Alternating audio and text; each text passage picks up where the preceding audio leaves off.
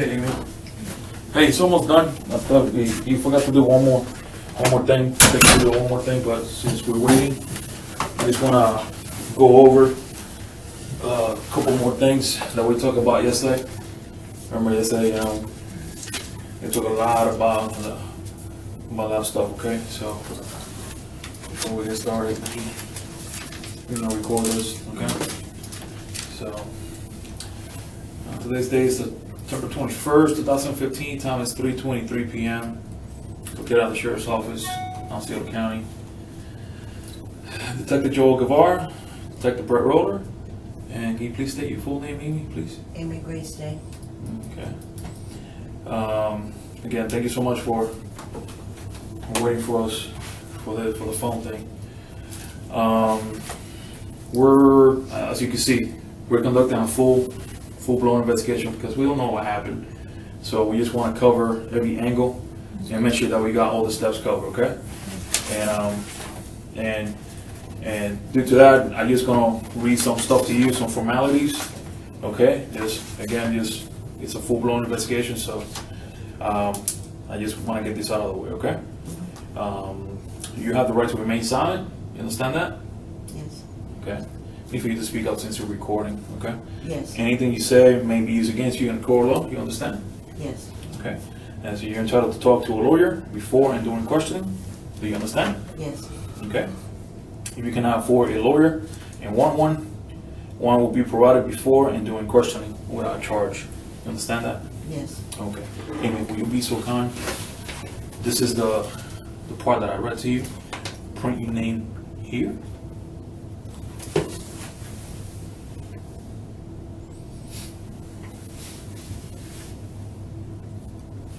Your full name. Yeah. Should I just put Grace or should I just redo it? What do you put? I see. I'm not used to writing Grace, so. Okay, that's fine. Okay, is initial here.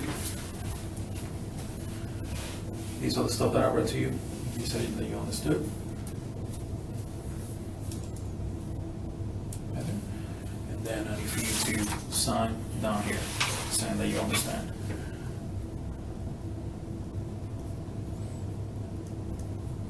Okay.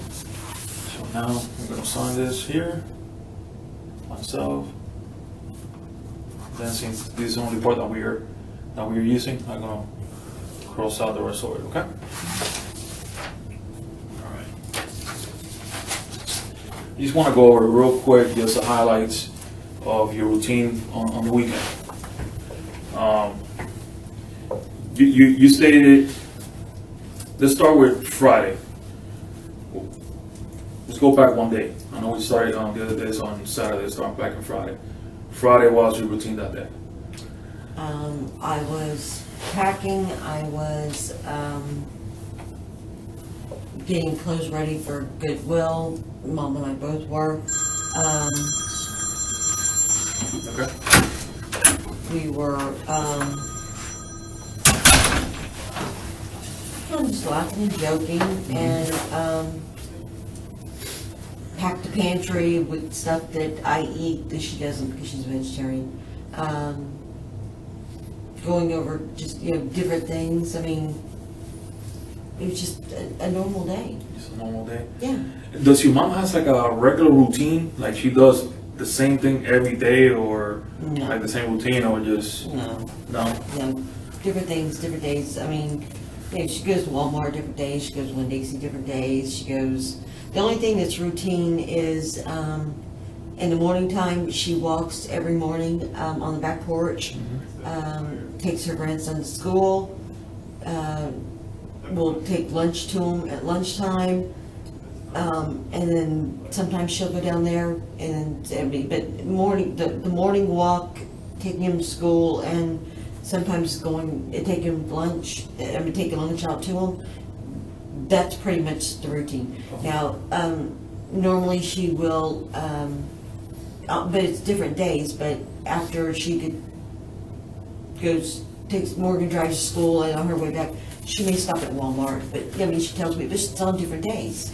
Gotcha. So, Sorry about that. And then Friday, was that the day that you already had planned to go out of town with your boyfriend, Carrie, or when did those plans came up? That didn't come up until Saturday. Saturday? Yeah. Okay. And who reached out to you? Did Carrie reach out to you, or you reach out to Carrie? He called me. I missed his call. I called back. He missed my call. Called back, and then I called him back. I mean, we just went back and forth. Now, around what time those calls started? I think the first one was like at 7:50, 8 o'clock in the morning, because he gets up early. Okay. And then that's the reason I missed his call, because I didn't hear my phone ring. When I called back, I don't know what he was doing, but he didn't answer the phone. Then when he called me back, we talked for a little bit, and then I called him back. And that's when, after that, we were like, well, you know, what are you doing? What are you doing? And we kind of decided what we were trying to see if we had anything, if anything was going on. I asked Mom if she had anything going on, if she needed me for anything. And she said no, she was going to be going to church, you know. And I said, okay. I called back and I said, no, I don't have anything. And he goes, okay, I'll come get you. I said, okay. And then on Saturday, your mom went out the whole day? No. Did she step out of the house? No, she cleaned on Saturday. Okay. So she never got in the car, left, or anything like that? Went outside, or Well, she went outside to... She went outside when Morgan and Mark came down to mow the grass. Oh, okay. But, I mean, other than that, she was inside cleaning, and she went outside, out back, you know, for a little bit, and read the Bible. She does that. The other routine she has is every day between 1:30 and 2, during the week, she does talk to her sister Joy. And then my sister calls her on her way home between 4 and 5, whatever time my sister gets off work, until my sister gets home. That is during the week. Those are two things that my mother does. Those are part of her routine. But on Saturday, I didn't go outside, but I know Mark was there only because he's the one who runs big zero turn. Morgan, I'm sure, was there. She went out, they mowed and left. She came in, she continued cleaning. You went out, other than living with Carrie, you went out during the When day? Did you step out of the house, like, to go somewhere, run some errands, anything like that? No, when I stepped out, it was at 5 o'clock on Saturday. And that's when you left Carrie, with Carrie? Yeah. The only other time I was outside was when I go out back to smoke, because my mother's allergic to smoke. But I always go out back. And when Carrie got to the house, did he went inside the house, or No. did you remain outside? Yeah, he just stayed outside. I went outside and got in his car, but that's not unusual. Oh, okay. All right. Just like when he dropped me off, I got out of the car and, you know, went inside or went through the gate and went through the back door, but that's not unusual either, so. How long does it take to get up there by the Gainesville area where he lives? I forgot the name. Chief Lane or Chiefland. Without traffic, 2 hours. 2 hours? Yeah, with traffic, 2 hours 15 minutes, 2 hours 30 minutes, depending. And that's how I take the turnpike 75 to alternate 27. And that's the route that you guys took, right? Mm-hmm. So trade route we always And the take. same route you guys took back Mhm. on Sunday? No, yeah, on Sunday, yeah. Yeah. Okay. Sorry, I'm losing track of days. Okay, it's okay. So let's go back to Saturday evening or Saturday night. Mhm. When was the last time you heard from your mom? Between 8:20, 8:25. That's when you received that phone call where she was a little bit, you said she was crying. She wasn't bawling, she was just kind of it was like a whimper, you know, type, you know, and, you know, when she told me she loved me, and that she would call me as soon as she got a chance. I took it as she was gonna miss me, or, you know, I mean, I didn't read too much into it. I should have, but I didn't. You know, my mind was probably somewhere else, but I didn't read much into it. My mom, when she says she loves you, you know, sometimes she cries. When she leaves to go to North Carolina, before she leaves, she tells you she loves you, she'll cry. So, I mean, I didn't really read that much into it. During that phone call, did she give you a timeline when she was supposed to be back, or how long she was going to be gone? She didn't really give me a timeline. My understanding is she gave my sister a timeline.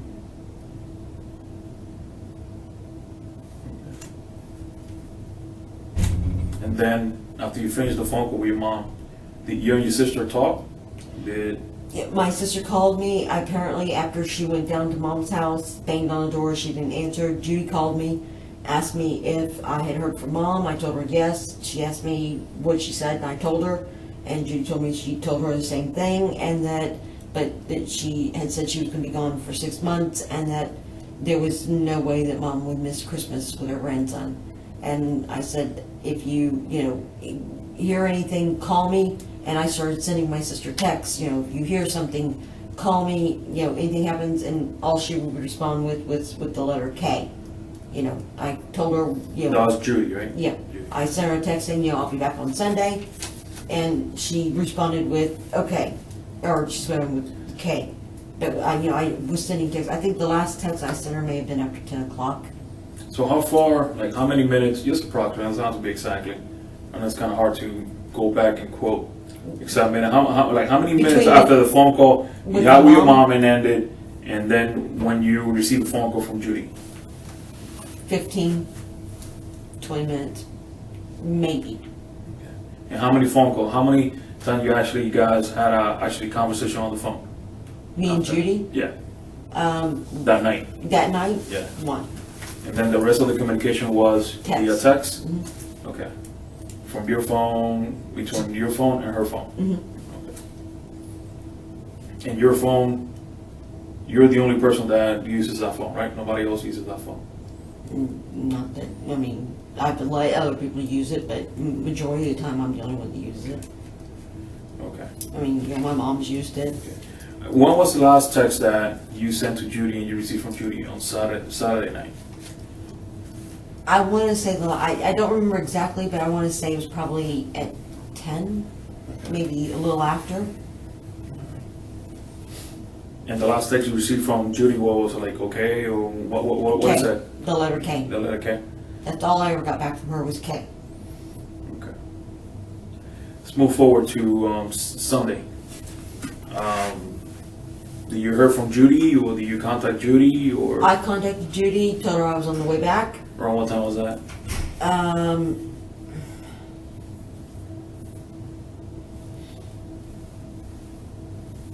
9. I believe about 9. She told me to call her and let her know when I was 15 minutes out. Okay. I said, okay. I got there and I called her and let Around her. what time? Around what time was that you got to? 11. And that's the house, right? You said. Mhm. Okay. Um, Around what time you guys left? Chiefland? Yeah, about 9. What, 9? Yeah, maybe a little before. Okay. Did you guys stop anywhere else? No. And you came back with Kerry, right? Mhm. And his car, and his black Mustang. Mhm. Okay. And when I got to the house, I knew I had to meet Tasha, so I just met her. On my way back, I called Judy, let her know that I was, a few minutes out, got there, and then opened the door, and Judy was in the driveway, Okay. and she came in the house. And you were driving. Mom's car. Okay. What kind of car is that again? It's a silver Toyota Corolla.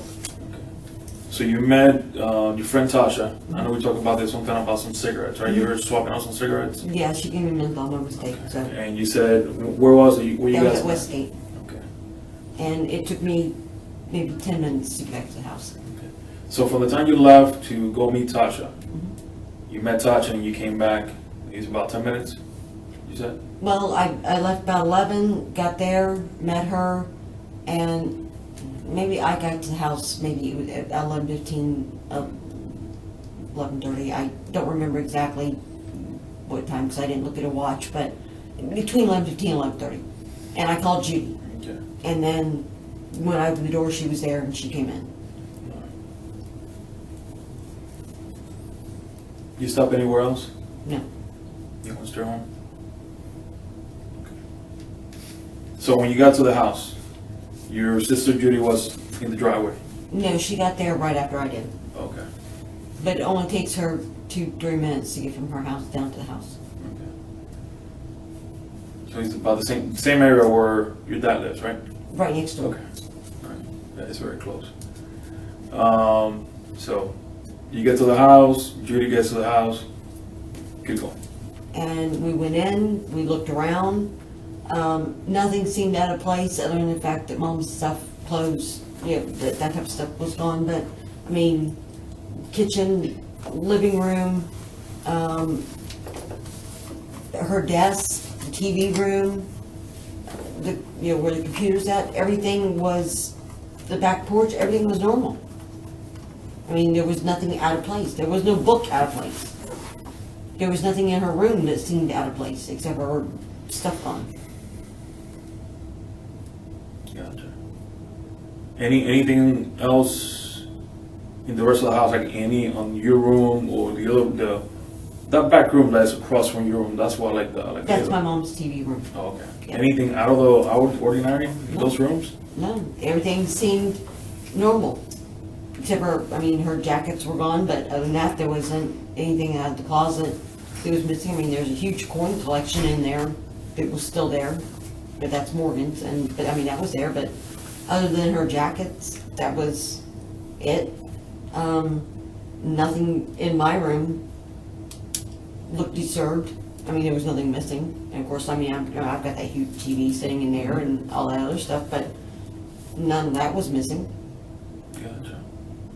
And when you got there, and then right after Judy got there with you, the house was completely locked up, right? There's secure, nothing tampered with, no windows, no damage to anything. Everything was normal. Yeah. Gotcha. You guys got an alarm at the house or no? An alarm? No. No? There's a thing there, but it's not connected. It's not connected. No. Okay. She had it turned off, I don't know how many, over 10 years ago, but no. She keeps that sign there because it deters people, but no, the house was, the screen door that's on the front door, Mm-hmm. the only way to, it only locks from the inside. Mm-hmm. So it was locked. So I had to go to the gate and through the back door, but that is not unusual. I mean, the only time that's unlocked is if, Mom is leaving and she unlocks it for me, knowing that, which, now that I think about it, going to church, she should have unlocked it, because knowing that I was coming back.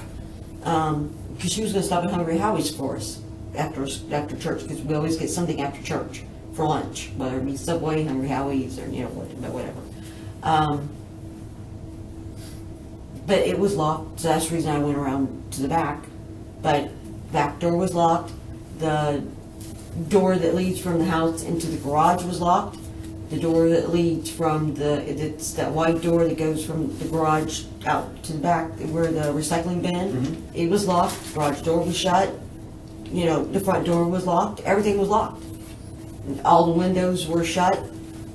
I mean, I didn't check if they were locked, but they were all shut. Okay. So while you guys were over there, you guys are noticing that there's just a couple of your mom's stuff. Your mom's stuff are missing. They're not there. That's the only thing out of place. Yeah. What kind of conversation you and Judy were having? You guys both decided to contact the sheriff's office and report this, or who made that decision? Me and Judy were talking about it, my Aunt Joy, and we all agreed that it was odd, and, we started going through her address book trying to find, trying to contact people, trying to find this Rose, trying to find anybody who knew Rose. I remembered the church book with the pictures and phone numbers and stuff like that. I went and grabbed it and to see if we could find her, and that's how we had Ruth's home phone number, but that's how we got the pastor's number and the treasurer's number, and Judy knew some people she went to school with, and so she took it to make phone calls. Joy said that we needed to contact the sheriff department. We kind of agreed on that, and Judy told me that she was going to make some phone calls and she was going to let me know. And then the next thing I know, she's in the house with deputy. Did that Did she do that at the house, or she left back to her home? She left and went back to her own house. I asked her to stay until Joy called, because I wanted to hear, you know, the three-way, so that way the three of us could discuss it, but she said that she was on her way back from Pigeon Forge and she hadn't called, and so, and I was like, well, I have Doyle's phone number, his cell phone number, and she goes, no, we'll just wait till she gets back to the house. But I mean, I was wanting to hear what, you know, the three of us have a conversation. Gotcha. Just to make a, That way, you know, it was a everybody family, can make that decision. a family decision. Yeah. But she left and she said she wanted to make some phone calls, and I said, okay. I said, let me know. And then she didn't call me. Next thing I knew, she was there at the house with the deputy. She never called me. She said she was coming. She never said she called y'all guys. Nothing. She just showed up. I just want to just put pause there for a minute. I want to go back to the night before. When you received the phone call from your mother saying that she's going to go with Rose, did she discuss with you how she was going to go in a car, by train, by plane, She said by Rose. bus, She anything like said that? Rose was coming to pick her up. Gotcha. That was it. Do you know? Do you guys check? Do you have access to her bank account that you're able to confirm she bought a ticket or somewhere or anything like that? I have access to her bank account. Oh yeah. Yeah. What's your bank's at? She banks at Central Florida Educators. She has access to my bank. I have access to her bank side. Okay. I know we discussed yesterday or this morning about your job opportunity up in Ohio. That's paralegal. And I know you mentioned something that the gentleman that you're going to be working for, he's been trying you out from here. So you've been like working for him from here, or what? How do you get your income? How, you know, you have to pay whatever part you rent out? What kind of work do you do? Whenever there's somebody that that's here, he'll call me. So it's right now it's an ad-need basis. Okay. When I go to to Ohio, which is supposed to be on Friday, then it would be at the headquarters. So I would be working on a full-time basis then. Okay. So pretty much it's when you get to Ohio, is that one of the things that you have to go into the office, or you'll be able to work from home? No, it would be in the office. Be in the office. Mm-hmm. Okay. So you guys never took that step to kind of like go over her bank account, see if there's been any kind of like purchase a ticket or any kind of purchase, anything like that. That your mom bought a ticket somewhere, you know, like a airplane ticket, Amtrak, Greyhound, you know, to travel over there, or you know, help Rose out, you know, while putting gas in, you know, gas in the car, anything like that. The only ticket that she bought my ticket for me to Ohio. Okay. But I mean, other than that, not that I'm aware of. Okay. And when you pay the bills, like, you know, you give the payment to your mom, or do you pass it to her account? How you guys work? How you guys work that out? I give my mom the money. Okay, gotcha. Right. Anybody that you guys might think that she had ever kind of trusted outside of the family, like a specific church member or anything like that? The only person she trusted outside the family was Marie and Harry. Okay. And there are? Their last name starts with a P. That's that house I showed you, the blue house on Okay. Yes. on Old Canoe Creek. That's Marie and Harry. Okay. She trusted them implicitly. She worked with them at Mercury. Okay. The only thing that I didn't get a chance to tell you because I kind of went past me. The neighbor that is not directly across over here, the one with the green car, the lady with her son. Okay, if I'm facing your house, right? Okay, no. If I'm facing your house and I'm doing it like an about face. Okay, And now. now I got your house to my back. Okay, Okay. the house. The house, like right here? Yes. So if we're looking at a clock, 12 o'clock will be here, will be like about 11, 10 o'clock? Right. She has the fence, 2 dogs. She has a green car, a son who drives a truck. Okay. She asked me something last night, but they told her that she needed to go. She couldn't talk to me. She asked me, and it didn't really register, but I mean, she asked me if I knew the woman who came to visit Mom, which I don't.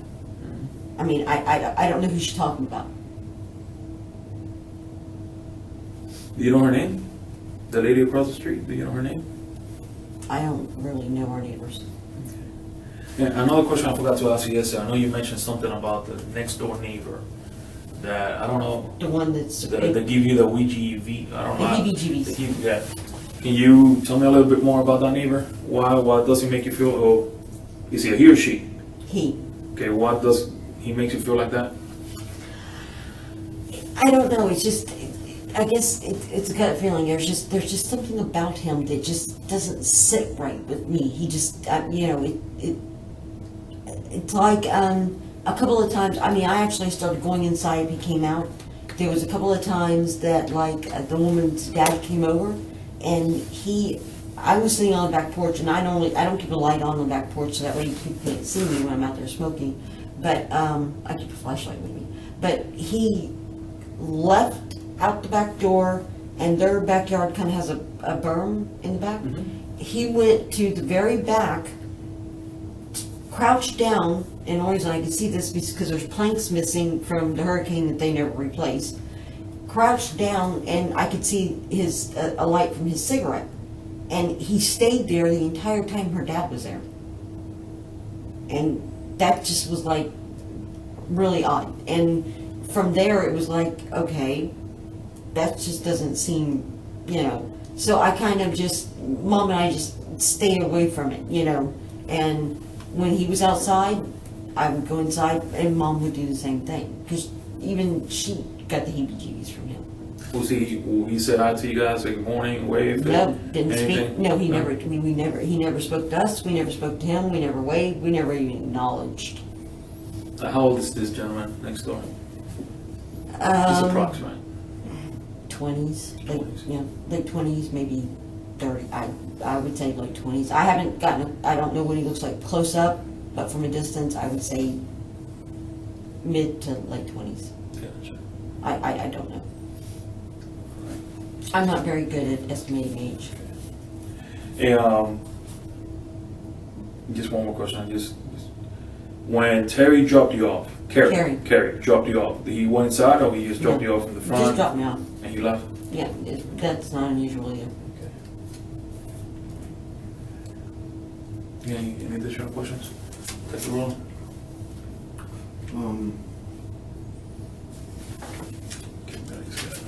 You said your mom paid for your Ohio ticket. Mm-hmm. When was that purchased? Saturday? This Saturday? Mm-hmm. Do you know what time? Did you actually find them on the computer or something? Yeah, I went to Spirit, and she got all the stuff in there, and she put the card number in, and Okay. And do you know what time of day this was? Was it during the daylight hours? yeah, it was daylight. Okay. So Saturday is the day you left to go to. It was before I left, Yeah. Okay. so it was before 5. Okay. And it was with Spirit Airlines. Yes, Did you get your confirmation in an email or something like that? I did, and I gave it to one of the officers. It's flight 4060. I leave at 10:50 in the morning Okay. And when's that? on Friday. On Friday. And you said that you know a lot about your mom's financials. I guess you try to help her. She's an older woman.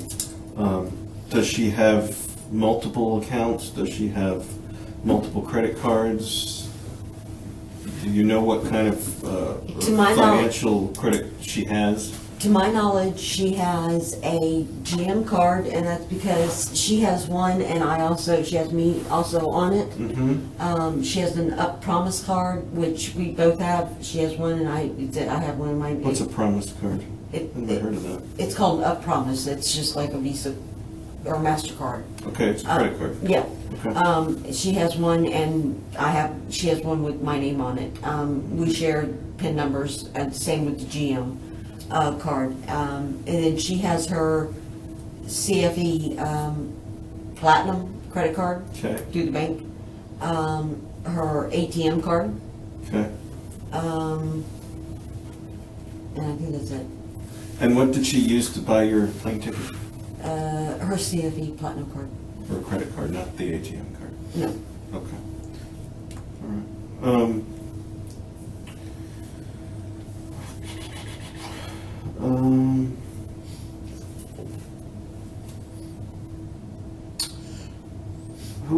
How is Tasha a great friend of yours? I'm assuming you guys. She was a manager at Siggy's in St. Cloud, and that's how we met her. And she transferred to Orlando, and she still comes to St. Cloud and she brings the cigarettes to us. I don't get that. Brings the cigarettes to you. What's that mean? She rolls the cigarettes, and for $30, she brings Mark, me, and Judy the 200 cigarettes, which is equivalent to a carton, and it's only $30, but it's pure tobacco. Oh, And so she just brings them and drops them off at Mark's shop. I got you. Yeah. So, that's interesting. Takes a lot of patience to do that, I would assume. They have a big machine. Oh, okay. You just tell them what brand, and you make sure, you tell them they put it in the computer, and you can pick mild, but it just doesn't have all the additives and all that other stuff in it. You pour it in the machine, and it'll do like 200 cigarettes in a matter of minutes. Okay. And it's only $30. And Sunday, you said after you got dropped off, and before Judy gets there. I met her and swapped them out And where'd you meet? at Westgate. What's that? What's Westgate? Westgate in St. Cloud, where CFE is, where Big Lots is. Big Lots. Yeah. And it was where Siggy's used to be. There's another store there now. But we met there, and she came to the window. I handed her the menthol one. She handed me that. I went out the, what is it? Is it CVS? Right there in the corner. I went out there, turned, and went up Old Canoe Creek, Pine Tree, up to Rambler to the house. And then you went home. Yeah, and I called Judy, and she was there 2-3 minutes. And you called Judy before she got there, or? I called Judy before she got there.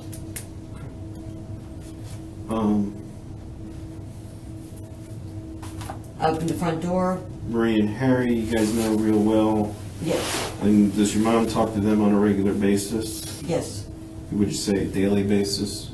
I wouldn't say daily, but Mhm. regular, yes. Okay. You have to say it's odd that your mom hasn't contacted anyone. Yes. Since we left yesterday, I know you didn't have your phone, but has anybody been trying to call your mom? I don't know. Okay, have you, or your dad, or anybody where you were staying last night, have they been trying to call your mom? I don't think my dad did, no. But I don't think my dad wouldn't, because I don't know if my sister has, Did you talk to your sister since you left here last night? no.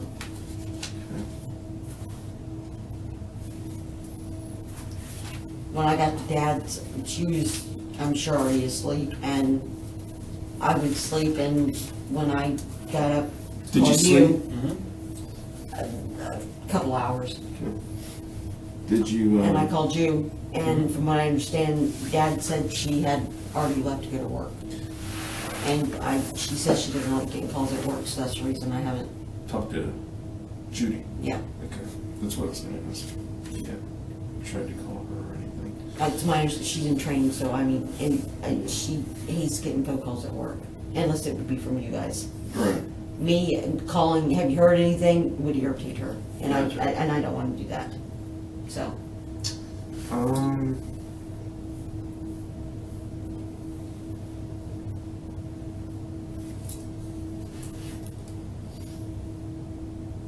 That and her and my dad don't speak, so she wouldn't call my dad's house. Right. And if I called her from my dad's house, she wouldn't answer. Why is that? Why don't they talk? They had a falling out a couple of years back, and they haven't spoke. Judy considers my dad dead to her, so Okay. they have absolutely nothing to do with each other. So she wouldn't answer her. What about Mark and her son? Do they talk to your dad at all? What's a she? They used to have a gate between the property, and Dad and Katie went to Tennessee, and when they got back, they had removed the gate and put the fence up in place of it. Okay. It was over my niece. she got hurt. Nobody said anything, and it was a little thing that turned into this huge drama mountain, and it went from there. I tried everything to get him to reconcile, and I finally surrendered How long was that? That happened? 2 years ago. About 2 years ago? Okay. Maybe. Shame. It could be 3 years, for all I know. I know at least 2. So, I mean, if I called from my dad's house, there's no way Judy would answer. Has any family member called your dad or call your dad trying to reach you No. and try to, you know what I mean? No family You have member. anything that the family members are talking? You know how it is. You know how families are. No family member knew I was at my dad's. Gotcha. By the time I got to my dad's, I didn't make any phone calls because You have to sleep. You're Well, tired. well, I didn't go directly to sleep, but I mean, it was like 4 o'clock in the morning. Yeah. So, and I'm not saying that my other family members weren't awake, but a lot of them, anybody on my mom's side of the family wouldn't recognize my dad's phone number. Gotcha. So, and honestly, I couldn't remember my Aunt Joy's number because it's in my phone. And she would be and Marie, I don't know her phone number off the top of my head. So, I mean, there was not many I mean, those were 2 people I would have called, but I couldn't remember their phone numbers. Where are you going to stay when you get to Ohio? I have a friend, Melissa Smith. She has she has a house, and I'm going to be staying there until I find a place. Okay. Let's go check on that phone real quick. Yeah. I'll be right back. Okay. You need anything, Ian? No, thank you. Thank you. All right. I'll be right back.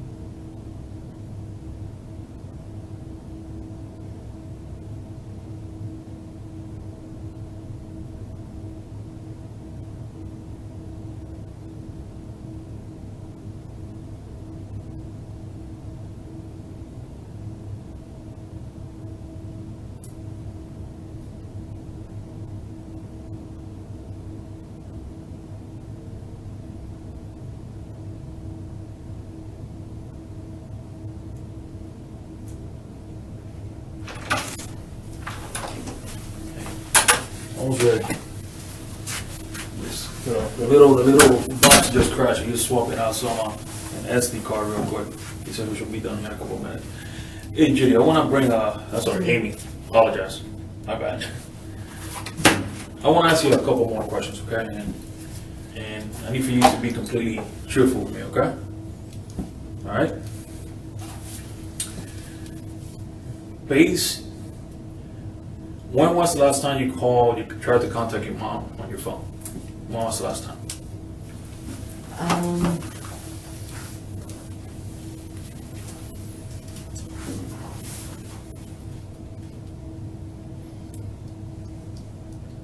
I want to say Saturday night, but I don't know exactly what time.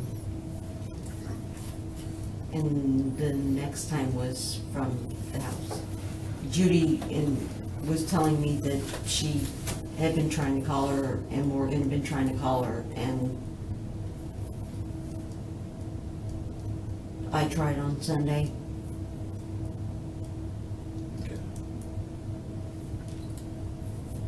But since I couldn't leave a voicemail, Did it at least ring? The phone? Did it ring? No, it just, all it said was, person you've reached has not set up a voicemail.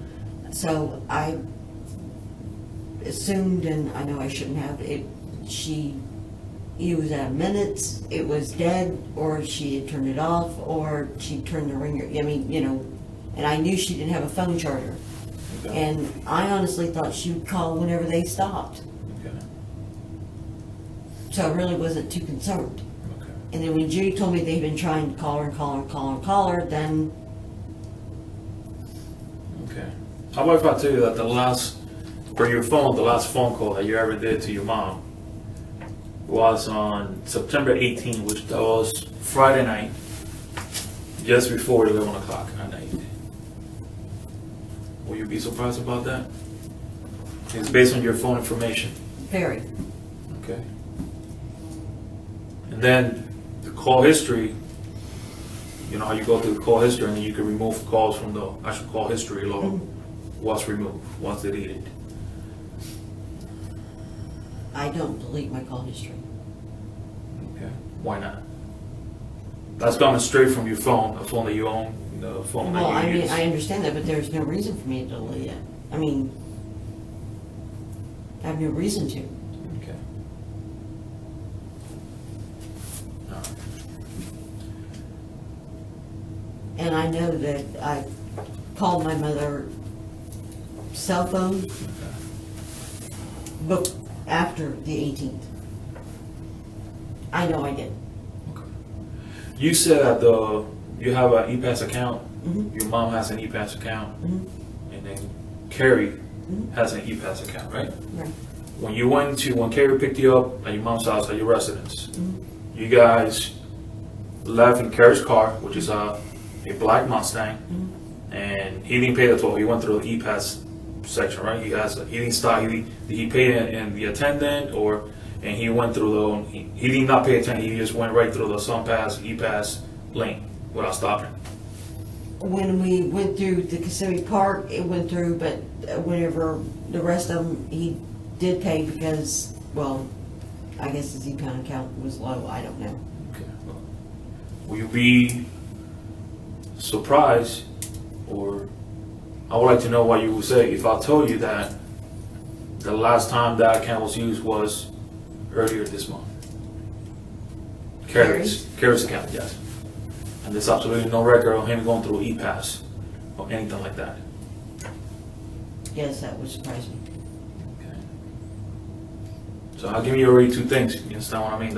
I understand. That I'll be able to confirm based on the information I'm getting and stuff like that. I understand. I'll confirm. So I mean, but I can't give you an answer, but I mean, okay. because I don't understand, but it does surprise me. Let's swap shoes for a moment.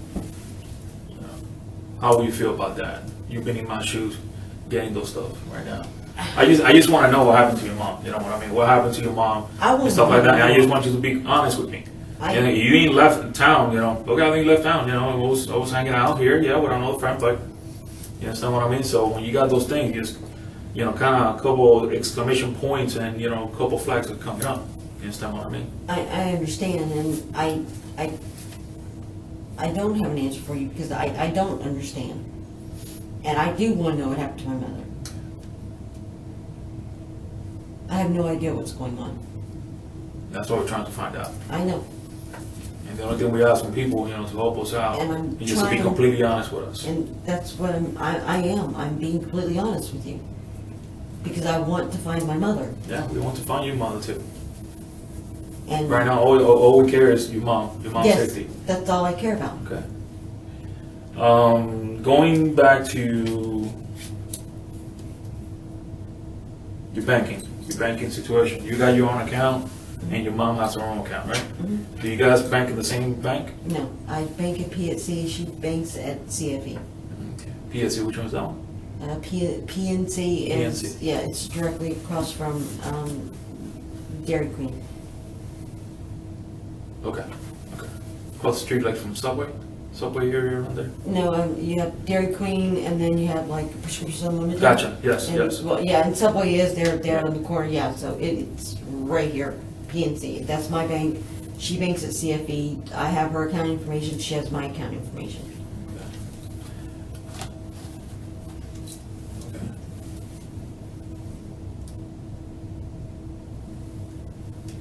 What can you tell me about, has been any deposit made to your account? Mom wrote me a check for $2,500 that I did a mobile deposit for. A mobile deposit?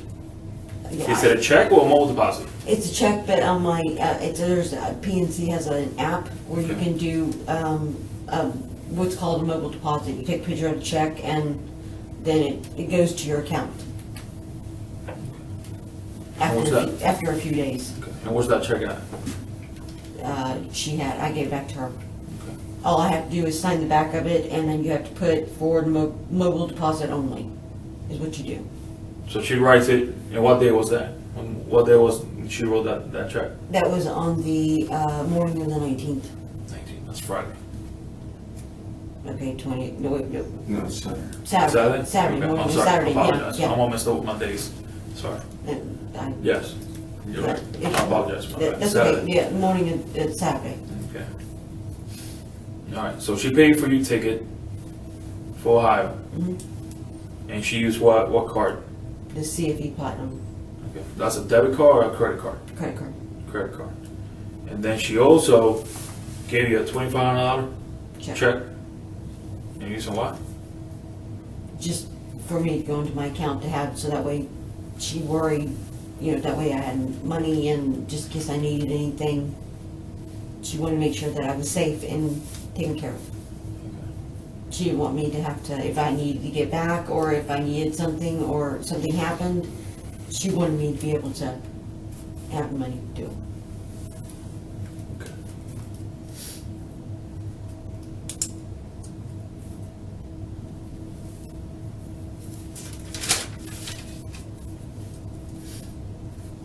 Do you know your last 4 digits of your account number that shows on your card?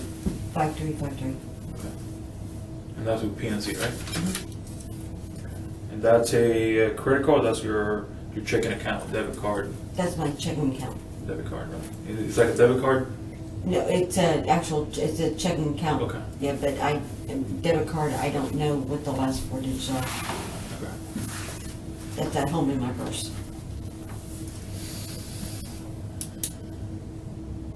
Okay. So, being here right now and asking you that about your phone, about the phone calls, and about the e-pass. And now this all comes to light about, now there's actually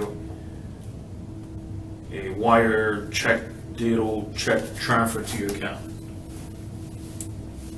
You understand what I mean? This didn't come up last night, early today. They didn't come up earlier and stuff like that. I didn't think anything of it, really. I mean, But come on, Amy. Don't you think that would have been important? it is, but I mean, I can't remember everything when I'm that tired. My brain. I'm tired too. You understand what I mean? understand that, but I mean, your brain works different than my brain. Mine is going at 100 miles an hour. I'm trying to remember everything. I'm trying to be able to tell y'all everything, and I'm trying everything I can to give y'all all the information that you need be completely truthful with you and try to remember everything. And sometimes I can't. And I'm sorry for that, but I can't remember everything all the time when I'm trying so hard to remember everything to be able to tell you guys. But my mom giving me money is not anything that's unusual. Buying a ticket for me is nothing unusual.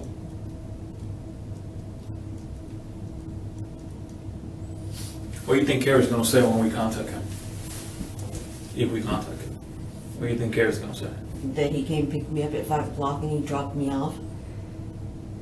And he's going to tell you that he paid for the tolls and doesn't know why his son pass didn't register. What do you think Tasha's gonna say when we go talk to her? That we met at Westgate and that we swapped out cigarettes and that she left and I left.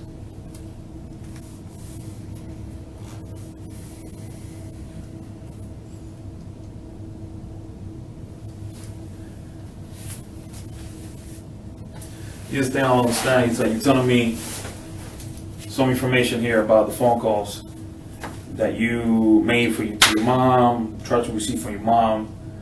You're telling me that. And then, however, when we go to your phone, you give it permission to see, to take a look, stuff like that. Your phone is giving us a complete different story of what you're sharing with me. I can't answer you on that. I have absolutely no idea. I don't know why my phone is doing what it's doing. I don't know what's going on with my phone.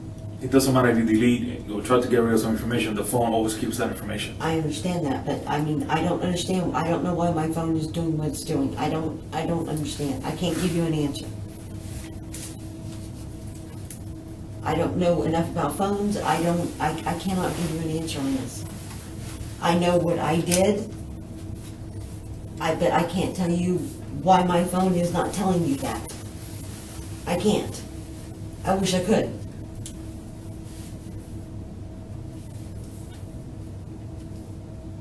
We're trying to get to find your mom. I understand that. Okay. Your mom is very important to you. I can see that you love your mom very much. Very. But I would do anything to you're find telling out. us some information. You try to confirm that information. That information is completely opposite of what you're telling us. Contradict what you're telling us.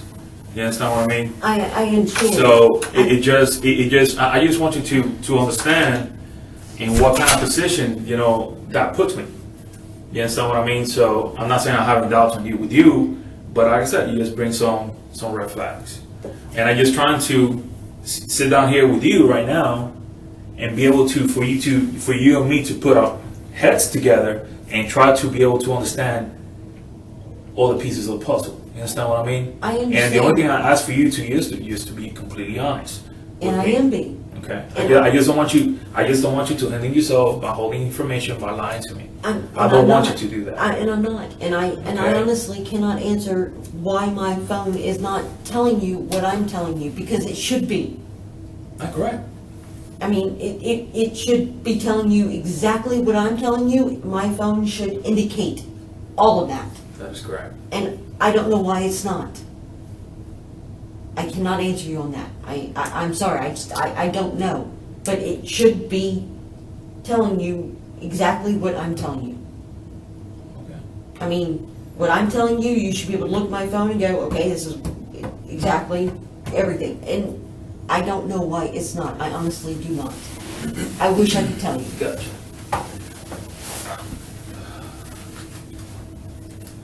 I want to find my mother more. I want to bring your mom home. Yes. I want to bring it to you girls. I would do anything in the world to find my mother. And that's the reason I'm being completely honest with you. I'm trying to remember everything. I'm trying to remember every word, every conversation, everything by minute. And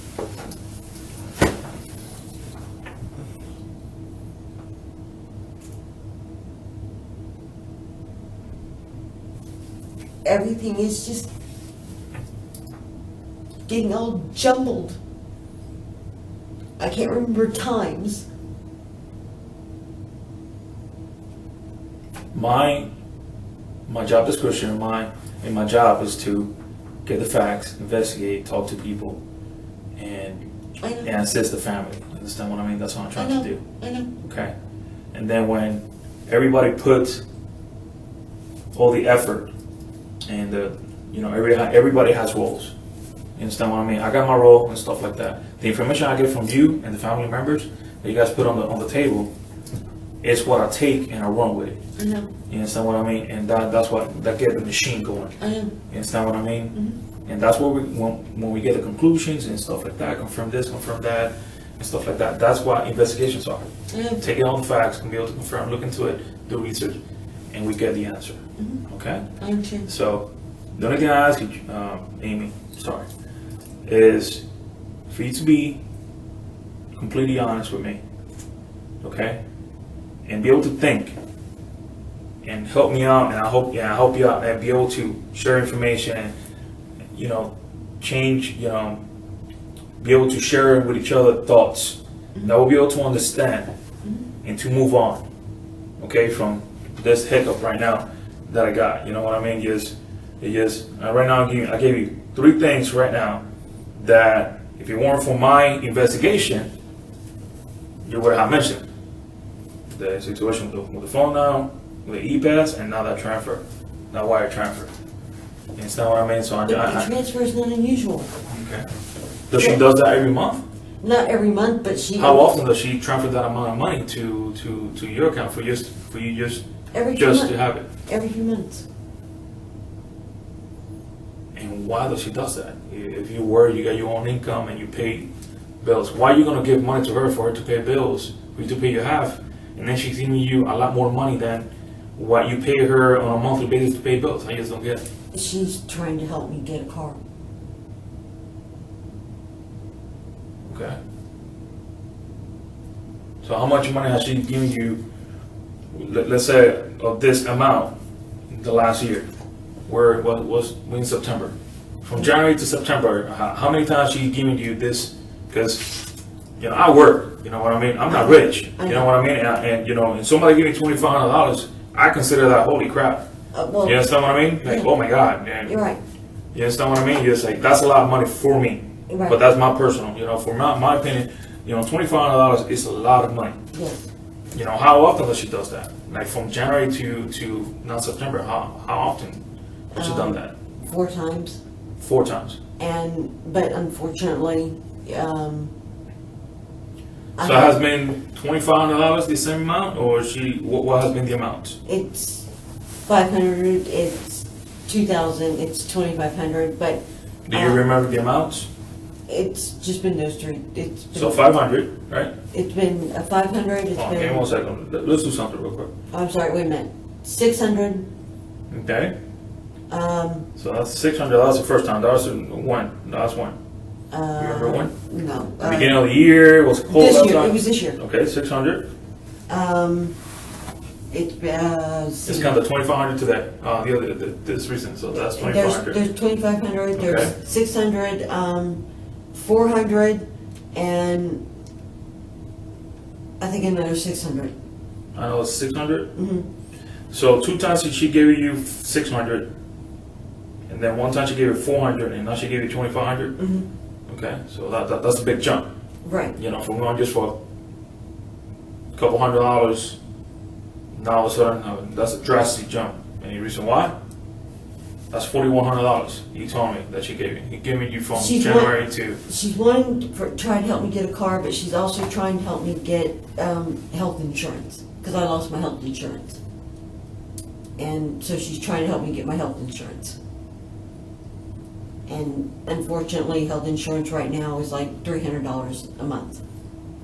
So until I get health insurance, kicked in, it's going to be $343 Okay. because of blood pressure and my heart condition. Okay. So she's trying to help me with that.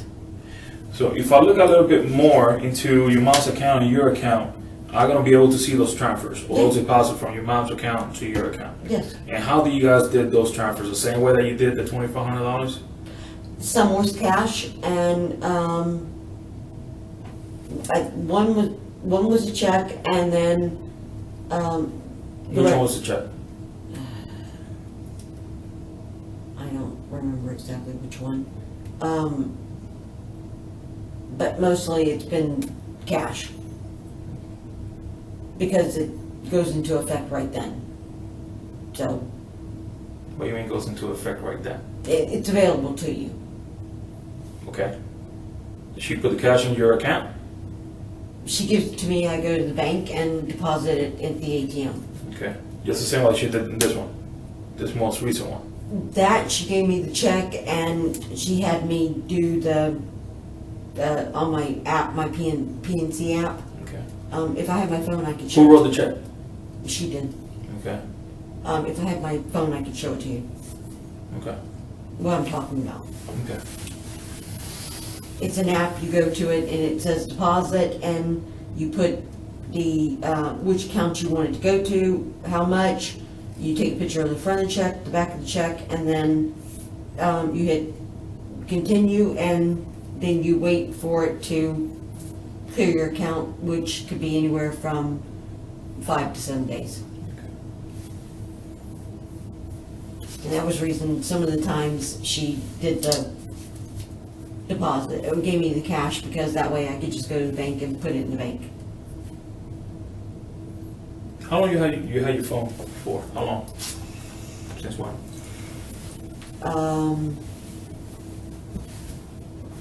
Over 5 years, Over 5, same number for over 5 years? yeah. Okay. Same company, Boost? Mhm. Okay. You had the same phone for the 5 years, or you've been upgrading them? Well, I've been upgrading them, but I kept the same phone number, Okay. yeah. How long you had this style phone, your style phone, the smartphone? How long? Since probably about 6 months, 6 months? yeah. Maybe 7, Okay. All right. no, probably about 6 months. All right. Let me see if that phone's ready, that way you can show me that check, okay? Okay. I'll be right back, all right?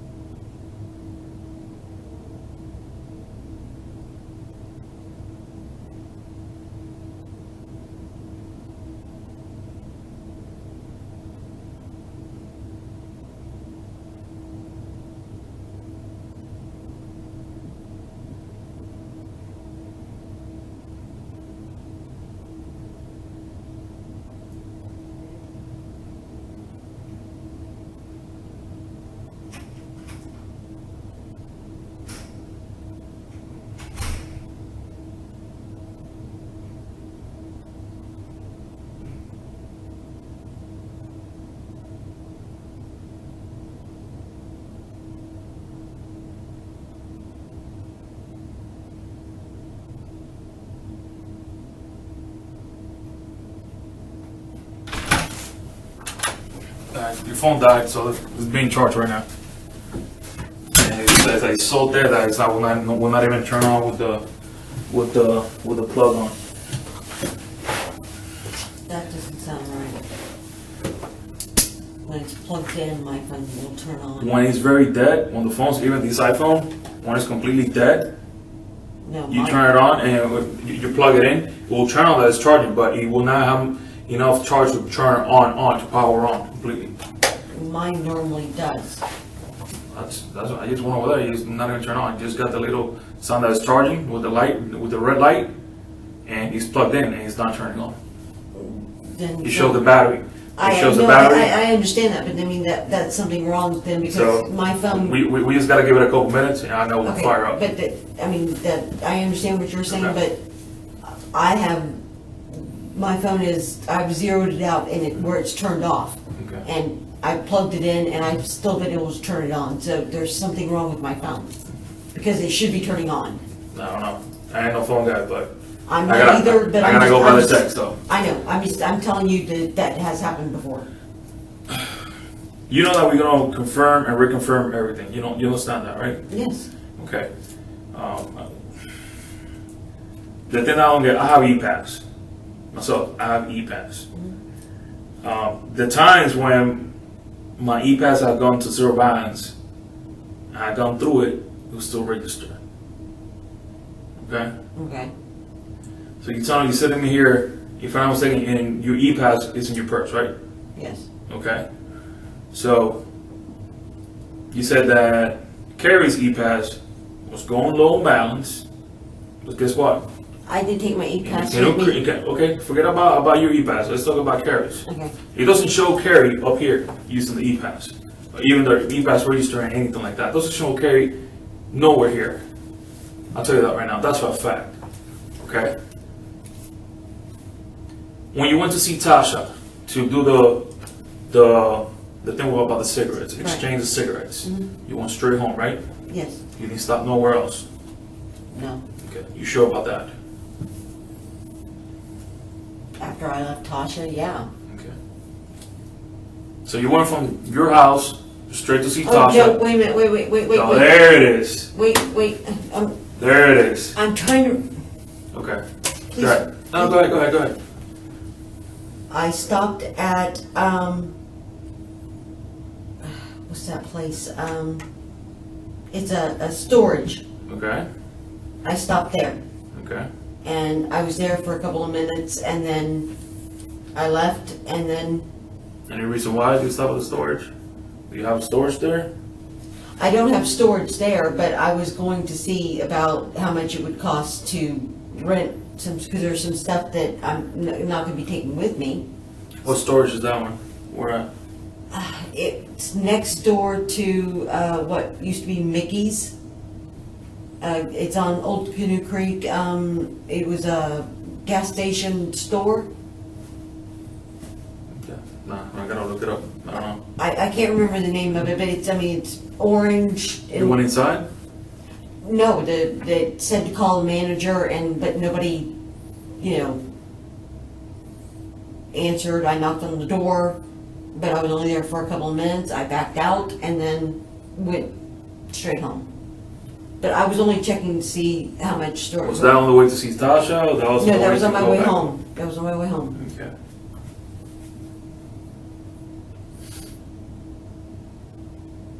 I can tell you that there's nothing wrong with your phone. I'll tell you that right now.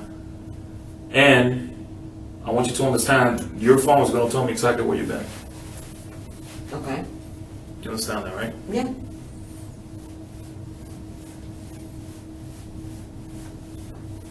And that's why I'm here talking to you, because I want to give you the opportunity for you to tell me where you were. I'm hoping that you'd be honest with me and tell me, prove me wrong, that the information that you're telling me is the same information that shows on your phone. You understand what I'm getting through? Yeah. You understand what I mean? The only thing I ask from you, Amy, is for you to be completely honest. I know that. Okay? But right now, the information I got from your phone is not matching up with what you're telling me or where you've been, or what you had done. And the same thing with the E-Pass. Carrie's E-Pass. I can't tell you about Carrie's EBAS. Understand what I mean? I can't tell you about that. I don't know. I can't answer you on that. How much money you have in your purse? $405, $6. And where that money came from? I stopped at an ATM. Okay. When? Sunday. When? Sunday. I don't know exactly what time. In the morning, the afternoon. Morning. Was before lunch, after lunch, Before dinner? lunch. Before lunch. Okay. What bank was that? BB&T. Where's that one at? There's one on 192. Which one is the one that you stopped? That's what I'm asking. I don't know exactly which one it is. It's on 192. I don't know exactly which one. Put yourself in my situation, Amy. You see what I'm getting through? I keep giving you a little bit, putting out more things on the table.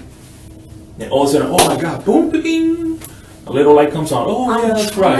I am trying. I am trying. Yeah, as far as giving to me, you give me the exception that you're holding back. You just don't want to tell me everything. I'm not intentionally holding anything back. I am trying. I honest to God am trying. I am not holding anything back. I honest to God am trying. I don't have the best memory in the world. But I honest Me to God, neither. but honest to God, But situations like this, very seriously, I tell you this right now, I'll make an effort I'm to trying. really remember. I'm trying. And very important things that happen in the day, very big stuff that happened during the day, I'm going to remember. You see for a fact that you remember you meeting up with Tasha to exchange some cigarettes. But you don't remember stopping at the bank, not stopping at the storage, and all that kind of stuff. All that taking half an hour. I just don't get it. I'm trying. I am trying. Honest to God, I am trying. I know you're tired. I'm exhausted. And I'm trying. Honest to God, I am trying. I don't know what to tell you, but I am trying.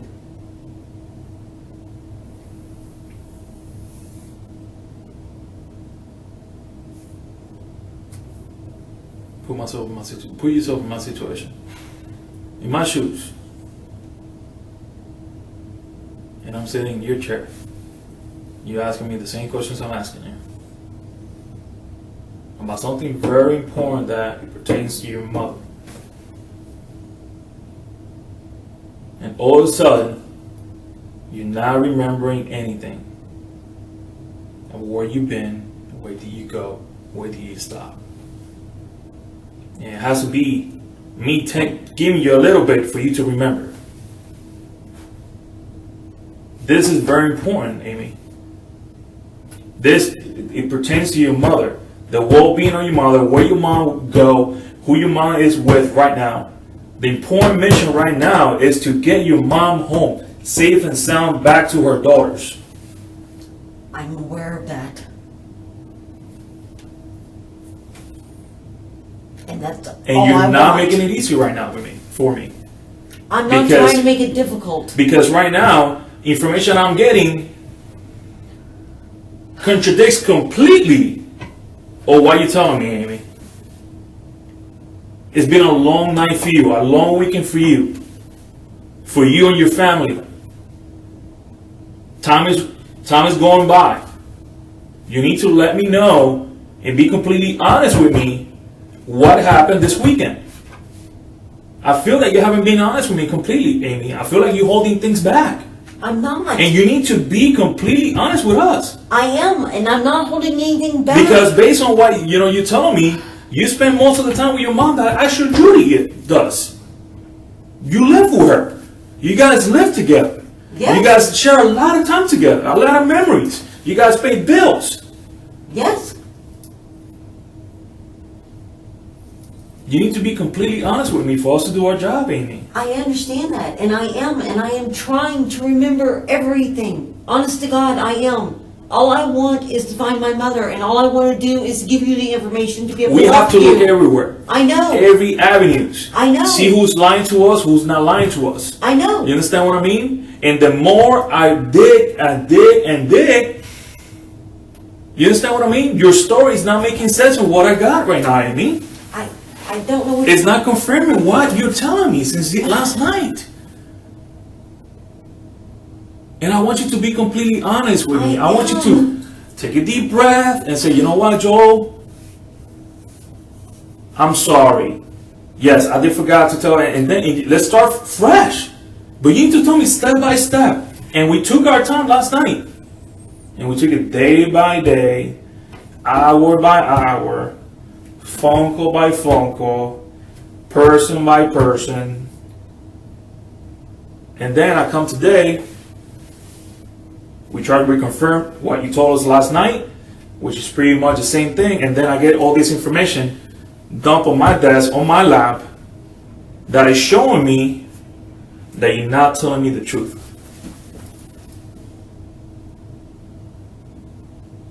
The only thing I ask for you, for the sake of your mother, Amy, is for her safety, for you to tell me the truth right now.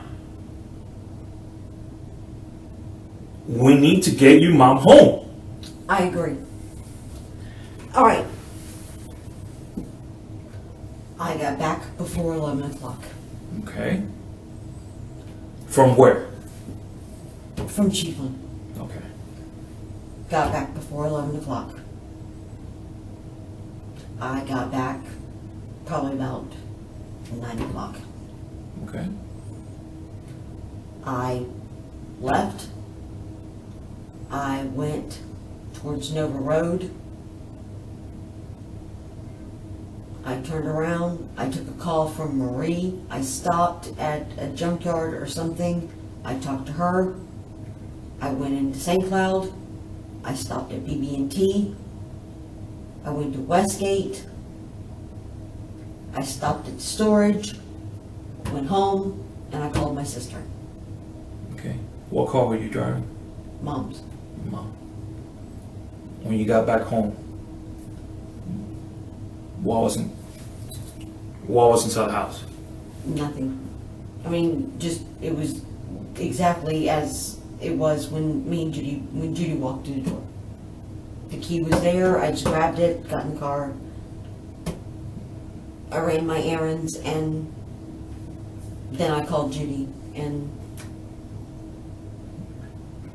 That's a good step right now. You just took. but Why it took this long for you to come up with that? Why? think about how it makes me sound. We're humans. We make mistakes. You don't understand. I understand. You don't understand my sister. She would take that and she would think that I'm the most horrible person that ever walked on this earth, that I put myself in front of my mother, and I don't. But that's what she would think. And so would my Aunt Joy. And I don't. I put my mother first. Listen to me. I stopped and talked to Marie because I got upset, and I didn't want to be driving while I was talking to her on the telephone. Okay. She can confirm that. Okay. We went over everything. What you guys went over? The last time she talked to my mother, what my mother said, what she thought was going on, and I told her I would keep her up to date, that I was supposed to be meeting my sister, and that I would call her. Let's forget about your sister. Let's forget about your aunt. Let's just think about Amy and Mom. There is Okay? Let's forget about those people. There's nothing I wouldn't do for The only her. thing I care right now is the conversation that I'm having with you right now, and about your mom's safety. Okay, let's put everybody back. Nobody pays your bills. You pay your own bills, right? Yes. You work, you pay your mom, and you guys pay bills, right? And she helps me out. Exactly. So it's a team, right? Yes. 50-50, she helps you, you help her out. Okay, then why, Amy, took this long for you just to come out with that? Because it makes me sound like a horrible person. You're not a horrible person. We all make mistakes. Put yourself in my shoes. My mother is missing. It makes me sound like a horrible person. It really does. I put errands before my mother. But let's go back to, we've been talking since last night. Why it took until I didn't want to sound almost 4:55. I didn't want to sound like a horrible person. So what? This is stuff that I need to I know. You know what I mean? And I know. and can I tell you something? That information you just told me right now, I knew it already. I just need for you to take that step of faith and put on the table for you to tell me what I know already. Okay? There's a start. There's not everything, okay? We have to move on. Okay?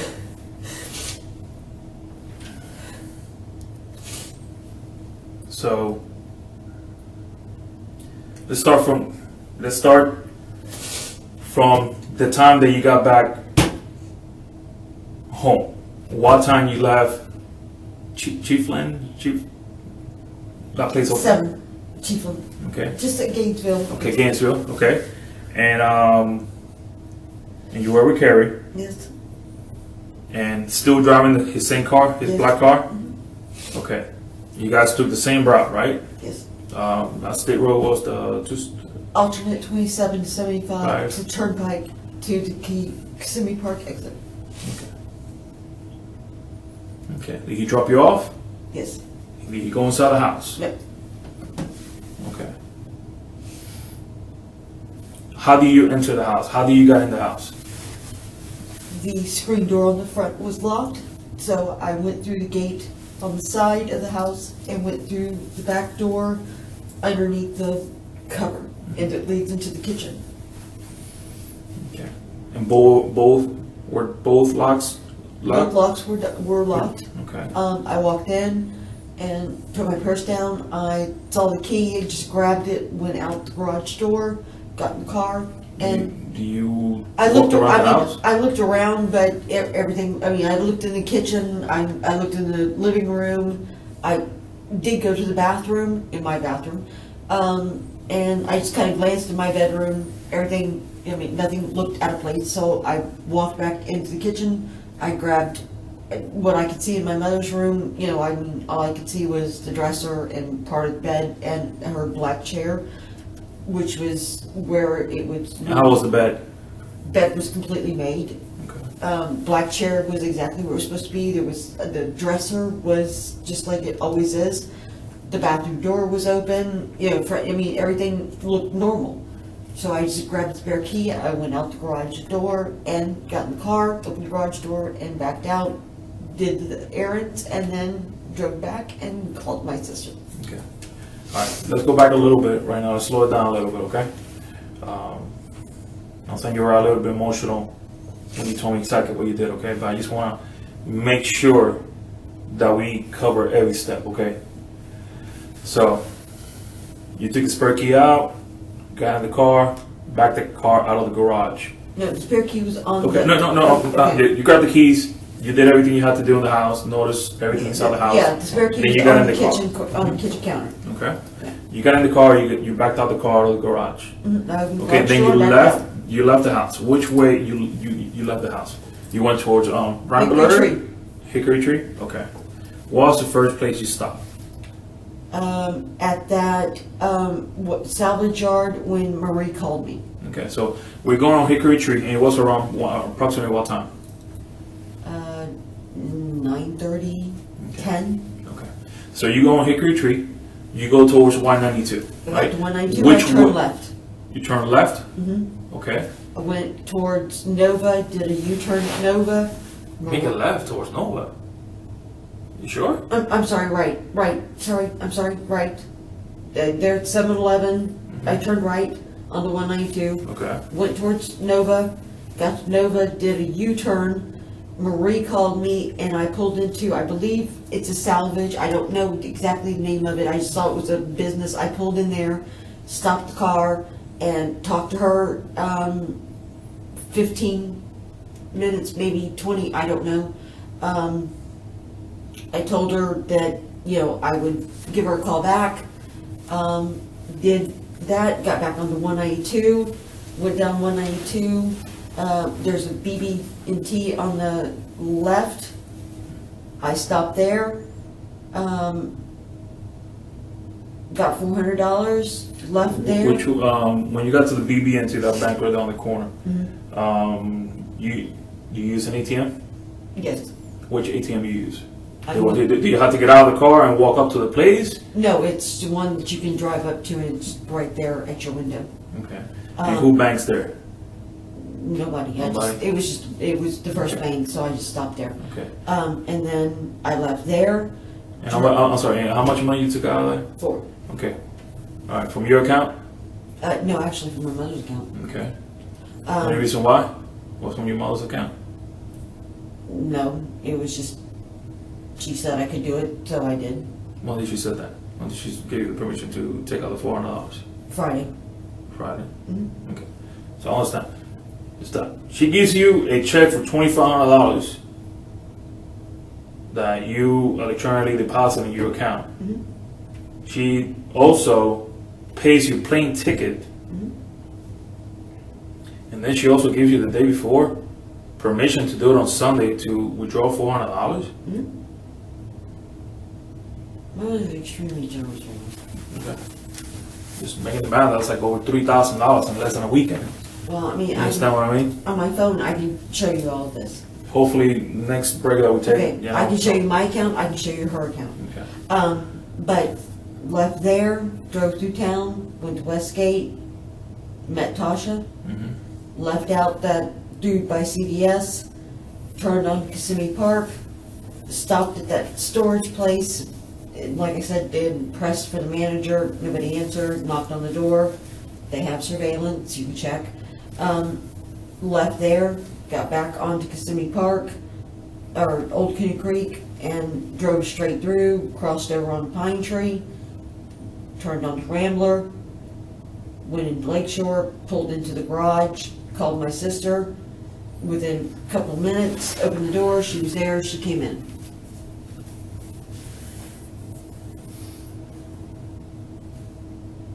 Okay. Why was that so hard for you to tell us that yesterday? Why didn't you start with that yesterday? That was simple, Amy. That was the reason. I just don't understand, Amy. Understand what I mean?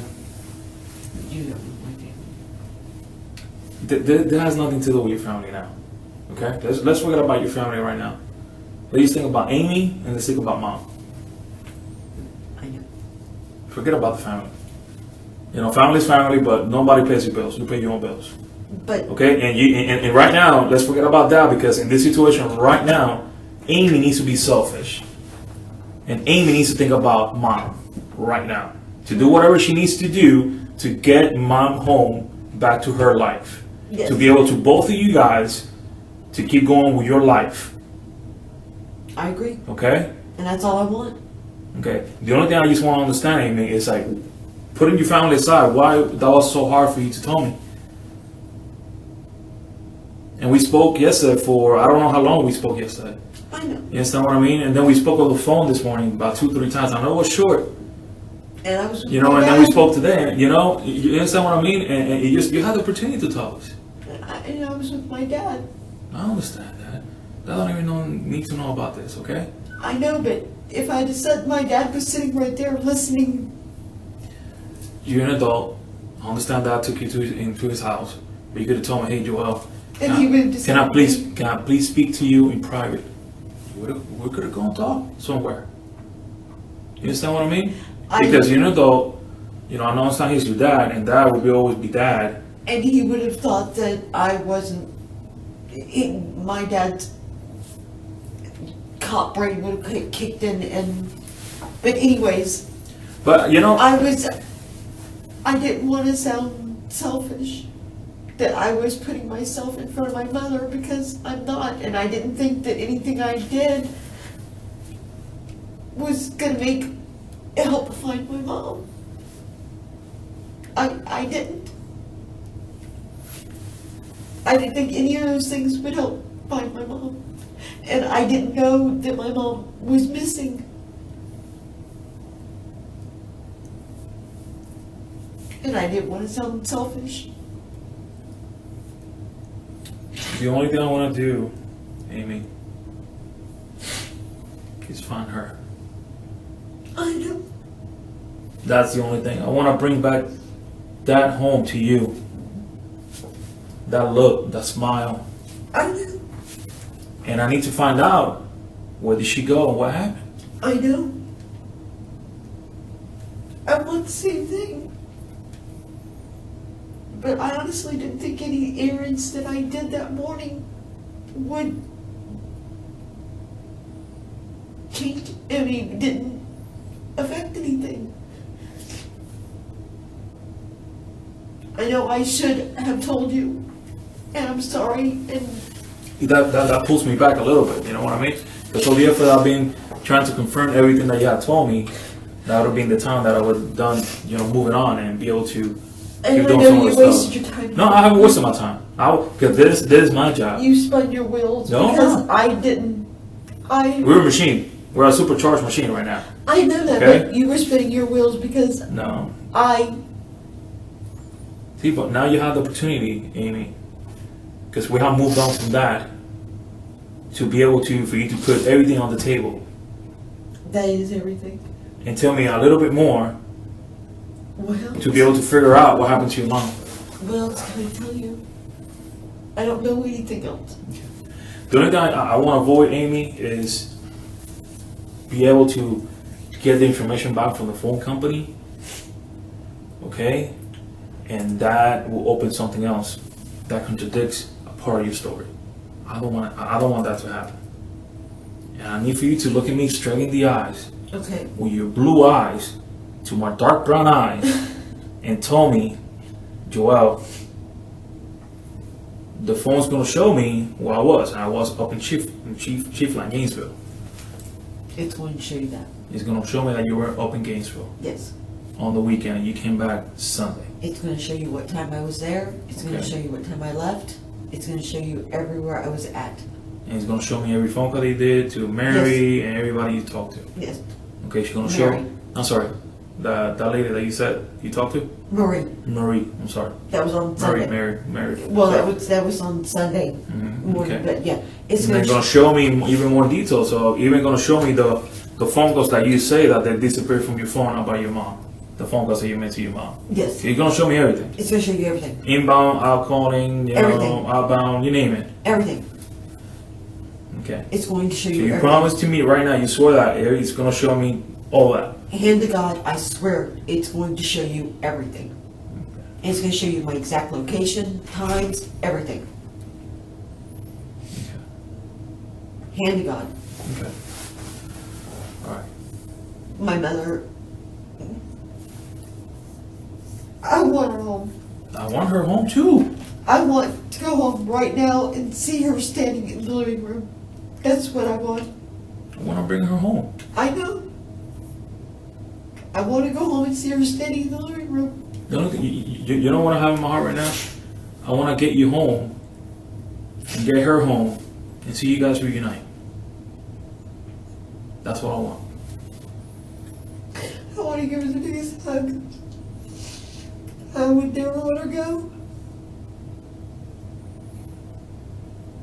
Never. What will you do different if you had the opportunity, Amy? If we ever, when we find your mom, what will you tell her? What will you do if we have the power right now to take, let's say there's a remote, to hit rewind? What will you do different? I wouldn't leave on Saturday. I would not leave. No? No. You would stay where? I would want to be at the house. I would want to be there.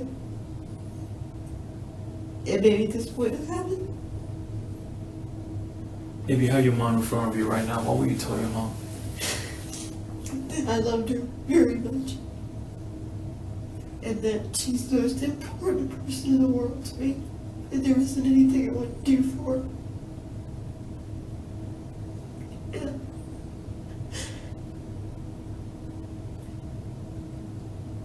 And I'm glad she was home. And then I would hug her and I'd let her go. And sing Delta Dawn with her. It's the first song she ever taught me. What she will tell you by you telling her those words, what would be her reaction? She would cry and tell me that she loved me. And you the youngest? Yeah. You're the baby? There's 9 years between me and Judy. So your mama's little girl. Mm-hmm. And she's my mommy. Mom will always be mom. She's not my mom. She's my mommy. She's always been my mommy. I'm trying to get you guys There is together. I have never ever wanted to disappoint her or make her unproud of me and I know that on a couple occasions I have disappointed her and it killed me. Have you ever had an opportunity in your life to be able to make up for any wrongdoing or any mistakes, no matter how small the mistakes been to the biggest one, to make things right? How will you do it again? How will you make it up to her? How will you make it up to her? I would marry my ex-husband. Let's start with that one, right? That's the biggest one. Sorry. That's the biggest thing. She was very disappointed when I married my ex-husband. And then the substance abuse that I had, she was very disappointed. I know I blamed it on my ex-husband, but I wouldn't do that. Those have been my two biggest regrets in my life, because I know those have been two biggest things that disappointed her. And I wouldn't do it. I would listen to her. When she told me, don't marry him, I wouldn't. And I think my life would have been, I know my life would have been completely different. She sounds like she is a very wise woman. She is. She also sounds, the way that you describe her, she's very, her faith is, she has a lot of faith in God. She is. Stuff like she tries to be the best person that she can be. She's a very Christian woman. She doesn't cuss. She doesn't lie. She does the best woman I know. But you're wherever place she's at right now. If I could go back, I would be exactly like her. But whatever place she's at right now, in Colorado, whatever state or city or nearby us, I bet she'll be praying for you right now, trying to send God's angels and her blessing, God's blessing, to camp around you. They're praying for her and sending my prayers to her, begging God. I think she'll be doing the same thing for you guys too. Well, I've been praying for her and I've been begging God for you guys to be able to find her and bring her home. Or somebody, not just you, anybody, to please just God bring her home. And I've been doing that since yesterday. When I saw that first suitcase, or that blue and black one actually, I should say. As soon as I saw that, How you felt, what you thought, tell me. My gut, my heart sank. Why? Tell me exactly what you felt, what you thought, what you had in your mind. Tell me. Because that duffel bag is always on the shelf, top shelf, in the garage on the far wall. And it is not that I knew they were in the attic, and my mother would never put anything in the attic because of the heat. It doesn't matter if she wouldn't put clothes up there, she would give them to Goodwill. Because that's who she is. Mm-hmm. And that's the reason her and I have a bag of stuff that's going to Goodwill. But it's, she would never do that. And as soon as I saw that, my heart sank because I knew something was definitely not right. And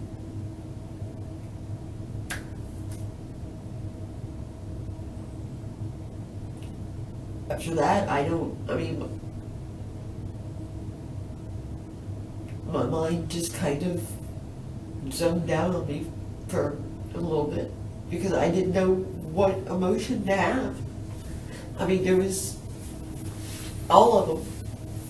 I didn't know whether to scream, cry, yell, beg. I didn't know. I just knew it was not good because I know my mom. She would give it to Goodwill so other people could use them for jobs or to start over. She wouldn't put them in the attic. She wouldn't. And she taught me that it's better to help people to start over than to let stuff just rot or let rats eat it. My mother is a wonderful person. And I want her home so bad. She's my best friend.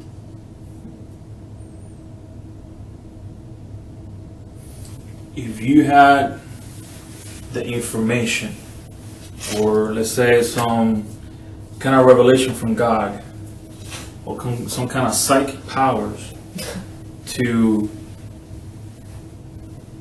of knowing where your mom is, will you let me know? Are you asking me if God told me where my mother was at? Yes. If God would speak to you in your dream, or while you're praying for your mom, will you share that information with me? Yeah. If you have any knowledge of where your mom is, will you share that with me too? Yes. You will not hold it back? No. If somebody will tell you, hey, I believe your mom's over here or over there, or I think I saw her, will you share that with me too? I would call you, tell you. Doesn't matter the time. Doesn't matter the time. This person told me this. I would get their phone number, address, full name. This person told me this. This is their information. Please go talk to them. I don't care if it would be 2, 3, 4 o'clock in the morning. I know you probably wouldn't like that, but I'm sorry. 24/7. Right now, can I tell you something? Right now, my goal is from your mom. Okay? And my family understands my calling, understands my career. I know. And there's sometimes during my career and my time you have to be taken away from your family. Where my family is understanding.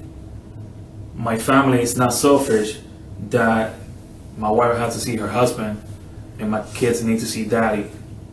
They understand you have to put families. I gotta put them to the side to put, now I don't consider you a stranger because we've been talking, we're getting to know each other. Okay? My dad had to do the same thing. Exactly. So you went through that. I understand, yes. So for us to go out there, pour our life out on take risks, and be able to bring closure and happiness and reunion. Right. And a second chance and opportunity for a family to redo their life and be able to reconstruct that life together, or even move on for whatever hiccup or whatever problem they're having. Okay? I understand living with your parent, you being probably the only child, and your parent not having a partner or anything like that, it gets frustrated. Okay? My dad lives with me. Okay? And sometimes I call it, I need some me time. So what do? I need to call my brother. Say, hey bro, I need for you to come over to the house. I don't want to bother your house. I need for you to come to the house. You need to give me a couple hours. I need to breathe. I need to go out of the house with my wife and my 2 kids. and be able just to have some family time, one-on-one, you know, and let Dad watch is what he loves, Fox News. You understand what I mean? I know. And I understand that it's difficult to live sometimes because, you know, from whatever generation they're from, they were raised differently. Right. Whatever generation you and me were born at is completely different. You understand what I mean? You know, and now I bet you look at this new generation growing up, you see, I wasn't like that when I was a kid. So that misunderstanding, not understanding why they're being like that, and sometimes personalities, you understand what I mean? Especially when you spend so much time together. Well, see, that's why I think I'm extremely fortunate because, one, my mother's allergic to cigarette smoke. So Okay. I can go out back, she won't come out there if I'm smoking. Or I can say, hey, Mom, I need to borrow the car. I'm running over to the beach just for a couple of hours, just for me time. She'd say, here, honey, here's the keys. And, you know, but I mean, and I feel very fortunate about that because her and I are able to do that. Yeah, me and my dad are able to do that. So, I You mean, understand what I mean? Me and my we dad. never got on each other. I go We to get on each basketball other. games with my dad. I go to soccer games with my dad. I go to baseball game with my dad when there's some spring training here. He loves that. That's his favorite time. That's his favorite sport. You understand what I mean? But there's also that breather time that you need away from each other. Because there's sometimes, you know, remember, it's very different when you live under your own roof and under parents' roof. Mhm. Sometimes they got some rules and regulations that, you know what I mean, doesn't make no sense. Fortunately, my mom didn't. She doesn't. She, you know, we were mother and daughter, and we lived under the same roof. But when it came to rules, it was, you know, if you're going to be gone all night, just let me know. Mhm. Or if you're going to be, you know, whatever time you're going to be back, let me know. And she was good with that. I mean, it didn't matter. It was, or if anytime I needed to borrow the car and she wasn't using it, she would say, here, take it for a couple of days. You know, it was more of a roommate type thing because we were best friends, even though we were mother and daughter. But Mom and I were so much alike, we didn't really get on each other's nerves. Gotcha. I mean, I feel very fortunate to say that. And there's nobody else in this world that will ever be like that. And that's the reason I want her home now. So if God comes to me and tells me where he thinks Mom is, or if somebody tells me something about Mom, I don't care what time it is or what day it is, I will call you with all the information and beg you to please go talk to him. And I don't care. It could sound like the most ridiculous thing in the world. I would still call you.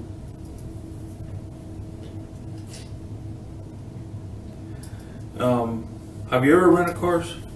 Yes. Do you do it through the same company all the time? Enterprise. Enterprise? When was the last time you rented a car?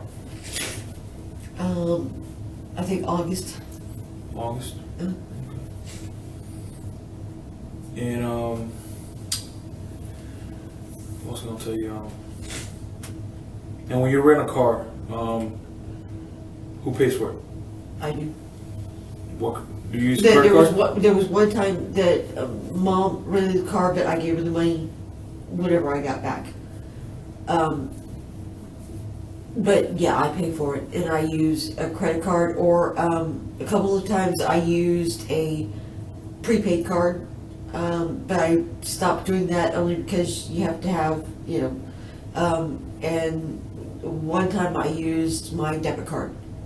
So, but there was one time that Mom rented a car for me, and I paid her as soon as I got back. How much was that? $200. $200. Mhm.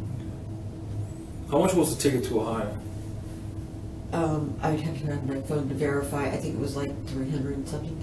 Okay. And what's through Southwest? No, it was on Spirit. I'm going up on the Friday and coming back on Monday. So it's only a weekend thing that you're gonna go? Right, I'm going to check everything out and then come back before I arrange to have everything. And that was one of the reasons for the storage, because I'm not taking everything. Taking what you need. I'm just taking what I need, and I just needed something small, and that's the reason I stopped, because they have some really small ones, and I've seen them, but I didn't know they weren't open on Sunday. But since nobody came, I said I'll just deal with it later. If so, for example, you said you're gonna leave Friday, come back Monday. Make sure everything is settled, everything is good. Try to. When were you planning to actually do the big move? Like actually just go and. I was going to make that decision once I got up there. When you're scheduled again to start working over there? That is whenever I get up there is when they're going to give me my official start date. Okay. So When you gonna meet with your boss? When you want to go up there? This weekend? On Monday. On Monday. No, I'm sorry. On Saturday. I'm sorry. It's okay. It's okay. That's the reason we're talking. That way we can clarify things. You know what I mean? Yeah, because originally I was supposed to meet him on Monday, but the flight back, I have to leave there at like 7 o'clock, and I get back at like 10 something in the morning. So, and originally the flight didn't leave until later. Gotcha. So we bumped the meeting back. So, but I wanted to look at everything, go over everything, and make sure that that was what was going to be best for me. And at this point, unless Mom is staying in that house on Thursday, I don't think I can go.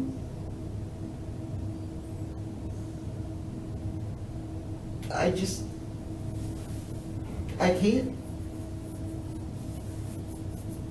I can't go until my mother is standing back in the house. I wouldn't go either. You know what I mean? You're the first person who's told me that. Everybody, all the other deputies, detectives, my sister has said, go, there's nothing you Hell no. Well, what they've told my sister. I will not go. My sister's exact words for me is, there is nothing you can do here that you can't do in Ohio. Still, you got, and this is the way I see it. I don't know if you see it the same way. But this is the way I see it. You got some big decisions to make when you get up there. If you're not completely clear in your mind, 100%, you cannot make those decisions, because those decisions are going to change kind of your life. If you're looking for a new career, I would be able to relocate, exactly. You need to concentrate and be completely. So I don't blame you. You don't want to go. But she's telling me there's nothing I can do here that I can't do in Ohio. That I'm exactly the same distance apart. But The other detectives are saying I should go up there because I need to concentrate on work. That's the reason why I tell you, Amy. You make your own decisions. You forget about everybody else. Amy makes a decision for Amy. And nobody can obligate nobody to do anything that they don't want. If Amy wants to stay, because the situation is going on, and your primary mission right now is to get Mom home, right? You stay. You want to stay. Exactly. And I told Judy, I can't leave. I mean, Judy, I told her, I said, Judy, I can't leave not knowing what's going on with Mom. And she goes, yes, you can. You just need to go. And I'm like, how can you say that? It's your mother. And I walked in the house and I'm like, there's no way I can do that. I can't go. Not until my mother is staying in that house. I don't care if work would do me good. I'm not going to be able to concentrate until I know exactly that my mother's in that house, she's okay, and I can reach out and touch her. I can't. I'm not going. That's my decision, and it's in the subject. I don't care what anybody else tells me. That's my feeling, and that's my mom. And you're the first person who's actually agreed with me. Everybody else has told me I'm wrong. And I don't understand how people can say that. You forgot about people. Don't pay attention to what people say. About people's opinions, okay? Just don't pay attention to that. Let me step out. Let me give you some tissues, okay? All right, be right back.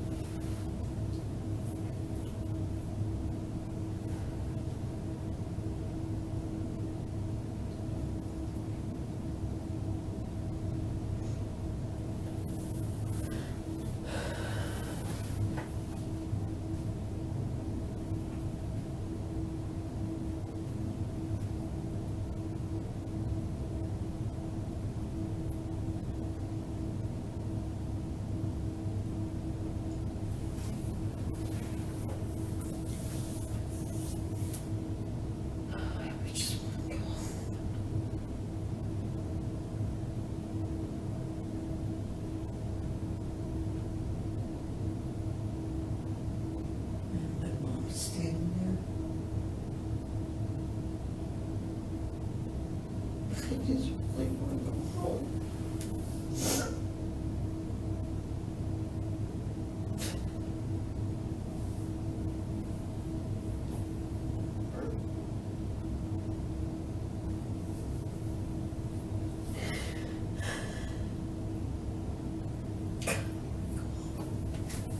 I want your mom to go home. His work.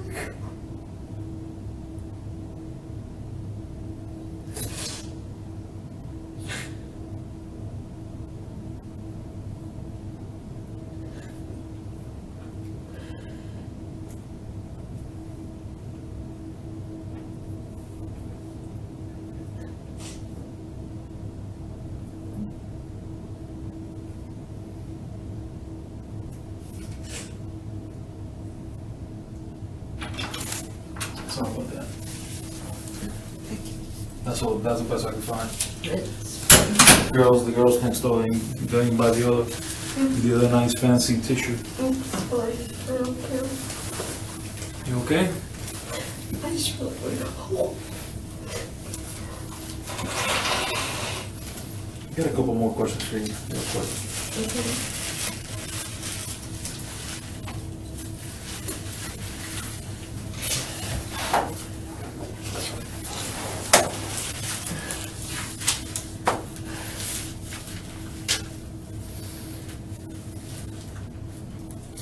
You said, when was the last time you rented a car for Enterprise?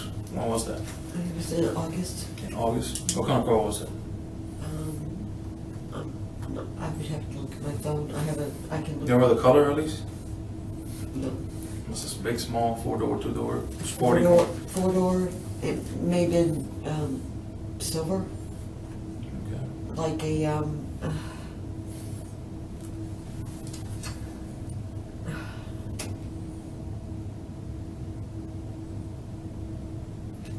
sad part about it is I love this car. I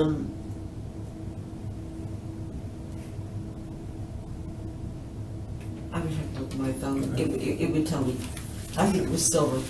Remember how much you paid for that? Not on the top of my head, no. Okay. It would tell me on my, I can look and it would tell Who, me. whose credit card you used to the one? Mine. Yours? Okay. Okay. No, wait a minute. The silver one may have been the one that Mom did, and I did it for 3 days, and that's when I gave her $200. Before that, it was also in August, I paid for. That one, I don't know if it was silver or if it was black and silver. Same style car, same exact car, just different colors. How many credit cards that your mom has? Oh, and which companies are those credit card companies? GM, which is like Capital One, I believe. Okay. Up Promise, and I'm not exactly sure who they're through. And she has one in her name, and I have one in my name. We both do, and we both have the same PIN number on both of them. And then she has her CFE Platinum, and those are the only three I know of. So those accounts that you have, that she has one, her name, the other one has your name on it. Mhm. Who's the primary account holder? She is. She is. So she gives you one with your name on it as like a permission for you to use that one. Yeah, I can use it, and I pay for what I use. She pays for what she uses, I pay for what I use. When was the last time you used one of her credit cards to buy anything?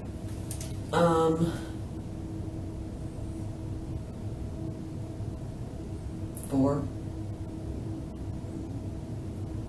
wait a minute, is this September?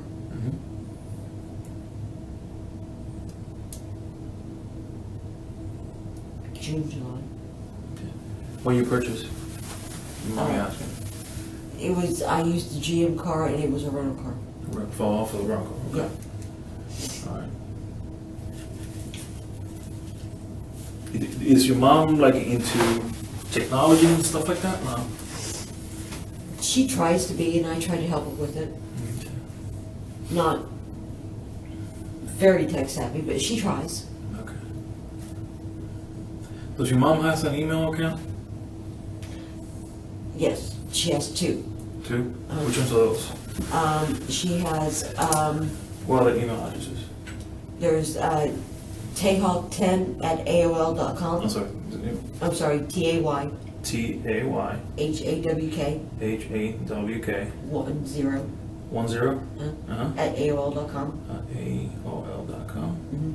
And then for the other one, it's Tayhawk 11 Yeah, we'll say Jayhawk 11. at yahoo.com. Okay. Yahoo.com.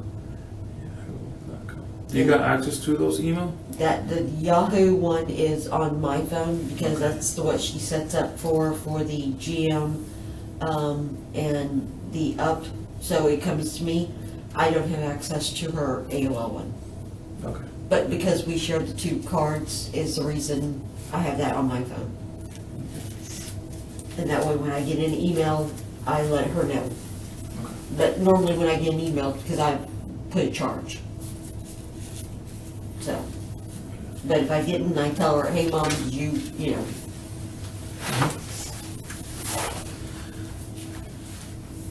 But the AOL one, that's her, that's all on her. Okay.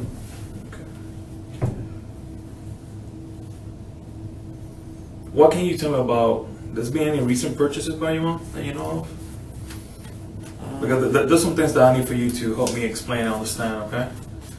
I know she bought some stuff from Walmart. Okay, do you know those things that she bought?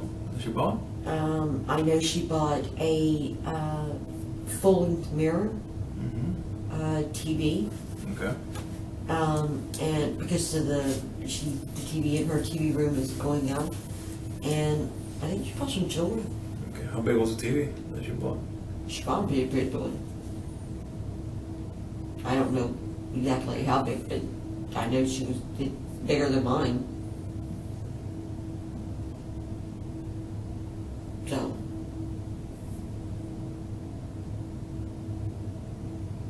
What credit card she used to pay for that one? I'm not exactly sure, but I'm gonna guess Walmart. Do you remember how much was the whole bill? No, I didn't ask her. Did she tell you why she needed those things? No. Did she tell you exactly what kind of jewelry she bought? Other than just, like earrings and necklaces, because she wanted some stuff to wear to go with, church stuff and, different things like that. She was tired of not having, different things to wear. I mean, I can't say anything about that. Everybody deserves to feel pretty.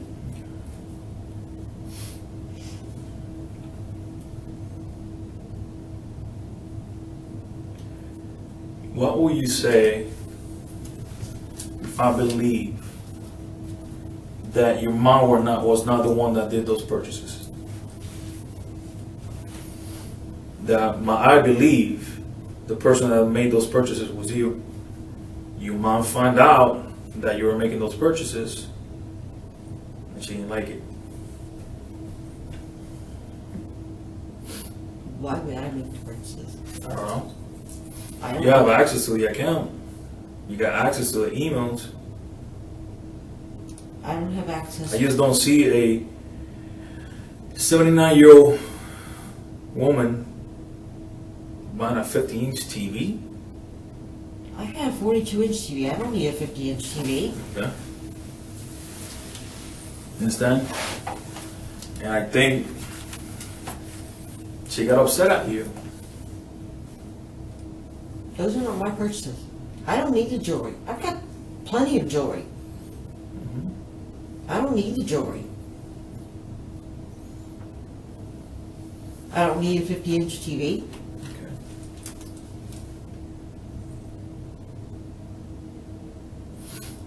And I don't need a full-length mirror.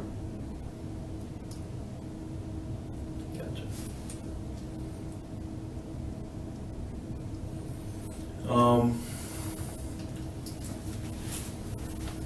So did she talk to you about those purchases? Did she mention anything to you?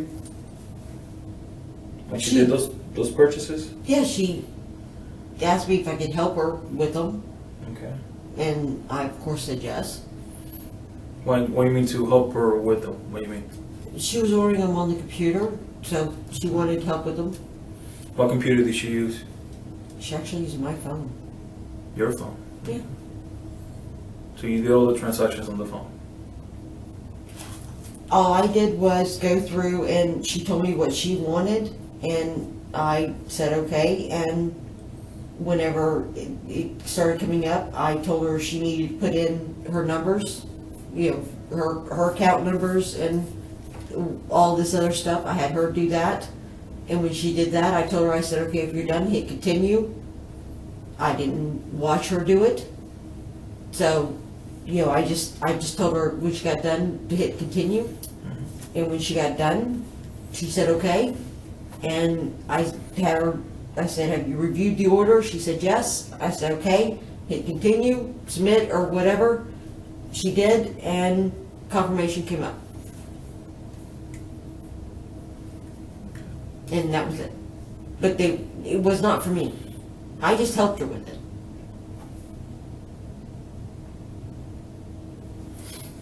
Okay. Because, I mean, I'm taking my 42-inch TV with me, so I don't need a 50-inch. I don't need jewelry, and I don't need a full-length mirror. I mean, these are things that I don't need, nor do I want.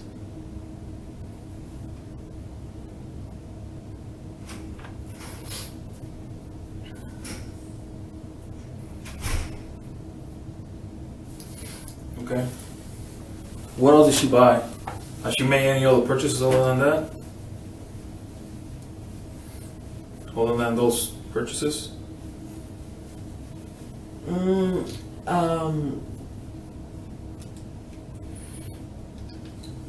Not that I'm aware of. I mean, I've got some stuff that I'm saving that I haven't bought yet, from Walmart, but it's for bedding. Okay. But I haven't bought it yet, but And around what that's time gonna was be that? for me. Around what time did you guys make those purchases? Around what that time? When and what day? Friday or Saturday? Around what time? I don't know. Was daylight still out? It was dark. I believe it was daylight. Before dinner, after dinner, before lunch, after lunch. I would say after lunch. I don't wear a watch, and I don't really, Okay. I don't pay. But you gotta watch on your phone. You know, it seems like you always have a lot of time on your phone. But my phone is, I don't always have, my phone is normally dark. Well, it sounds like you're always on the phone. You know, you use your phone a lot. I do, but I don't always. Just the thing I look- don't understand is look- like she has a perfectly capable computer at her house, and then you guys use your phone Yeah, to make such a big purchase. we've done that before. I mean, we've sat in her TV room and doodlings, a lot of different things on my phone. She likes my phone. I mean, it's nothing unusual. It's faster than the one that's in there because she hates how slow it is. And it's nothing unusual about it. Anytime I make purchases, I use my phone. How about the laptop? Her laptop. Judy bought her that laptop. I actually thought she had it with her because she's normally in the TV room, and the detective is the one who found it underneath her bed. I didn't know that it was there at the house. I thought she had it with her. But that's something that Judy bought her. I don't have anything to do with the laptop. Okay. I know she doesn't like the laptop because it has Windows 8 on it, and she hates Windows 8. She refuses to use it. Does she have like an iPad or a tablet, anything like that? It was a little one, an iPad. Okay. Yeah. She has one of those. It was also with the laptop. I thought she had it with her because that's normally in her TV room. That's the reason I thought she had it with her. But he found it under her bed. But again, that's something that she does. And I think that's just mainly got like books and solitaire or stuff like that in there. She knows how to use that pretty good? Understands it pretty good? Or no? No? She even needs to like to turn her on? She doesn't like turning either one of them on. Oh, wow. Gotcha. I mean, she hates Windows 8 that much. I don't think I've seen her use the laptop and Wow. the iPad, or did you bought her? I haven't seen her use that since probably the beginning of the year. She just she doesn't like it. I mean, and she's not going to tell Judy, she's not going to tell Judy her feelings. I did think she did take it with her, but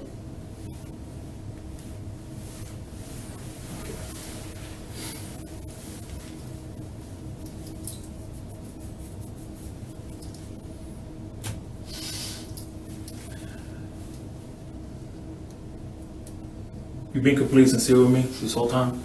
yes, sir. I know we cleared up some stuff that was kind of cloudy before, Yes, sir, I am. and you put it on the table. Yes, sir, I am. Okay. And you swear that everything you have told me has been the truth? Yes, sir. Okay? You swear? I swear. Okay. Hand to God.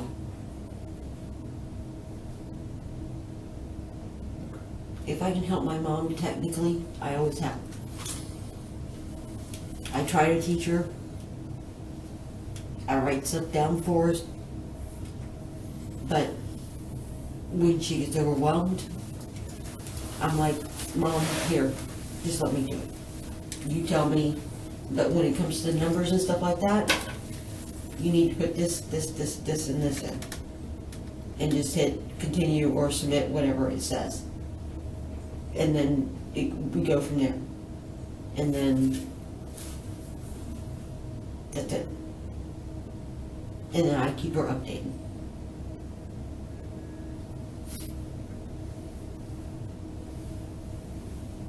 But there is no jewelry I need. I do not need a full-length mirror. And I have absolutely no use for a 50-inch TV when I have a 42-inch TV that I'm taking with me. Did you guys pick it up already? You guys No. got delivered to the house already, or She requested for it to be delivered. when it gets there? Do you know? I don't know what date she picked. No. Okay.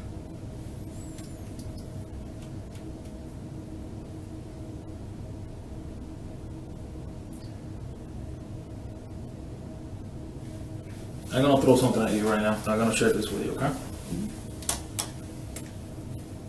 What do you think happened to your mom? I don't know. Do you think she's with Rose? I want to believe she is, yes. Okay. You said that you want to believe that she's with Rose, so that means that you don't believe she's with Rose. What are you thinking right now, other than you want to believe that she's with Rose?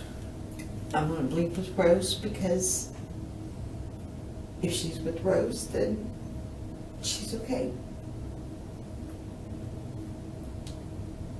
If she's not with Rose, then my fear is What's your fear? she's not okay. And I don't want to think that In what way that she's not okay? somebody's hurt her, somebody is hurting her, somebody is holding her and not letting her go. I don't know. Guess she's not going to believe she's with Rose and she's okay. And that y'all are going to bring her home. I don't want to think of the other things. It's too hard for me to think of the other things. I want to have faith and I want to believe that she's with Rose and y'all are going to find her and bring her home safely. And stand her in our living room so me and my sister can go, you scared the hell out of us. Don't ever do it again.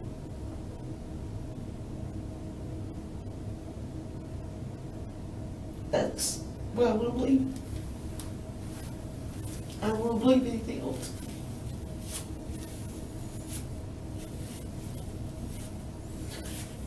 If I believe anything else, I'll curl up into a ball and never stop crying.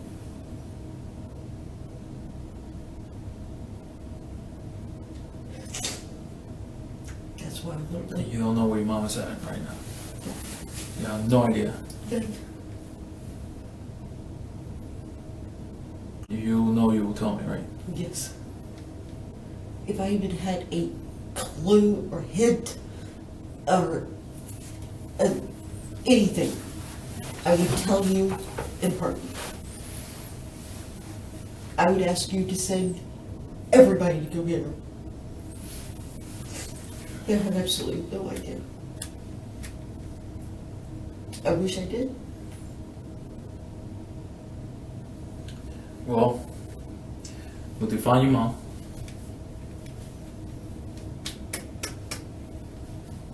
She's been at the house the whole time. My mom's been at the house the whole time. But she's dead. What? Your mom been at the house this whole time, and she's dead. She passed. No. No, no, no, no, no, no! She's been in the backyard the whole time. No!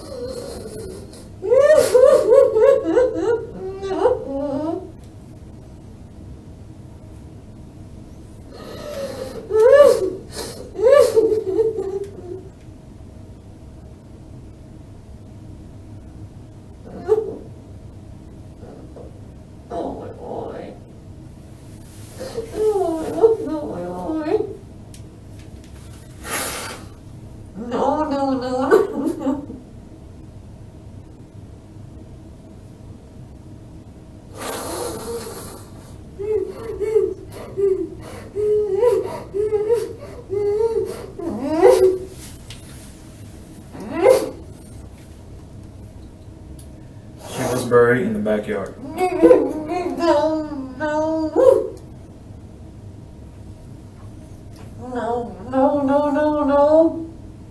She was buried in the backyard the whole time. No. And flowers placed on top of her. No.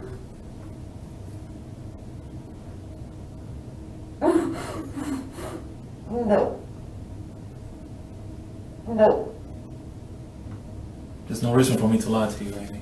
No. Telling you the truth.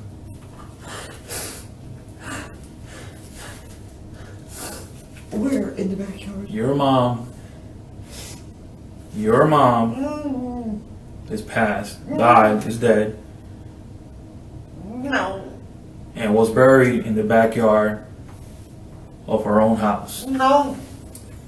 And then they put flowers, not just natural flowers, fake plastic flowers on top of her with fresh soil to make it seem that it was a nice, beautiful garden.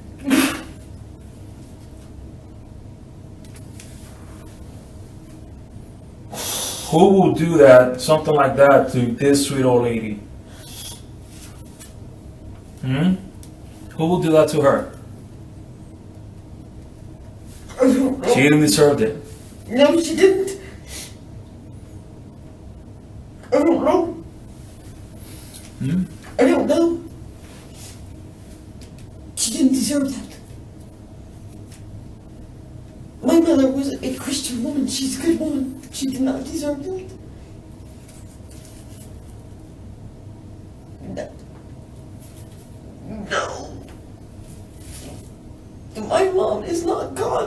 God, please tell me she's not gone.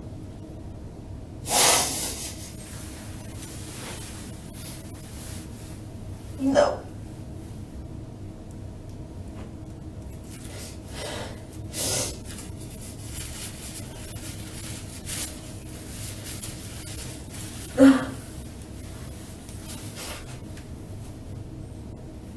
What happened?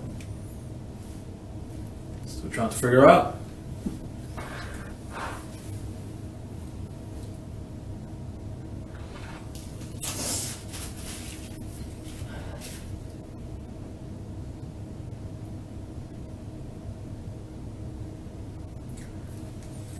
She was buried, She was buried. and they put flowers on top of her.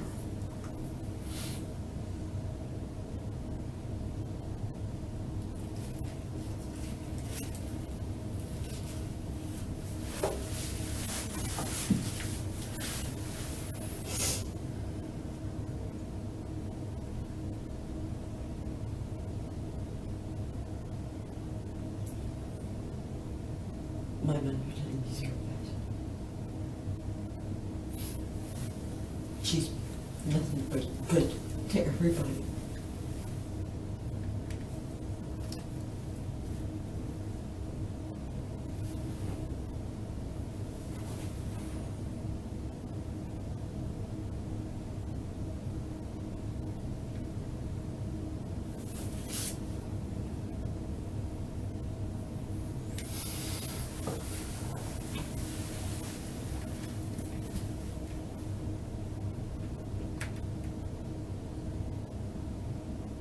I need you to help me understand. I'm trying to understand myself. That's the reason why I'm trying to talk to you. For you to be able to tell me without holding anything back and be completely truthful and to figure out what happened to your mom. What's the reason why this happened to your mom? I don't know of any reason why this would happen to my mother.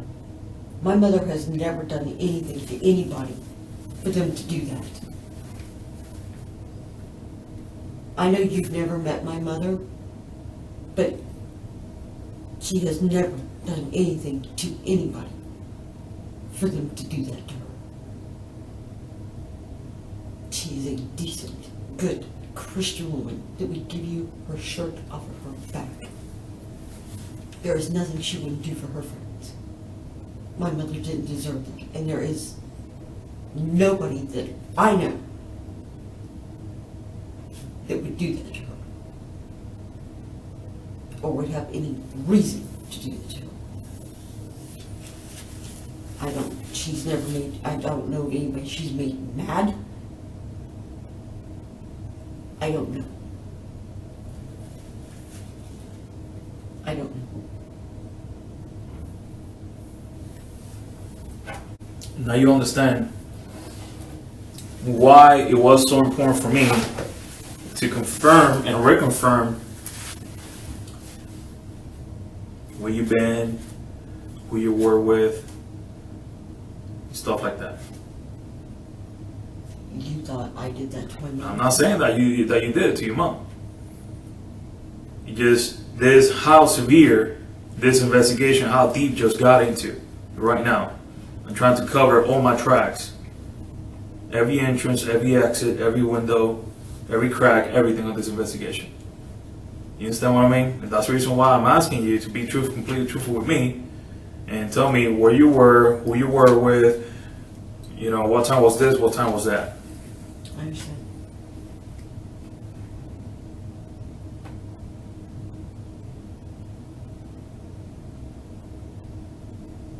This just went from a missing person investigation to a homicide, to a murder.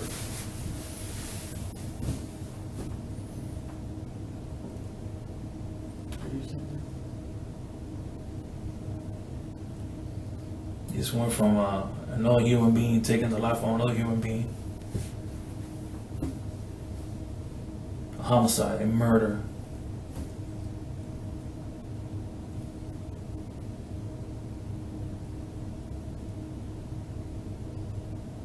My mother has never done anything to deserve somebody doing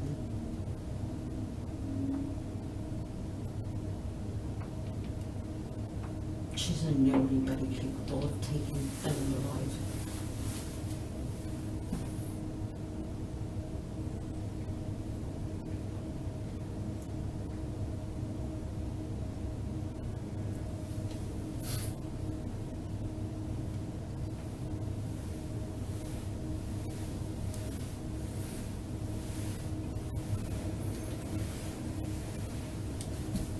Where's the bank card that you used yesterday to withdraw the money?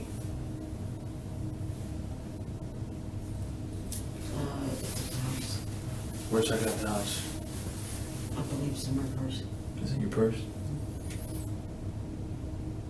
Yeah, that bank card has your mom's name on it? Mhm.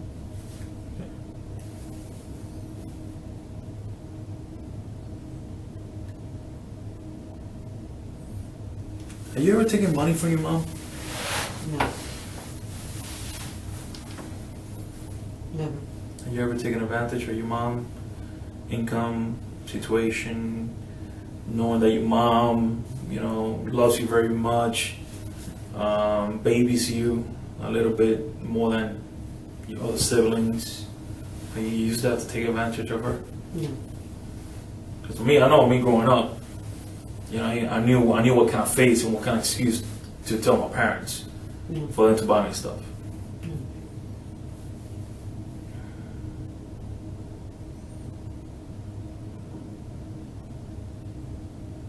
I wouldn't do that to my mother. She means too much to me. My mother has always been there for me. I wouldn't do that to her.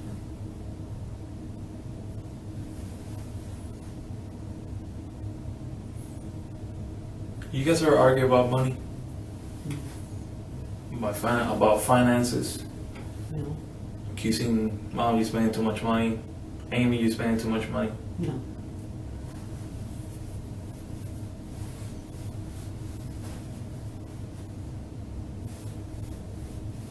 We never did.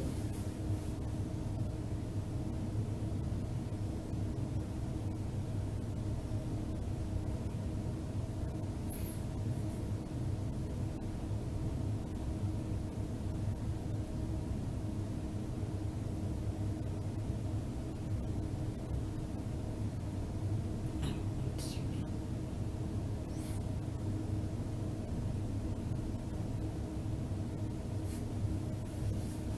It's like a part of me just died. I have absolutely no idea what's doing right now. They use your other part to help me. To be able to understand this, Amy. I don't even understand this. How can I help What you? person took out the time and energy to hurt an innocent older female who loves her daughter very much, her daughters. I know she loved her other daughter. Okay, How many kids she has total? How many? 2. 2. Who loves both her little girls very much. Will do whatever she can for her daughters. And this is the way that her life ended. I don't know. Hurt and buried in her own backyard. And then put soil on and then fake flowers. And really, damn, and somebody really thought this through. I don't know. I don't know. But then the thing is that they thought it through, but then just forgot a couple legal details. That person thought that he or she thought everything, but left a couple details out. Well, that's a good thing, right? Very good thing. Because that's when the forensic part opens up, the evidence part opens up. Right. We'll be able to put everything together Right. and put that puzzle together. Right. Understand? That's a good thing. Very good thing.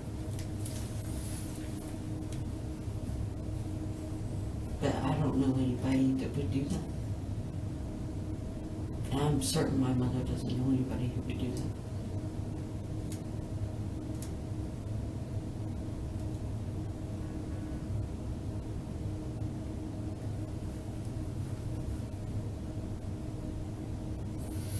Just trying to figure this out. I understand. You know, that's what we're trying to do. I know.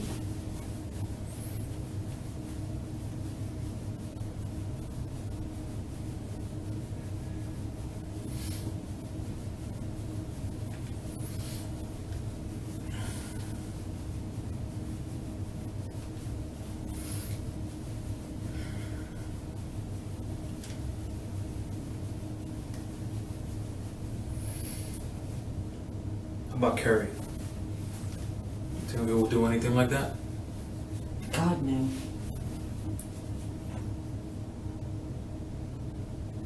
There's no way. Carrie loved my mother.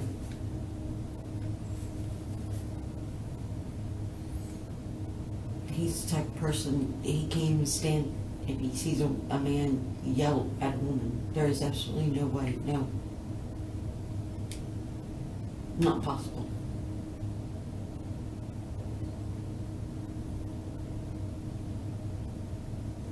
I wouldn't be around somebody like that.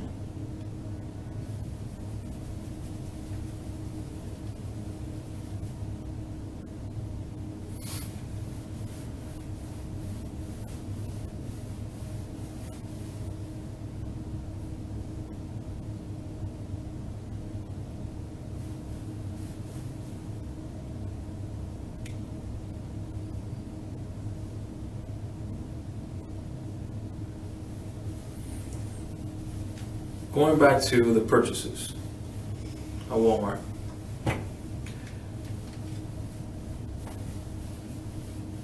You stated that you help your mom purchase those things to do the transaction online. You said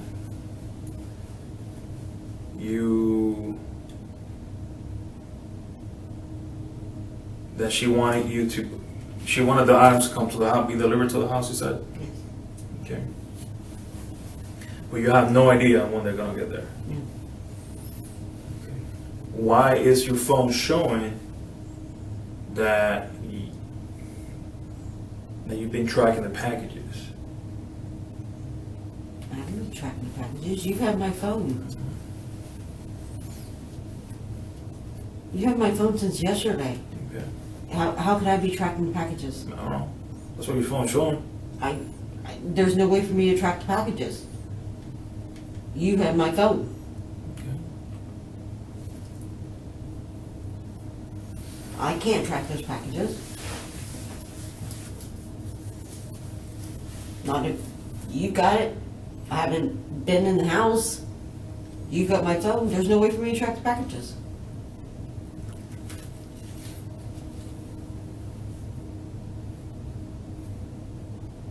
I mean, does that make sense? I just give you the facts what your phone shows. You understand what I Okay, mean? but I mean- I just give you the facts of what your phone shows. Does that make You sense? understand what I mean? Does that- I'm just saying. I just give you the facts I of understand. what your phone shows. That's all. I know, but what You my know? what my phone is showing is I've been tracking the packages. You've had my phone. I've not been allowed in my house. I haven't had my phone. I still don't have my phone. The tracking shows that the last time your phone went into the website or tracking the packages was on the 20th before law enforcement was contacted. No. Okay. I'm just giving you the facts Okay. of what your phone states. Okay, but no. You understand what I mean? It just, I understand. I'm going based on what your phone says. I understand, but no. Okay?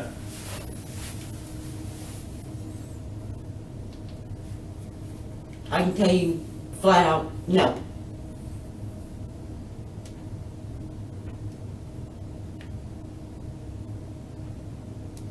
There was no reason for me to track them.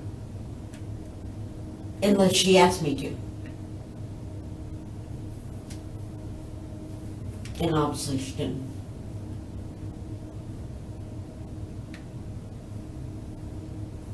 So I would have no reason to track the packages. They weren't mine. It's so weird. It was last phone call. Oh, actually, somebody heard your mom was at 8 o'clock on Saturday, which that was the 19th.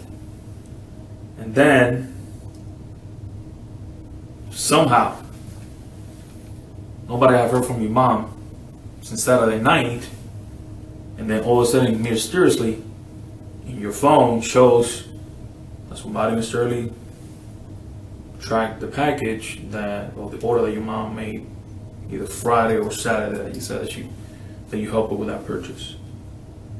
And like you just said right now, that you only will track the package if your mom will ask you to do it. Am I right or am I wrong? Is that accurate? Well, that's not accurate. Wait a minute. Okay, so you're saying that my phone is showing that the package was... Everything on phones shows a timestamp. What I say is date and time. I understand that part. Okay, the timestamp that shows the last person that went into the website trying to track the package was on the 20th. It shows the time before law enforcement was contacted. So that was before we made contact with you and your sister. That was not me. I can tell you that was not me. And then right before that, right now, you say that you will not track it. You'll not be tracking the package on your own unless your mom will ask you to do it. Right. That's how I know it was not me. She made the order, and that was... Amy, I know where let's be sincere with each other. Listen to me. Bottom line right now. Bottom line right now, Amy. Right now, Amy, your mother was murdered.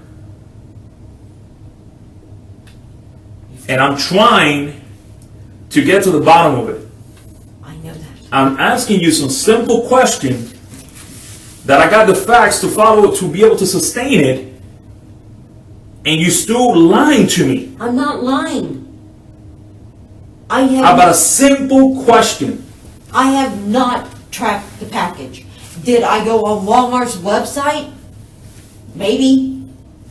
But did I track the package? No.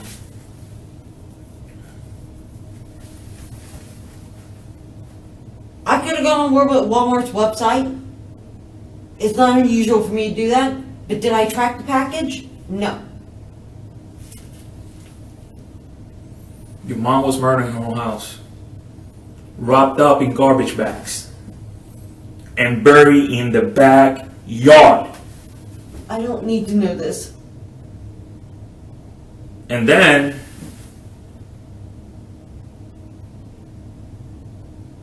they were decent about it to put soil, fresh soil, and then put some flowers on it, on her grave.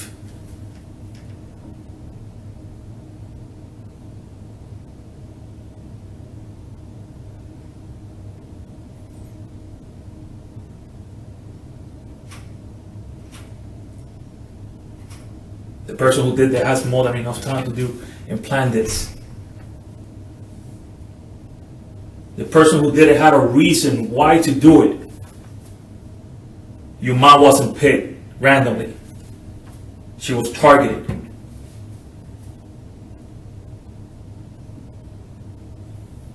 And the person who committed this knew your mother. And your mother knew that person. Your mother found something out about that person and confronted that person.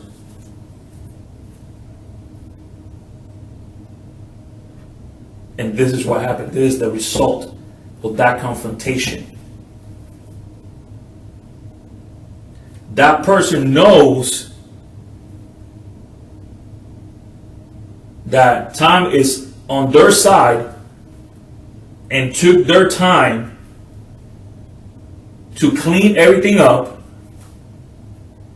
wrap your mom's body in plastic garbage bags, go to the backyard,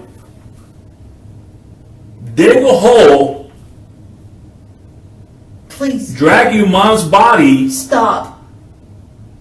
to that hole Please stop. and bury her. And probably out of respect, let's put some fresh soil on it and some fake flowers, some plastic flowers on it.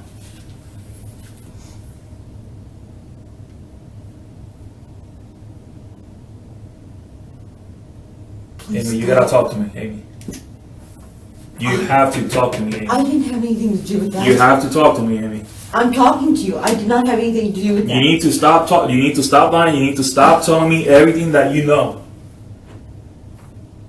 And you need to be completely honest with me, for the sake of your mother, Amy.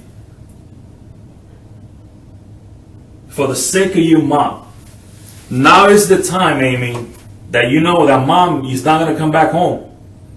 You have an opportunity to stop being honest with me and fix things up and be completely honest with me for us to be able to do our job.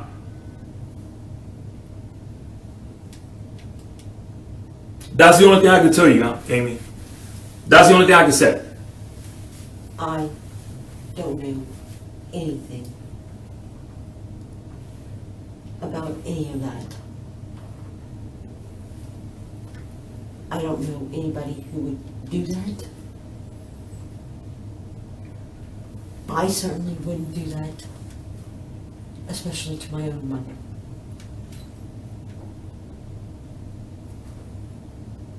People sit in this same chair I telling know, me the same thing. I Amy. know, I know. And you can't even be sincere with me about some other questions that I have asked you. I had to give and more and put more on the table for me to be able to get it out from you.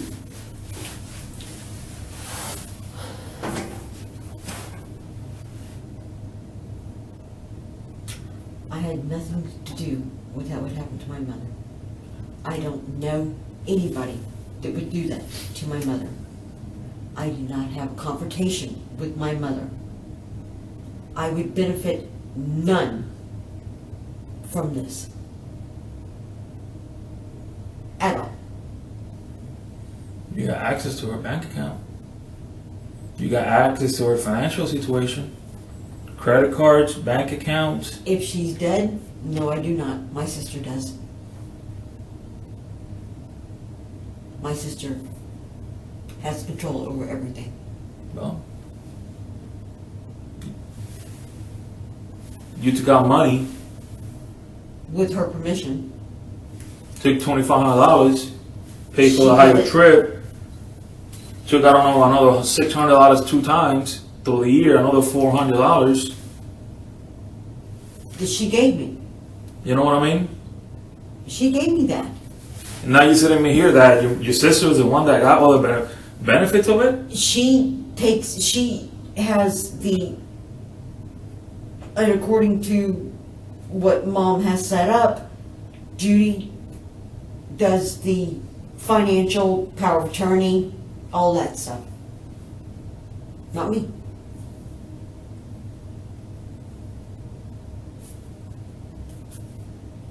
Interesting. Very interesting. But I had absolutely nothing to do with what happened to my mother. Very interesting. Why is that interesting? Just look at all the money spent this last week. All the money spent on this last week. Money taken out of our account on Sunday, which I had to confront you about it because you would not tell me about that. You told me from the beginning that you went from the house to Westgate to meet whatever her name is and come back straight home. And I told you why. Yeah, I know. And I had her permission to do it. But then after that, then, you finally came out, that you left the house, made a right on 192, made a U-turn, stopped in front of the junkyard, talked to Marie for I don't know how long, then you went to the bank, then when you went to the other storage place, then you went to talk to the lady, Went to or something Westgate. like that, and then come back home. It's not... You had control of her finances. You had control over email. You had control over credit card. You had control over debit card. You had control over bank checks, you name it. You had an open book with your mom. Finances. I didn't have control over her her checks, or I don't have her credit cards.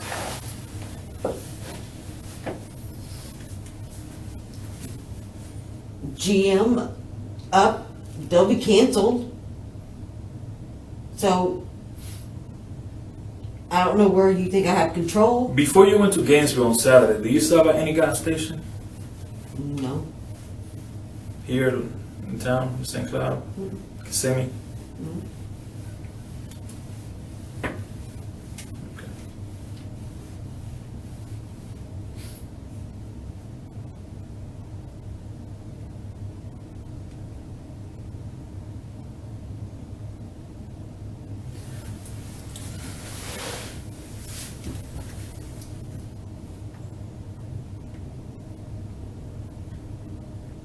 I'm not lying to you. I'm not.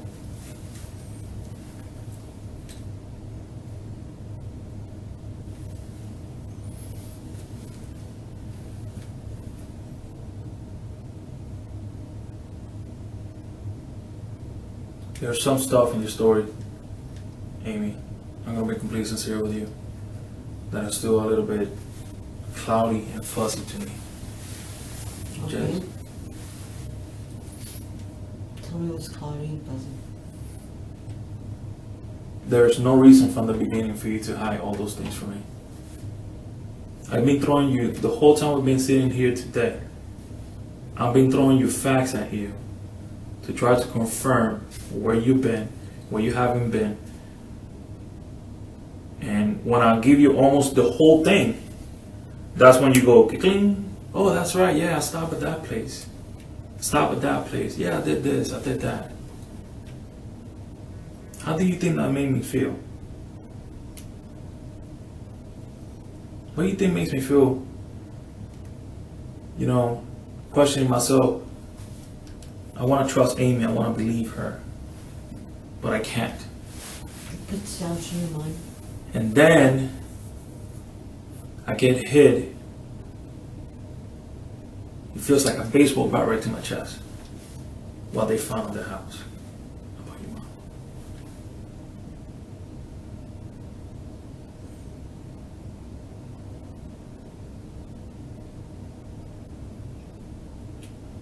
I stood on that back porch not knowing that she was there.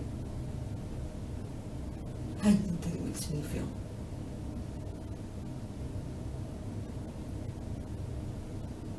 When you were standing on that back porch. I was smoking a cigarette When? on Sunday What time? after my sister left. I went outside, smoked a cigarette, and I was staying there, and I had no idea she was there. How do you think that makes me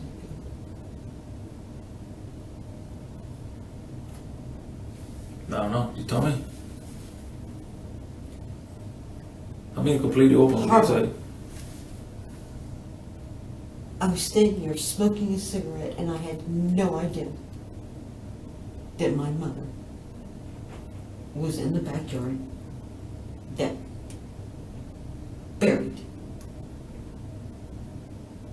And then I went inside, laid down, and took a nap while my mother was laying in the backyard, buried. Ron, what time was that? That your sister left? You would have to ask her, I don't know. How long do you 12:30, maybe. how long did your sister stay at the house? From the time she got home? Joy was supposed to call at noon. By 12:15, she hadn't. So my sister left between 12:15 and 12:30. After she left, I stepped out and smoked a cigarette, went back inside, changed clothes, and laid down, watched 10-15 minutes of TV, and fell asleep and woke up to Judy hollering my name with the law enforcement officer. And I didn't even look at what the clock said. I just jumped up real quick. I thought they had found Mom. That was my first thought. That they had located her.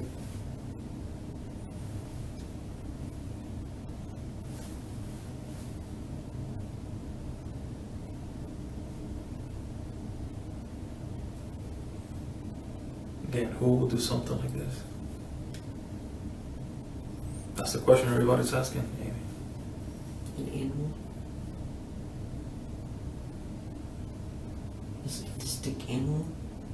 Somebody you think that has some psychological, some problems or some emotional problems, you think? Could.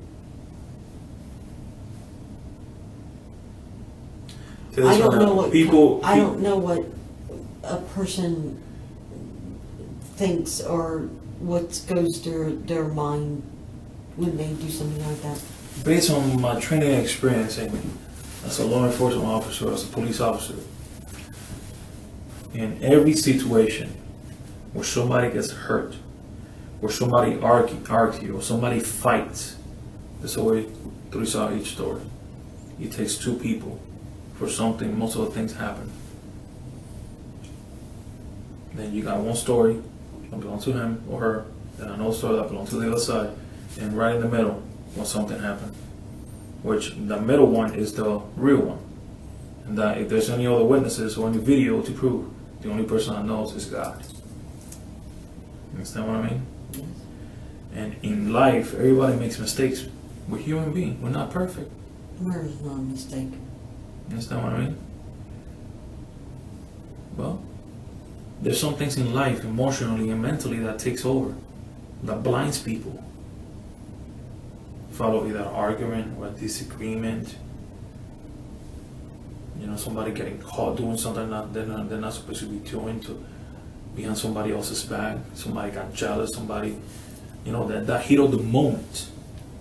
Somebody bump into somebody else or something that will take that person to the edge, for that person to take those horrible actions and hurt a human being, which sometimes end up taking that person's life.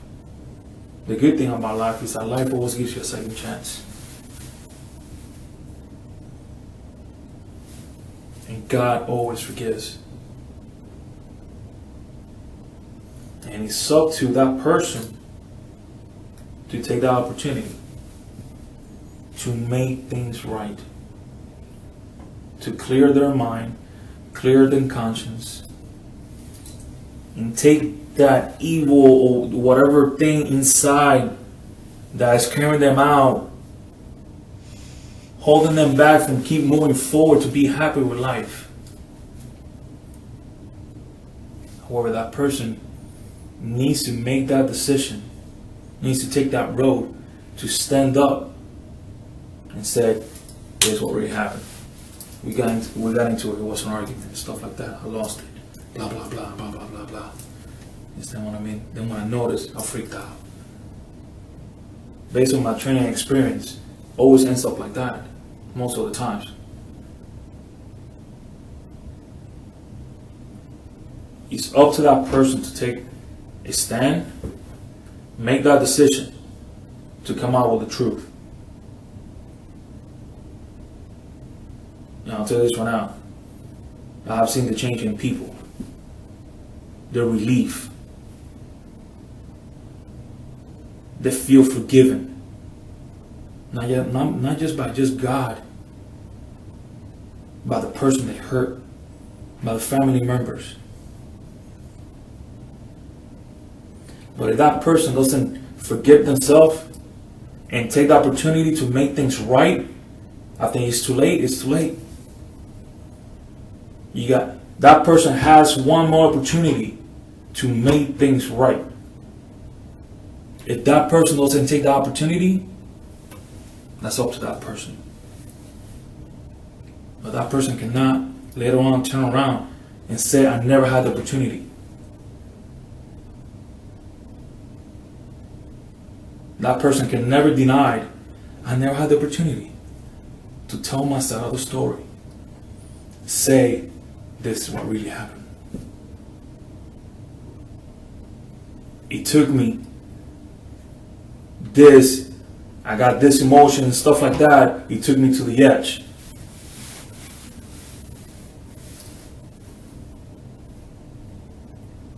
Okay. The only thing I'm telling you, Amy, is that I need for you to start being honest with me. There's still a couple blank spots that are blank that you haven't been completely truthful for me. Which are? Where you been the whole weekend?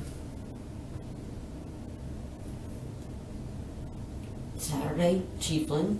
Sunday, here. Okay. Sunday night, here, literally in this building, and at my dad's. Friday, I was at home. And you did tell me that you received phone calls from your mom on Saturday night, right?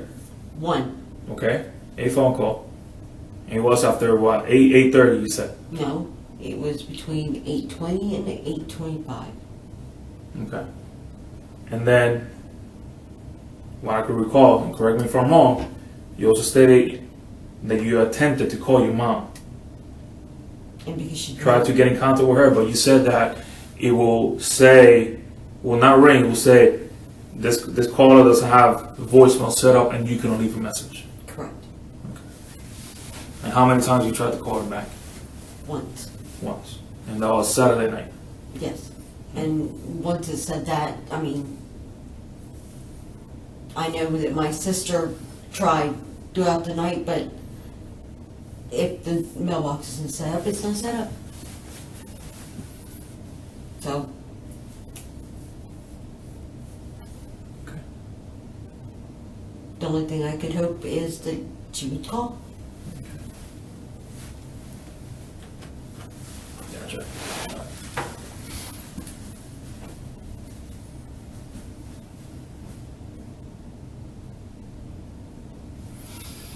Alright. I'm gonna step out real quick, right? I'll be right back.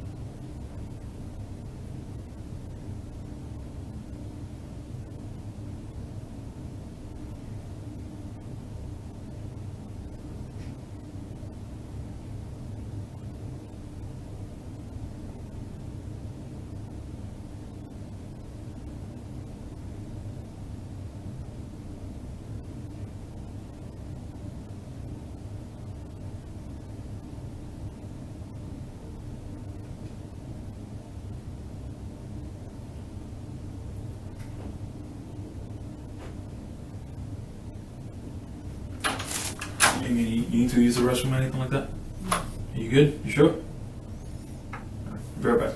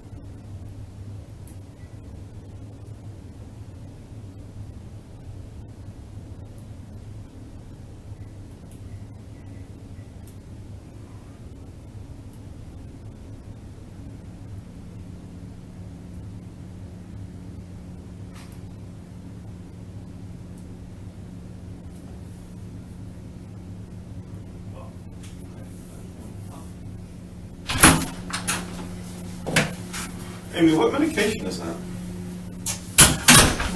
This is for my heart, Okay.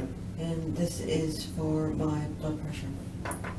And I was supposed to pick another one up today, but I have to do it by 6 o'clock, and obviously I don't think that's going to happen. And you have it with you just because you need it, you take it as needed? Or do you take it at a certain time? This one is at 1, and this is at twice a day, and I have to take them at certain times. I understand. And they brought them down to me, down to my dad's house, because it was time for me to take them. Okay. So when they came by, when y'all came by, I just picked up everything and brought them with me. Okay. Because I was under the understanding that I was coming to get my phone and then going I home. understand. Some crazy developments happened, like. More than crazy. You know what the issue is, I think, is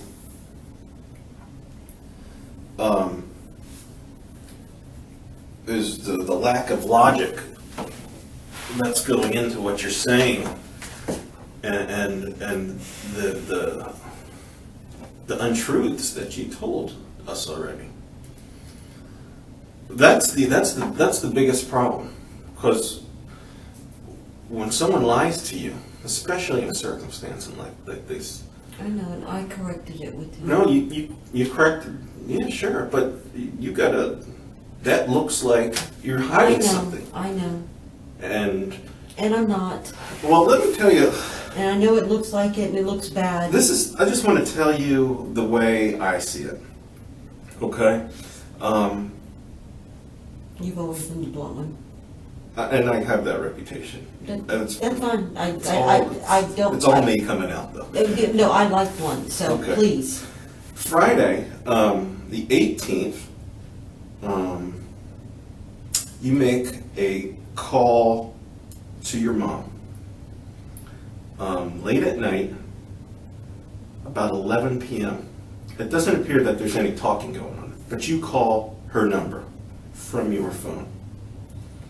On the 18th? On Friday, the 18th, late at night, probably about 11 p.m., your phone makes a phone call to your mother's phone. Okay? Cell phone? House phone? I'd have to check on that. one or the other. I don't know where you were Friday night. I was at home. Okay, so So was she. I understand. I'm just telling you that this is Brett telling you what he's seeing, okay? Okay. That's weird. Saturday, there is no communication between your phone, your mother's cell phone, or the house phone. See, that's what I don't understand, because there All right? was. And I'm having trouble understanding it too, because what I know from these records, I've been a detective for 20 years, all right? Now recently, in the last 10 years, we've had the magic of cell phones. And I tell you what it is cell phone records are accurate. They tell you exactly what it is. It can go up into a court of law. The custodian of records will come and testify and show you how accurate these records are. I've never seen them inaccurate. And this isn't your phone I'm looking at. These are the records from the phone company. I understand that, but Okay, let me there continue. should be a record Okay. from a call from my mother Shoulda, and coulda, then woulda. from me to her. Shoulda, coulda, woulda, there's not. There should be though. Okay, but there's not. This is just me, what I'm seeing, okay? Okay. So we move on, and now it's Saturday. And Saturday, a lot of what appears to be weird stuff is going on. Your mother buys you a plane ticket. I understand that she'd be more than happy to do that for you, okay? We got a ton of purchases online.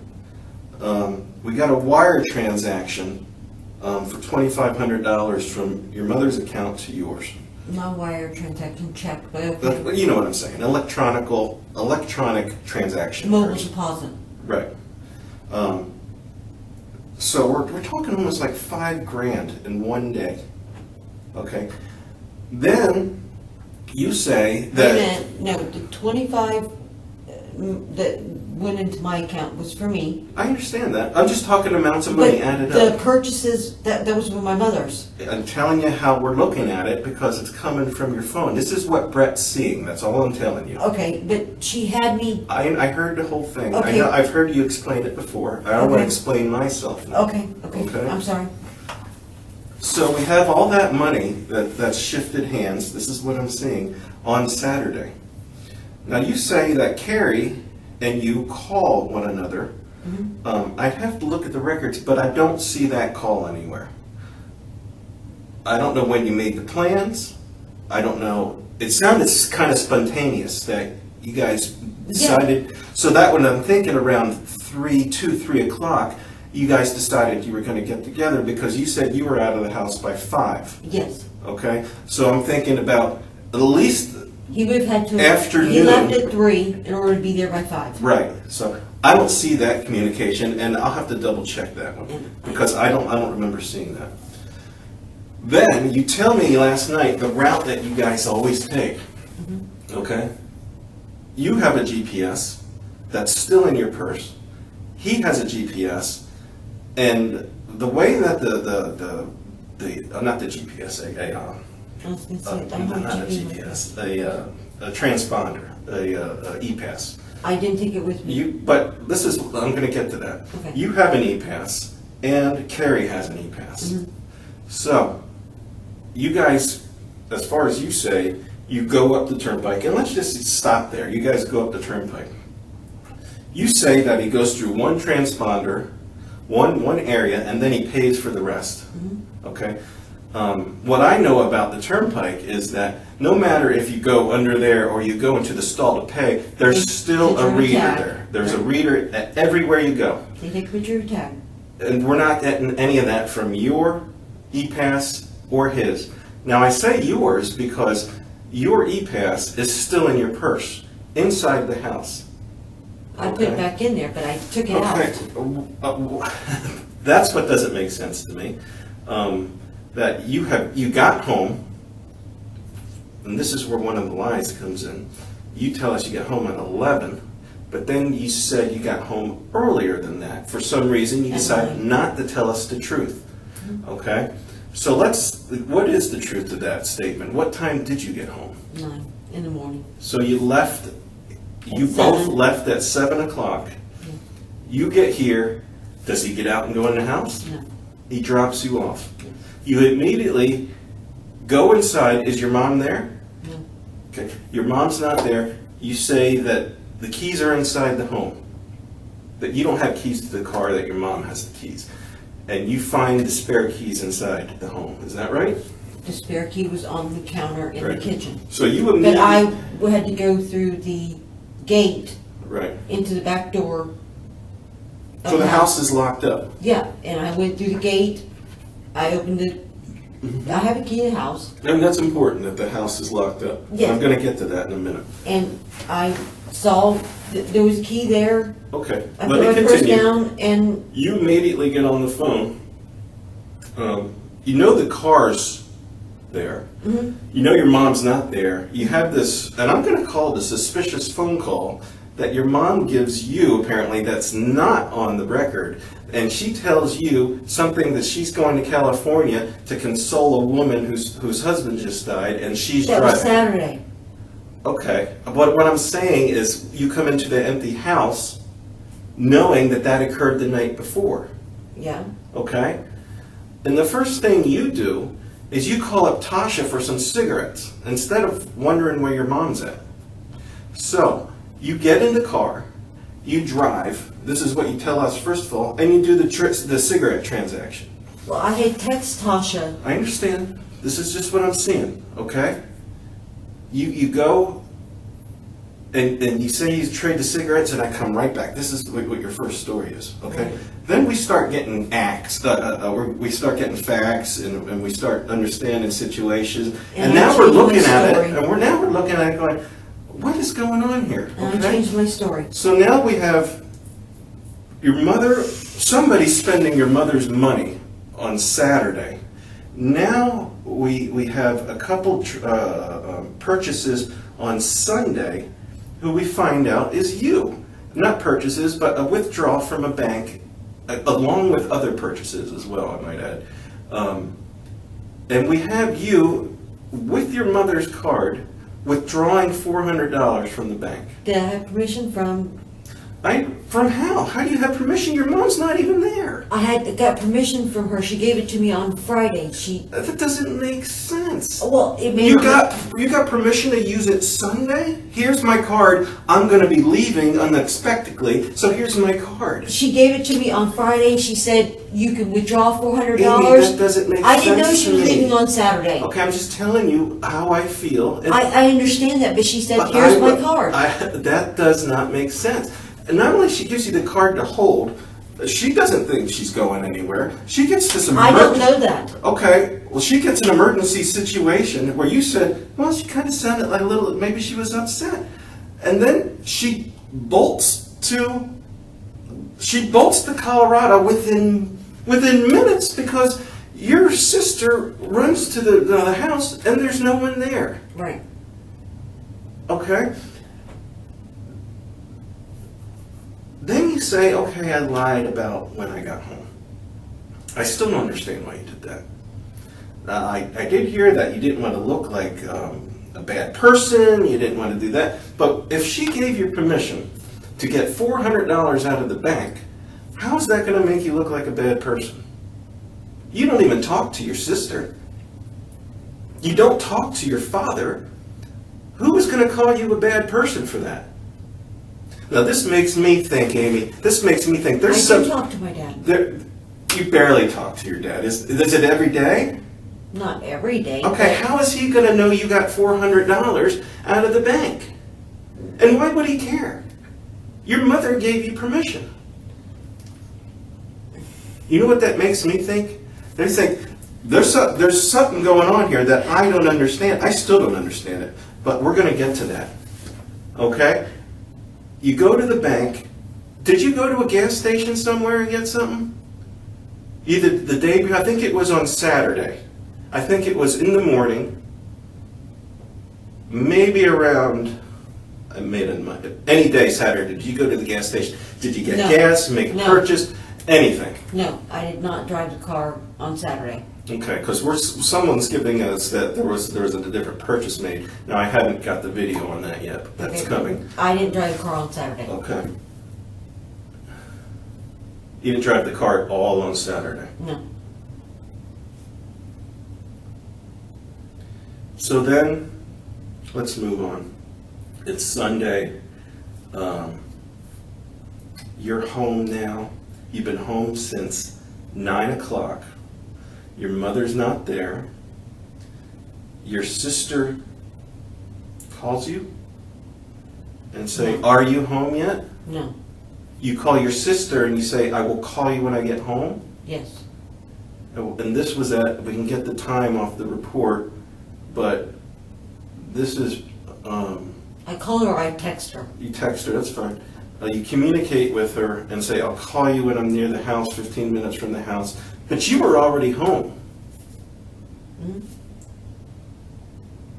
Okay, this is another thing I'm thinking, okay, this is kind of strange. Maybe it's not for you, but it would be for me.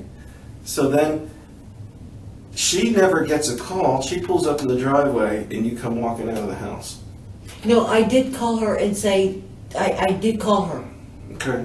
and say, and told her that I'm almost there. I'm telling you what I'm looking at, because that's not the story I got. I mean, you got to remember, I've talked to way more people than you. Okay. Okay, So but there's a difference between your story and other people's story. Okay, but on my phone, it should show that I called her Okay, I can double check. That's fine. and All right. said, yes, and then, yeah, I did, But according to you, we can't trust your phone or the report.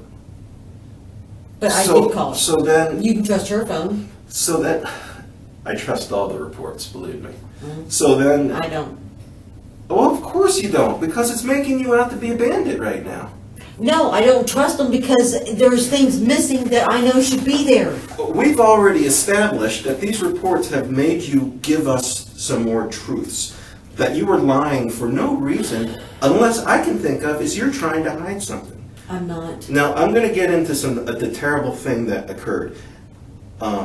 We have a dead body. Please don't. I'm not going to get into specifics, okay? He's He's already. I'm assuming that it's your relative, your mother. Okay? He's already told me. I know, I'm not going to get into details, but this is what I want to say. A person who breaks into a home, and I don't know if this is what you're thinking or not, a person that breaks into a home and commits a horrible act doesn't clean up like that and then not do anything for advancement. Not only that, they don't make it look like your mother left to go somewhere. That doesn't happen. I can tell you, in 10 years of homicide, with every presentation I've ever gone to, that doesn't happen. Unless it was somebody close. I'm not saying, Amy, that you did anything. But what I'm saying is, with everything I'm seeing, with all these facts and all this craziness going on, it makes me think that you're not giving us everything you know. And I can tell you one thing, the evidence will prevail. It will prevail. There's no getting around it. And for the person that steps into this room and lies and lies and lies and lies, and then at the end, the evidence prevails, guess what? There's no more talking. There's no more saying, this is what happened. It didn't happen like you think. There's no more of that. It's just done. Because we don't go back. We don't go back and talk. We try to reason with people. We try to give them the benefits of coming without everything you know. If you had something to do with it, if you didn't. But I tell you one thing, Amy.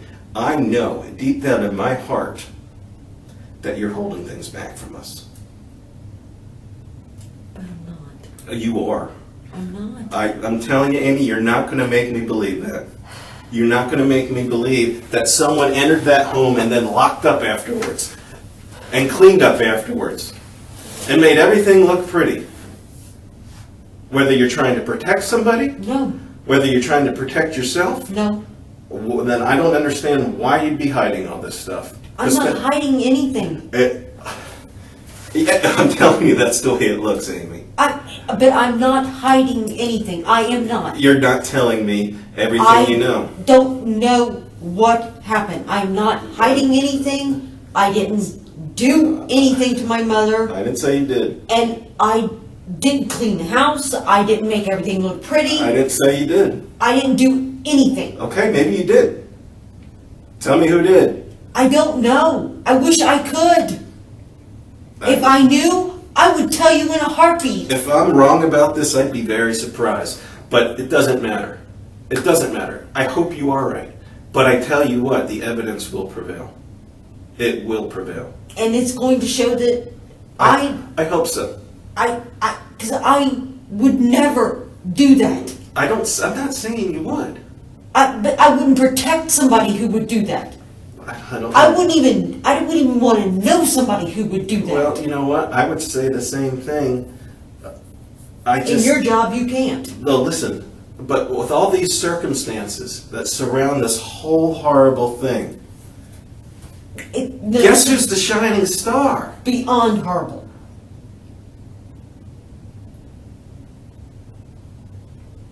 Who is the shining star? That's you, Amy.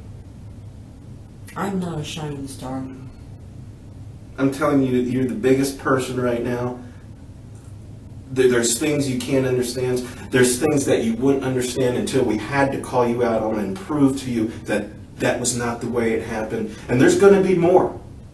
There's going to be more things that we're going to say, you know what, Amy? You had your chance. This is it. But we'll do it that way. It doesn't matter to me. It really doesn't. Because in this day and time, it makes my job easy. It really does. I didn't do anything wrong. Okay. I didn't do anything to my mother. I don't know who did. I wouldn't know. Isn't it crazy that Carrie uses his e-pass one time and then doesn't use it again on the way up and on the way back, which we're going to get video of if it actually happened? I can't tell you why he does what he does. I know, but what I'm saying is I think that we're going to, I don't know if we're going to be able to do it or not, but one of the possibilities is that might be a fib of some kind that you guys went and paid through the. I'm just telling you. You said no before to the stuff that you already came out with. You said the same thing, Amy, did you not?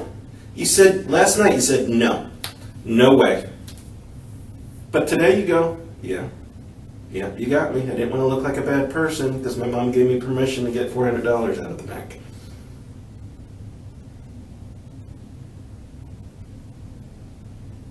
I heard you tell Detective Guevara that you were going to bring your TV with you to Ohio. Yeah. How are you going to get it there? It's going to be, I'm going to hire a U-Haul and have them load it. Did you call a lock service at all, locksmith, yesterday or the day before? No, I was going to. For what? I wanted to have some keys made. Okay, for who? For what? I'm just asking. Well, because I couldn't remember, Judy wanted a key, and I couldn't remember if I had another key. Okay. So Did you have another key? I did find another key. That's the reason I never called them. Okay. That's fine. And what's the storage? Are you getting a storage service of some kind? I was going to look to see about getting a small one because there are going to be certain items that I don't take. And the one there on Old Canoe Creek Road, they have really small ones, and I was trying to see how much they cost. But there are going to be some things that I don't take. I don't know what to make of this. So, I mean, that was the only reason I was looking at that.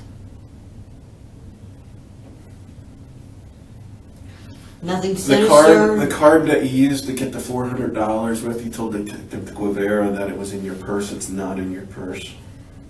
It was. There was another, there was an American Express, I think, that belonged to your mom that was in your purse. American Express? Clarify that.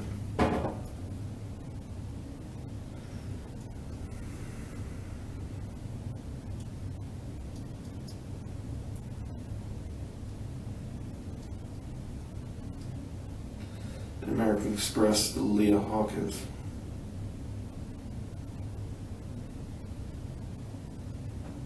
Does appear to be expired, but that was in your purse. I don't know why. So you don't know where the card is for the Central Florida's credit union? I thought I put it back in my purse. Where would it be if it wasn't in your purse? I was driving in a car. Hmm? I was driving in a car. So it might be in the car? Yeah. Okay. I mean, I Is that thought. something you would normally do, is just leave it in the car? Well, no, but I You mean, would put it in your purse, right? well, if I reached over and Inadvertently dropped it? yeah. Okay, I'll check on that. Okay. I mean, I thought I did put it back, but Mhm. if I dropped it, I dropped it. I mean, I haven't looked for it again, so I wouldn't know. Because I haven't drove the car since.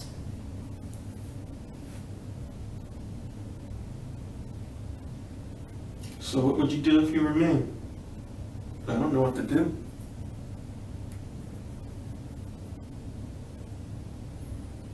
House wasn't broken into. Everything was locked up, you're right. The key that was, I did look for a key that was outside, Mm-hmm. just not there. I don't go.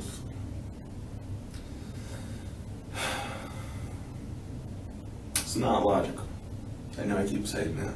I know. The whole thing's not logical. Well, she used to keep a key in where the hose wraps around, there's a little door, there's a frog inside there. She always kept a key in there just in case she locked herself out, I locked myself out. Mm-hmm. I went to get it because I was going to give it to my sister. It's not there.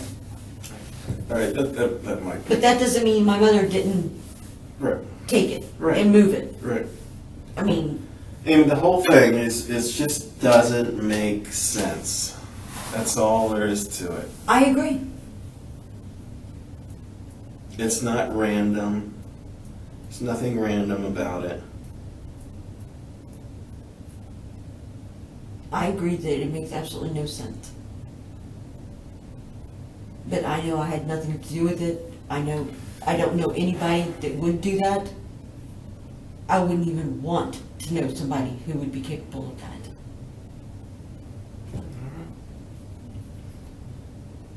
And I don't know what else to tell you.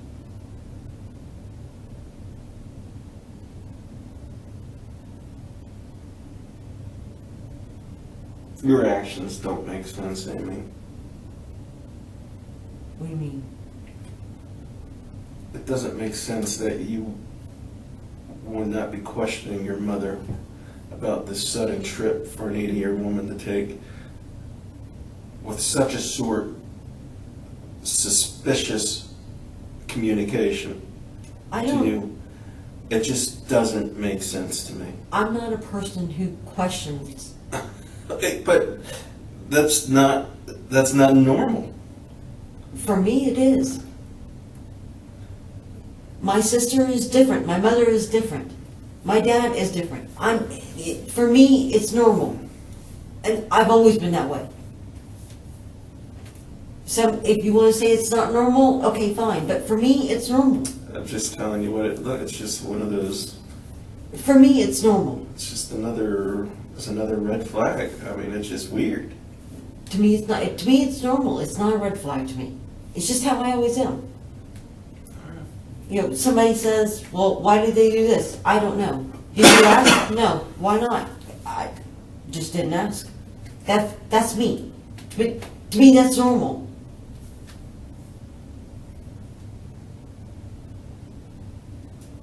That's how I've always been. So for me, it's not a red flag. It's just me. It's my personality.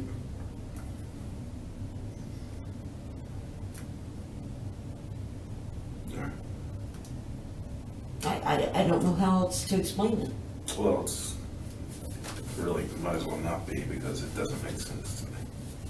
It really doesn't.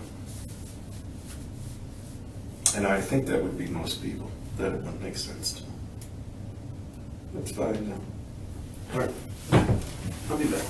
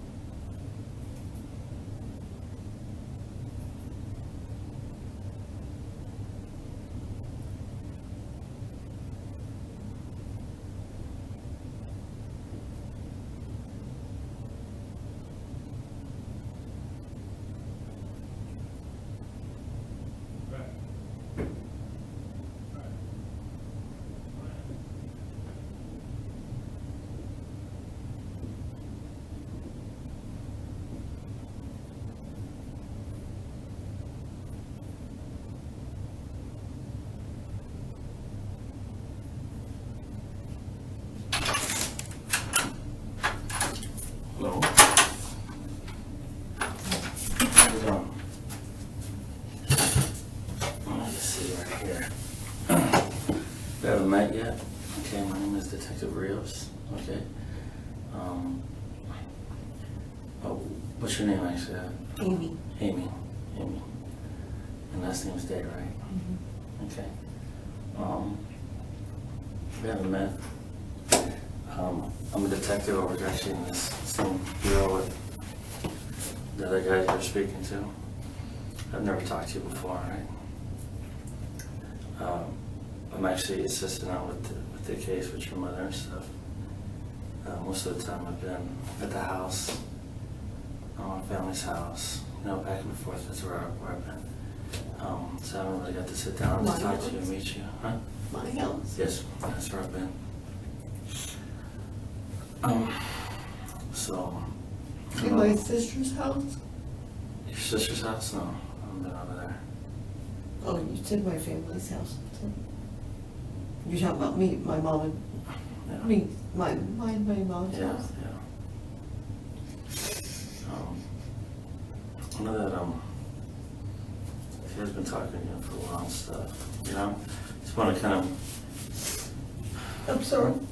I said, I know she's been talking to you and stuff, I just want to kind of get the perspective, kind of, I know you're here and a lot of questions been going on, you know? Not that, you know, I'm gonna be honest with you, since I haven't been here or spoken to you yet. That of course there's reasons why we talk to people, we understand that, right? You know, there's a reason why you're here, of course. There are certain things that we do as detectives, I mean, we've been doing this for years. You know, it's kind of, you know, I don't know what you do. What do you do for a living? What's your profession? I'm a paralegal. A paralegal, okay. Do you feel yourself are pretty good at doing that job? You know, a lot of stuff? Okay. And as you are with that, that's how we are with this. I know. You understand that? I know y'all are very good. So, and this is reasons why, of course, reasons why you're here. Because you're not just here for coincidence. You understand that? I understand. Okay. And just knowing, I mean, I've been dealing with just evidence all day and stuff at your house. And the last couple of days, actually. And I've had to listen into some interviews and talk to other people also. And I got to tell you that, I mean, I'm going to be honest, things just don't look good for you. You understand? The way things are all mixed up and how stories are changing, you know? And to be honest, it doesn't. Okay? That's why, you know, that's why you're here. The same reason why we're here. This is what we do, you know? But all I gotta say is that life, in general, is hard, all right? It's not easy for anybody. It's not easy for us. It's not easy for on this side. It's not easy for you, okay? We're all human, right? And as human beings, we were created to make mistakes. This is what we do, all right? I'm not perfect. I can sit here and look at you and tell me that I'm an angel, okay? We've all made mistakes and done stuff that doesn't make us bad. It does not make us bad people. It doesn't, you know? Sometimes we do stupid things that come to bite us in the butt, you know? But that's part of being human. It's part of nature. It's part of us learning. It's part of us growing. It's part of us surviving as a species. It's just what we do. I didn't kill my mother.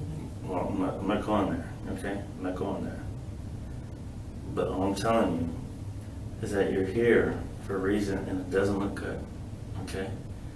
So far, from what we've done, it doesn't look good at all. All right? It doesn't. So, what we're trying to get to is,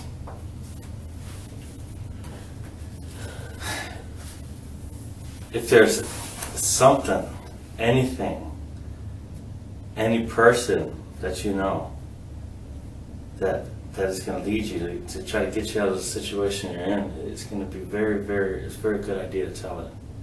And I'm not BSing you. You understand? Yeah. I'm telling you the truth. Okay? I don't have to come here and talk to you. I know. You know, I'm on my own. No one sent me in here. I know. Okay? This is me just, because I've been gone. I've been at the house. You know, I've been there. I was there. Okay, this whole time. I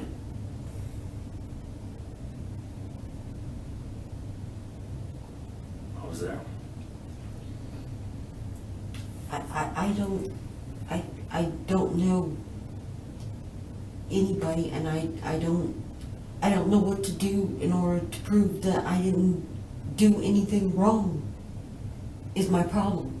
I understand. I'm racking my brain, No, I got you. and I'm trying to figure out what I can do to prove that I didn't do anything wrong, and that, you know, give y'all something that would prove to you without a doubt that it's not me. I haven't done anything wrong, and I haven't been able to think of anything. Let me ask you. Do you miss your mother? God, yes. And you miss her? My mother was my life. She was my best friend. There wasn't anything I wouldn't do for my mother. I would never hurt her. Never. If somebody had a gun to my head, they would have to shoot me before I hurt my mother. Period. And I'm not BSing you. Honest to God. There isn't anything my mother wouldn't do for me. She stood by me when a lot of people wouldn't. I understand. And there is nothing I wouldn't have done for her. And I wish like hell that I would have stayed home Saturday. Because then maybe none of this would have happened. And I would have thought my mother. A huge piece of me is now dead. That woman was more important to me than any member of my family. Now, as strong as you feel, I mean, you want to get to the bottom of what's going on just as much as we do. Yes, and that's why I've been trying to rack my brain, trying to figure out how. I don't know what I can do to prove that I didn't do anything or know anybody did anything, or I don't know. I mean, I don't know, but I want to get to the bottom of it. I want to be able to tell you guys something, Yeah. and I don't know what. I don't know what I can tell you that's gonna help. I honestly don't. I've been trying. I know I screwed up when I didn't tell them the truth last night and correcting it. I know that threw a red flag up, and I understand that. And me not asking my mother questions, they said that throws a red flag up, but it's just my personality. I'm not that person. If somebody tells me something, I go, okay. I don't ask them 500 questions. It's just not me. I never have been that way. Yeah. To me, it's not a red flag. It's just my personality. Yeah, so, but why wouldn't you want to tell the truth, though? I mean, that kind of... It sounds vain. I know, it sounds vain. I was afraid that I would sound selfish, that I was putting myself first before my mother. And I wasn't, but it's because I wasn't worried that something was wrong. Mm-hmm. But then after all of it happened, I thought I would sound selfish, and I knew my sister would go ballistic on me. And so I didn't. Because I didn't want to sound, I mean, I know that's stupid. I know it is.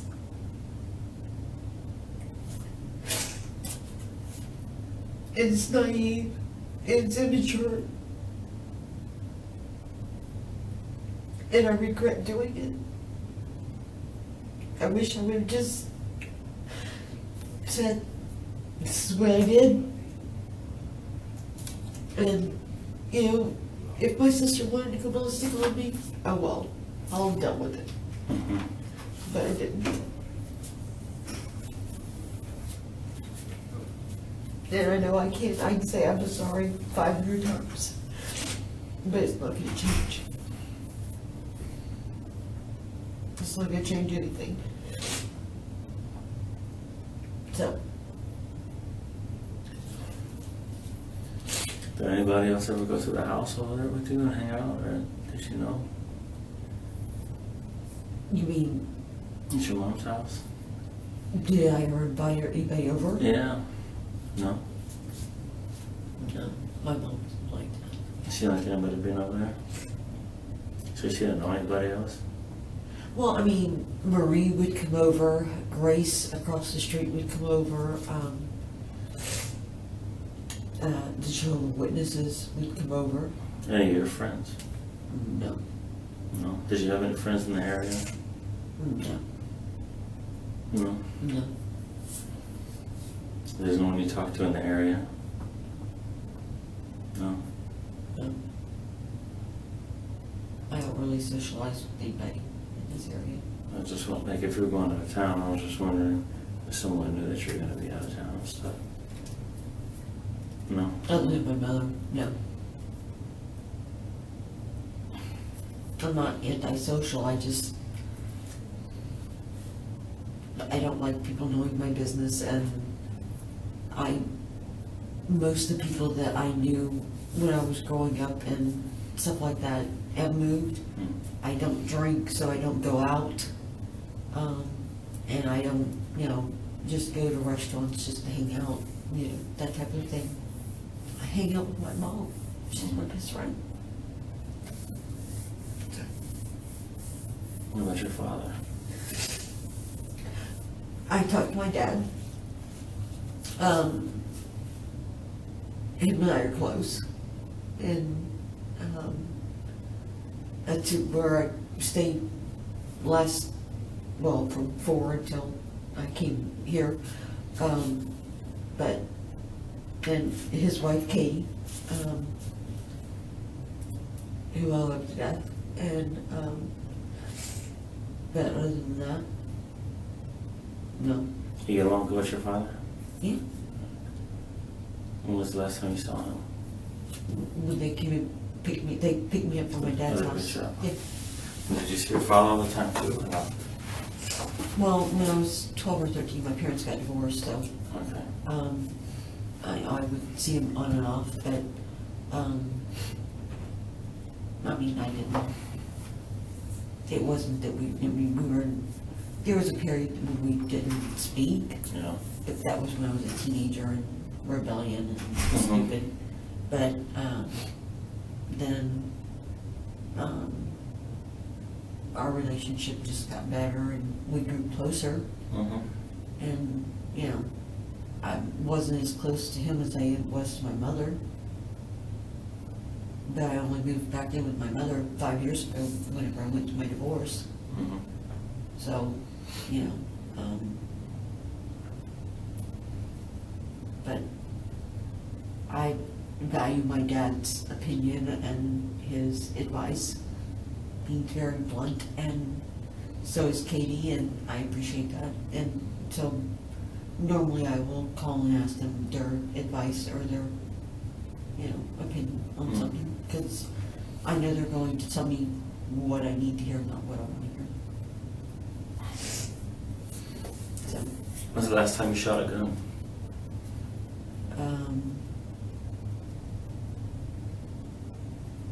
I shot Carrie's gun probably 8 months ago.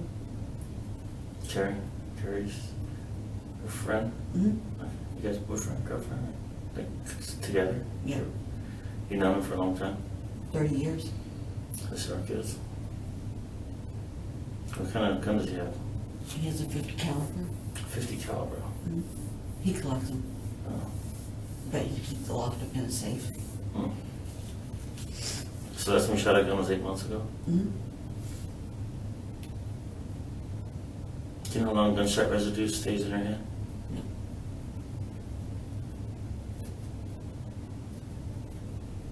Do you only get swabbed for gunshot residue on your hands? Yes. Yeah. Yeah. Okay. That's good. You have any guns in the house or weapons in the house, you know? I'm told my mother had a gun. Oh, you don't know if she had it or not? I know she had one a long time ago that I hid. And then she got another one, but apparently that one went missing, and I don't think she ever reported it. Okay. You hid the first one? Why'd you hide it for? Because I didn't think it was safe. Hmm. You know what kind of gun she had? The one I hid, Mm-hmm. I think it was like a 38. Okay. When was the one she replaced it with, you know? It was bigger. Yeah. And I don't know how, the barrel was longer. I don't know exactly what it was. Okay. When you hid it, where'd you hide it at? The 38 Mm-hmm. in the garage, in one of the bins. One of the bins? Is it still there? As far as I know, yes. Okay. And what about the bigger gun? You haven't seen that in how long? Have you seen it? Or? She's the one who told me that one was missing. Okay. I don't know where she kept it. She just told me that she had a gun, it was missing. And that was a couple months ago. Did she like guns? Was she a gun fanatic? Or what'd she have a gun for? Why do you think her mom had a gun? I thought it was for protection, Yeah. but,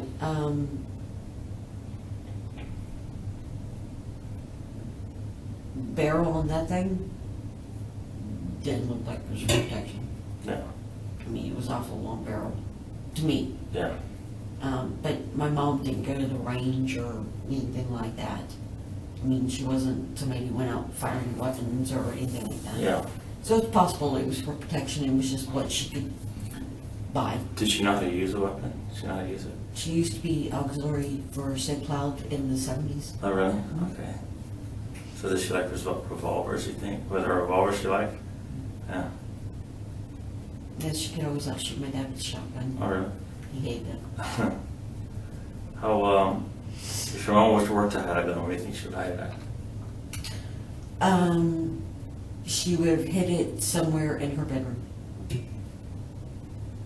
Okay. She would have kept it somewhere in her bedroom, somewhere that she could have gotten her hands on it.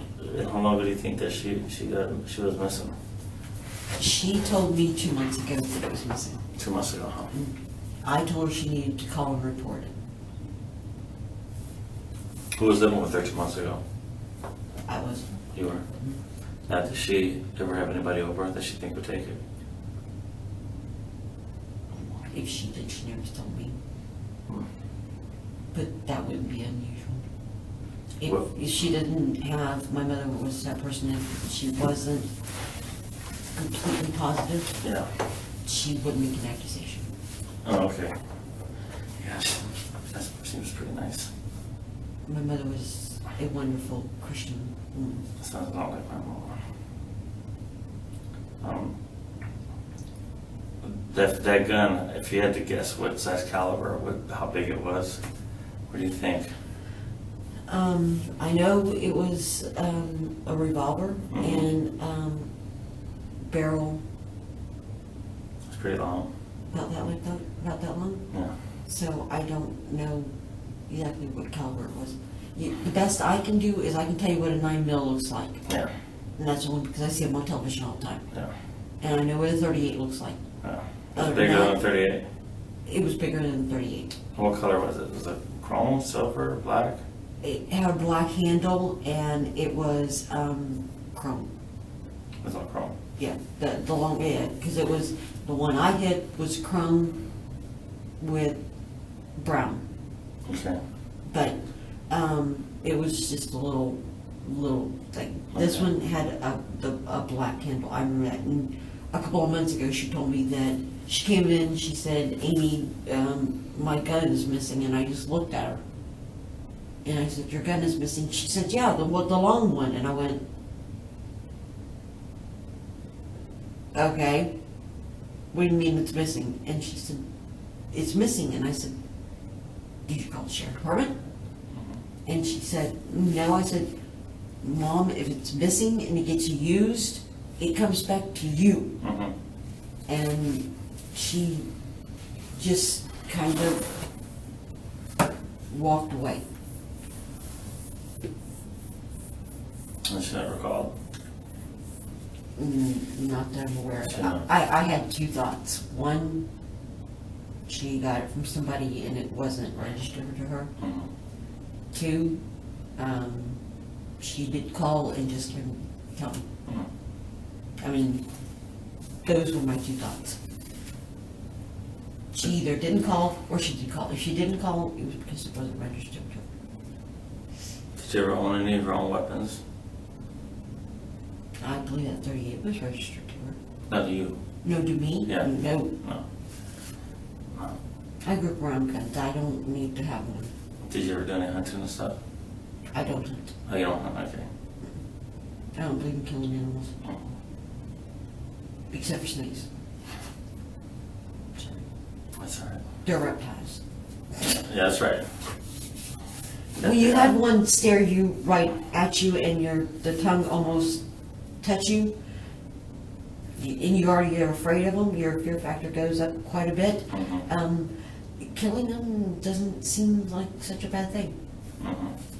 But anything else, I will hurt you if you hit an animal or, that type of, I'm very big about animal rights. Yeah. That's good. Human rights, animal rights, you don't hit a woman doesn't hit a man, you don't hit an animal, you don't mistreat children. I mean, that's how I was raised, that's how I am. And that's the reason I'm trying to find out and figure out what or how I can give y'all something to prove that to stop you, where you don't have to, you stop looking at me and maybe, move on to somebody else or a different direction. And I don't know, I can't think of what I can do. What, I wasn't here, so I don't know what the other detectives talked to you about. What did they tell you about your mother? They told me that she was buried in the backyard with fresh dirt over her and fake flowers.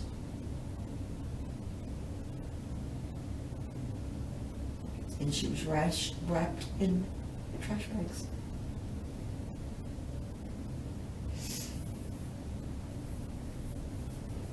Did they tell you anything else she was wrapped in?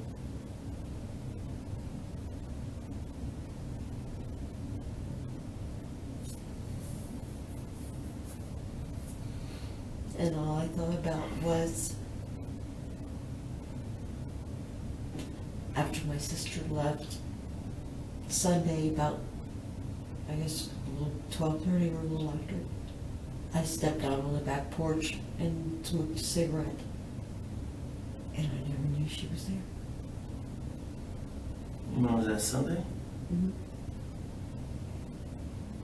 I was standing there smoking a cigarette. And I never knew she was in the backyard.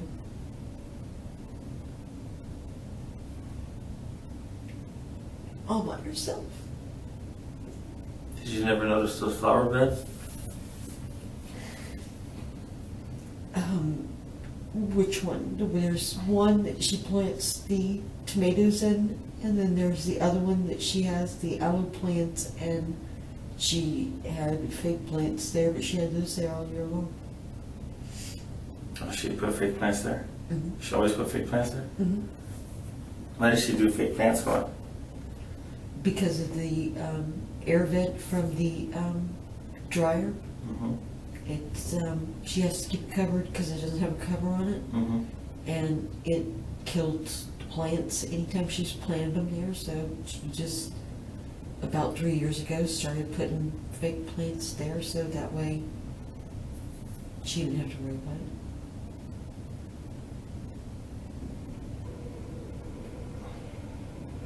And on the other side, is it's a smaller one, but it's,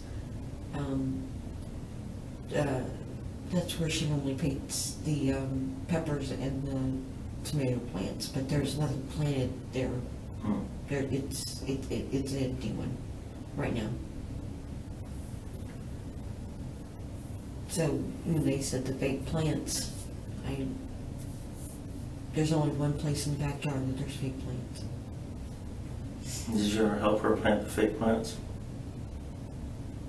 I've helped remove her, and and rearrange them and pick different ones to put there, but that's about it. You ever help her dig and shovel and plant new ones? I mean, I helped her with the shovel, dig or kill snakes.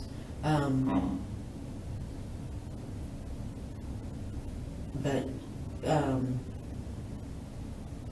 then, just kind of rearrange the dirt with the shovel and just put new plant, rearrange the flowers or change them. And I would stand back and look at them, or she would stand back and look at them, but we haven't done that in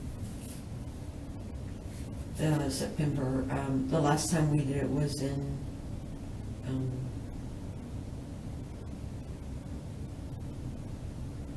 July. In July. Yeah. July. How long have you been at that house for? I moved back in 5 years ago. Like 5 years? You've been there 5 years. That's a long time. That's a long time. That's how long we've been divorced. Oh. I was supposed to be moving to Ohio, but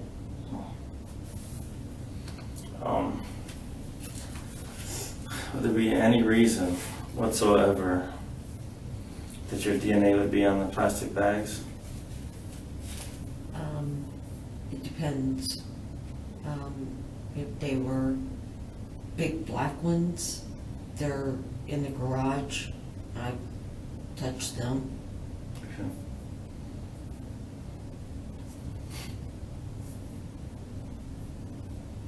What about anything else?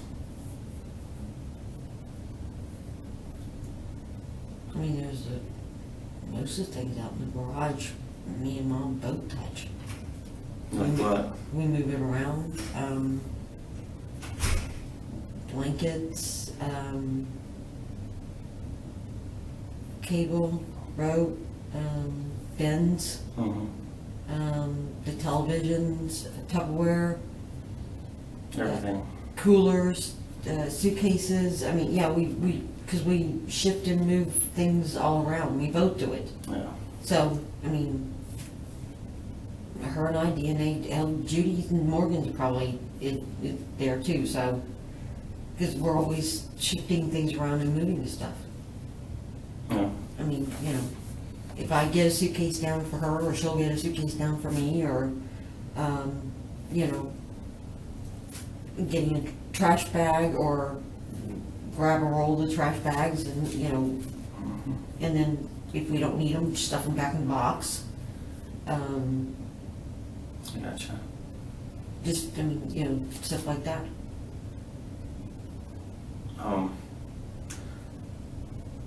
What kind of cable are you talking about? You mentioned cable. You move cables around also? Over on the shelves, there are, we got jars of different things, and we were switching cables to the TVs, and I took the white cable off of her TV because it was too long, and she doesn't like a lot of the wires. Oh, yeah. And so we put a new one on it, and I took it and put it out in the garage. But she helped me, put it together. And I just put it up on the, let's see, it would be the second shelf by the garage door, kind of in, or maybe it was the third shelf. Because there's a little black cable one that's on the shelf also, but Okay. I don't know if it's the second or third one, but it's closest to the garage door. I remember that part. So Oh, that's the cable I was talking about. what about sheets? You said sheets. What kind of sheets do you move around in the garage? Blankets, the blankets we use to wrap the Oh, blankets. pump. Yeah, Oh, okay. yeah. Do we have certain blankets that we use to wrap the pump during the winter time? The pump? Yeah, it's outside and it's kind of got it's got a blockhouse around it. Yeah. And we use 2 blankets and light that we put in there to keep Okay. it from the water from freezing or the pipes from freezing. Oh, is that the well? Is that a well or something? Yeah. But it's over off to the, it's not next to the house, it's off to the side. It's got its own little Okay. house around it. Now, these blankets, do you keep them in the garage all the time? Is that what you do? Mhm. No, what kind of blankets are they? One is a kind of like I call it a scratchy pink with a kind of like a satin, around it. It's got paint all over it. Mm-hmm. Another one was mine when I was really young. It's pink with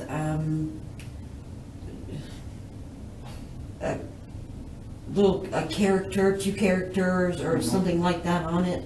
And it's got, the lamp actually almost caught it on fire one year. We got it too close. And that's out in the garage.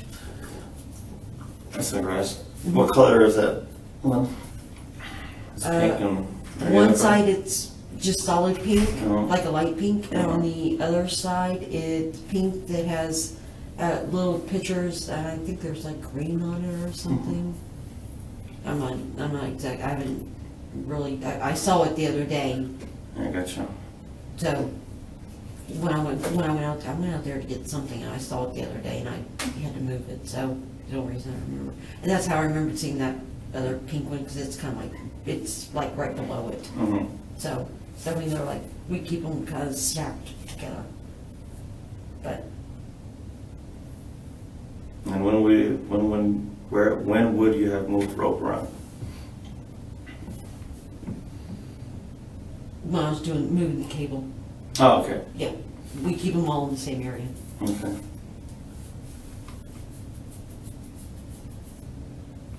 And you guys got like a lot of twine or stuff like that? Or you have any twine or anything like that? You mean like the really thin thing? Yeah. And no, I don't. Well, no, yeah, there is some on the shelf. Yeah, there's some. I think there's some on the shelf. I think it's twine. I didn't really pay that much attention to it. But I think there's some twine out there. It's like fishing line?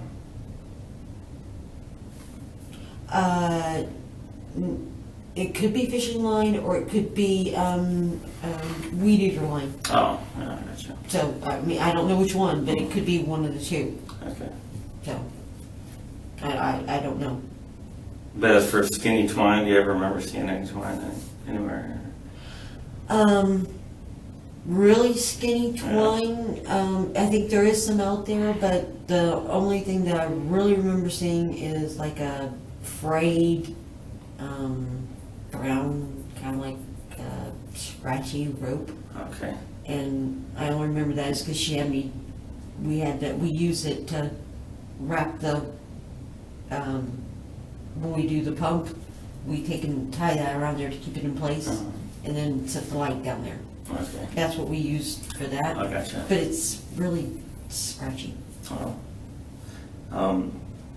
We're in the garage, that 38, if it's still there, is it still be on the shelf somewhere? I'm trying to imagine. No, it's not on a shelf, it's in a bin. Mhm.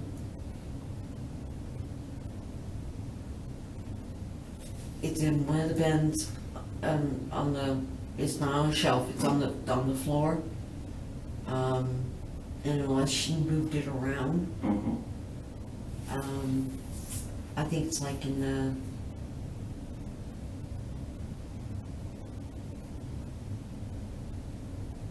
first or second bin, I think. I'm not exactly sure. I know it's in one of those bins out there. If I, Remember correctly. Yeah, I mean, if I went out there, I would know exactly which one it was. That's definitely, you moved that one. You moved that gun, right? You're the one who hit that gun? I hit that gun, Okay. and I did that back before I moved out, and a long time ago, back in '98. Oh, so it's been there for a long time. Yeah. So if we did a test on it when the last time it was fired, that'd be a long time ago. Should be, Should we? unless Mom found it. You think she possibly could have shot it or put it back in the same spot? No. Probably not. Hmm. No. I can't see that happening. Yeah. What about, and that other, the missing gun, any clues your mom ever bring it up and say, hey, like maybe she got rid of it or gave it to somebody to share with you, anything like that? All she told me was that she came in, she said, we're in trouble, the gun's missing. I told her she needed to call the sheriff department. Mm-hmm. She just kind of looked at me and walked off. She never said whether she did or not, and I didn't ask. Again, it's not my personality. Yeah. I mean, I did make the comment, if something happens, it's gonna go back to you, Mom. Yeah. So, whether she did or not, I didn't ask because it meant that if she didn't, I knew that it was a gun that wasn't registered to her. Mm-hmm. And if she did, then you guys would mail it to the house. Mm-hmm. That's the reason I didn't ask her. That way she didn't have to tell me. That's just how I am. I say we swabbed your arm, your hand, and we did find residue on it. Was there any particular reason why you did have residue on your hand for? No, No? no, Okay. Just have to ask. I know, but no. No, okay. And your room is the far room, right? The far? Is it the one all the way down, right? On the left? If you go in, it's the one towards, it's in the front of the house, purple. Okay. Yeah. And the other room that's there is on the right? That's her TV room. That's her TV room. So she hangs out, does she hang out in there ever? Is that where she likes to sit and stuff? Mhm. Yeah. Yeah. Does she like watching shows and stuff like that? Oh, yeah. Who saw like a lot of notes and she was taking, like I know she took notes for everything. She likes Dr. Charles Stanley, so she takes a lot of notes on his sermons, and she has another one that she likes to watch, and she loves Paula Dean at the cooking shows, Yeah. so she takes a lot of notes on those things. Yeah. So if you think Loves someone, NCIS. I see, yeah. NCIS, NCIS Los Angeles, and NCIS New Orleans. Yeah. She loves And it. Hawaii Five-0. Really? Loves Stevie. No, I take it back. She loves Danny Williams. No, I'm sorry. Just recently we had this conversation. I love Steve McGarrett. She likes Chin Ho. Not funny, but yeah. It's amazing, the conversation I just remembered. Anyways, go ahead. All right, I gotta get back because I'm thinking about Hawaii 5 right now. You don't have DVR? No, I don't actually.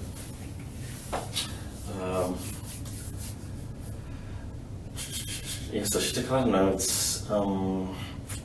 She's like real organized with a lot of stuff too, I noticed. Mm-hmm. Right? Mm-hmm. Very organized. Yeah, very, very organized. Mm-hmm. And did you always get along with your mom, or did you ever have times when you had problems? No, always got one. You always got along with her? The worst thing I always, and I did it twice, and to this day, if I had a time machine, I would go back and change it. I disappointed her twice, and I wish that's the last person in the world that I would ever want to disappoint. I don't know what those disappointments. My ex-husband, Mm-hmm. she told me not to marry him, and I did. Mm-hmm. And back in 2010, I had a substance abuse problem. Okay. But she was the one who helped me and got me through it, and I was very grateful for that. Mm-hmm. But I still wish I could go back and never have that problem. Yeah.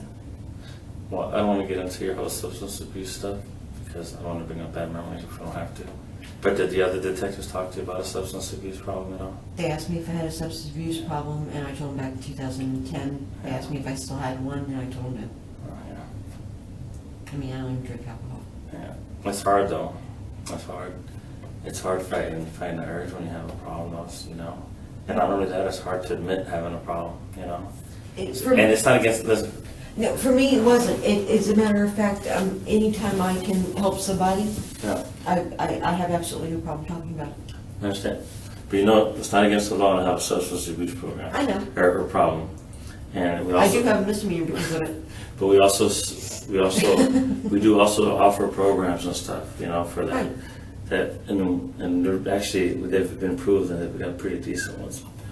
So if there's any reason you're worried about, telling us about one, you know, we can do whatever we can. No, absolutely not. Okay. I mean, I know mine was the Lyrica, and I don't even know what that is. it's it's FDA approved. It's for fibromyalgia and convulsions Yeah. and epilepsy, and the doctor that I was going to at the time had me taking 3 times the amount milligrams that the pharmaceutical company recommended, and that's the reason the judge, I had Judge O'Brien. Okay.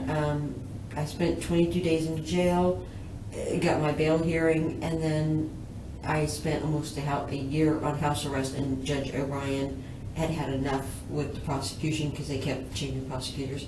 So when my court case came up, she told him to make a deal, dropped it down to the DUI, and gave me 100 hours of community service, which I did at the pound.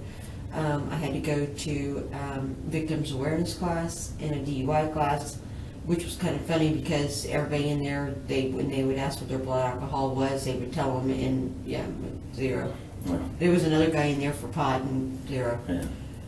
Of course, the one guy that came in and ate that little stick that you have to put on your tongue and it turns green, you've been drinking, when he breathed on it and it turned greener than the Incredible Hulk without it even touching his tongue at 8 o'clock in the morning.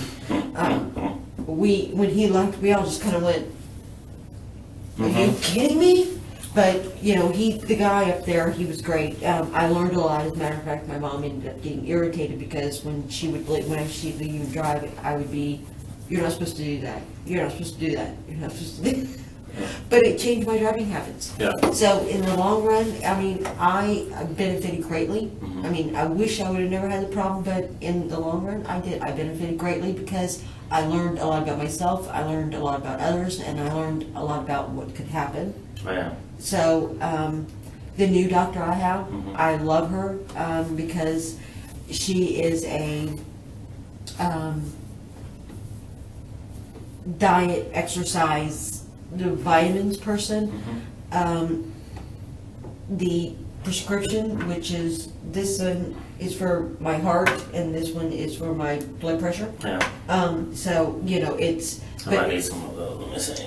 The blood pressure. All right, go on. Well, this is only 5. I take it twice a day, but it's 5 milligrams. Once a day. This one's twice a day. This is actually. What time is it, by the way? I don't know.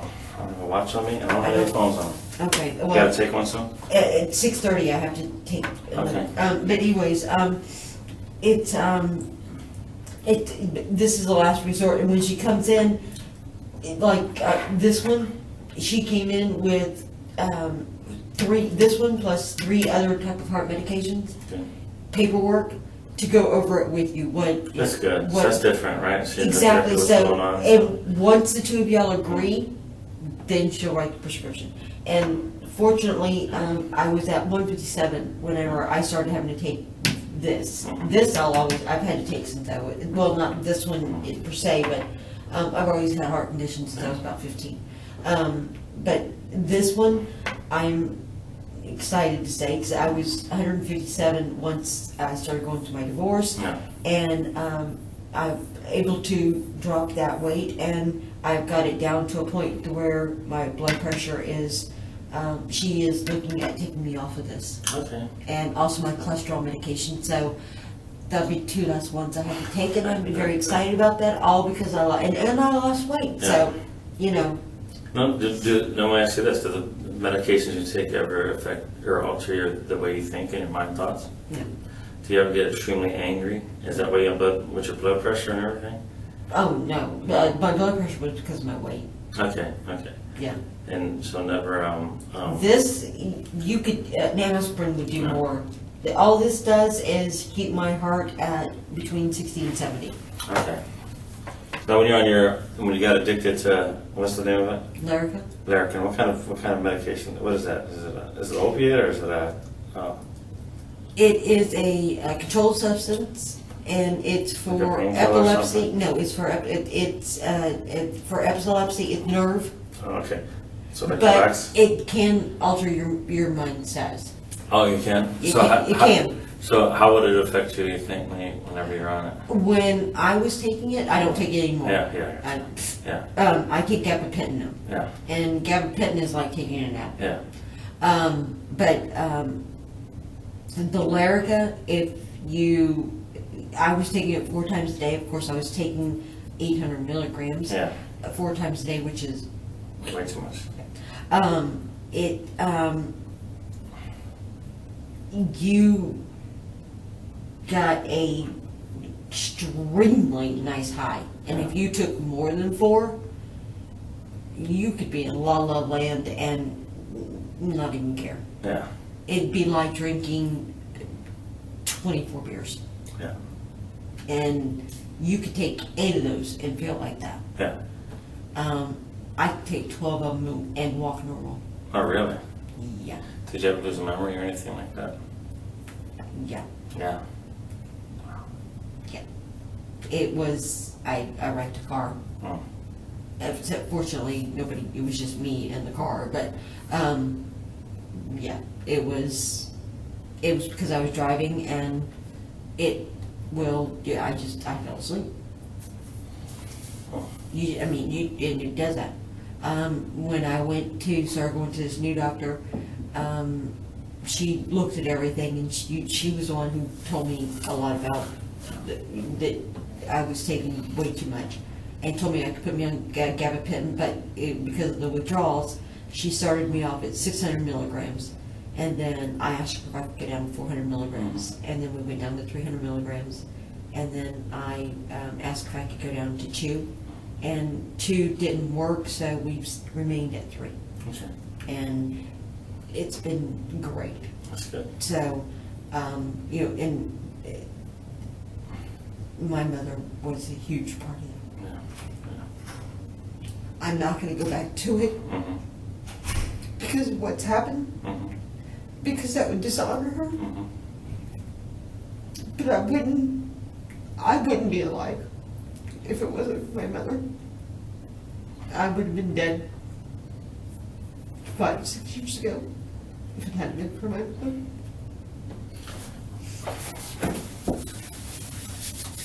So, there's no way I would go back to something like that, because that would just completely dishonor her. And I'm not going to do that. I'm not. I would never do anything to dishonor my mother. Well, how are you with drinks? Do you want some water or something?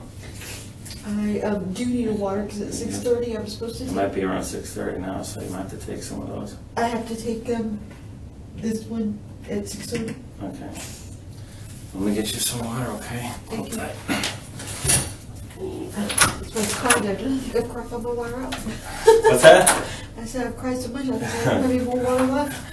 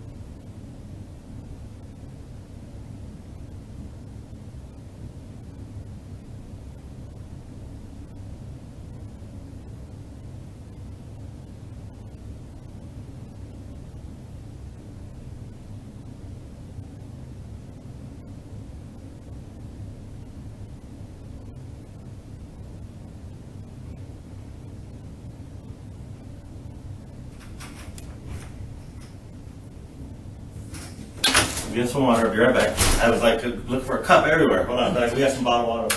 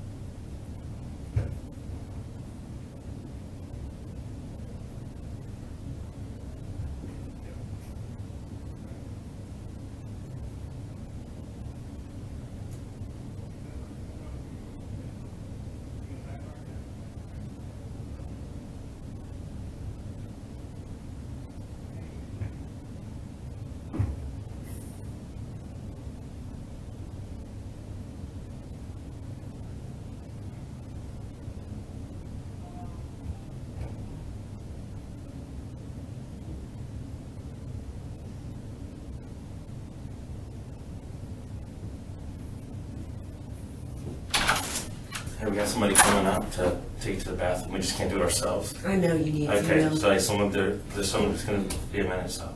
Are you able to step in? Can I ask you a couple questions? Do you know if I'm going to be leaving here tonight? I'm not sure yet. Okay. It's not my case, I know. all right? I have to get with the other detectives and find out exactly what's going on. But to be honest with you, I don't know yet. So, If I do, am I going to be able to go back to my house, or am I going to have to go back to my dad's? you can't go back to your house, not yet.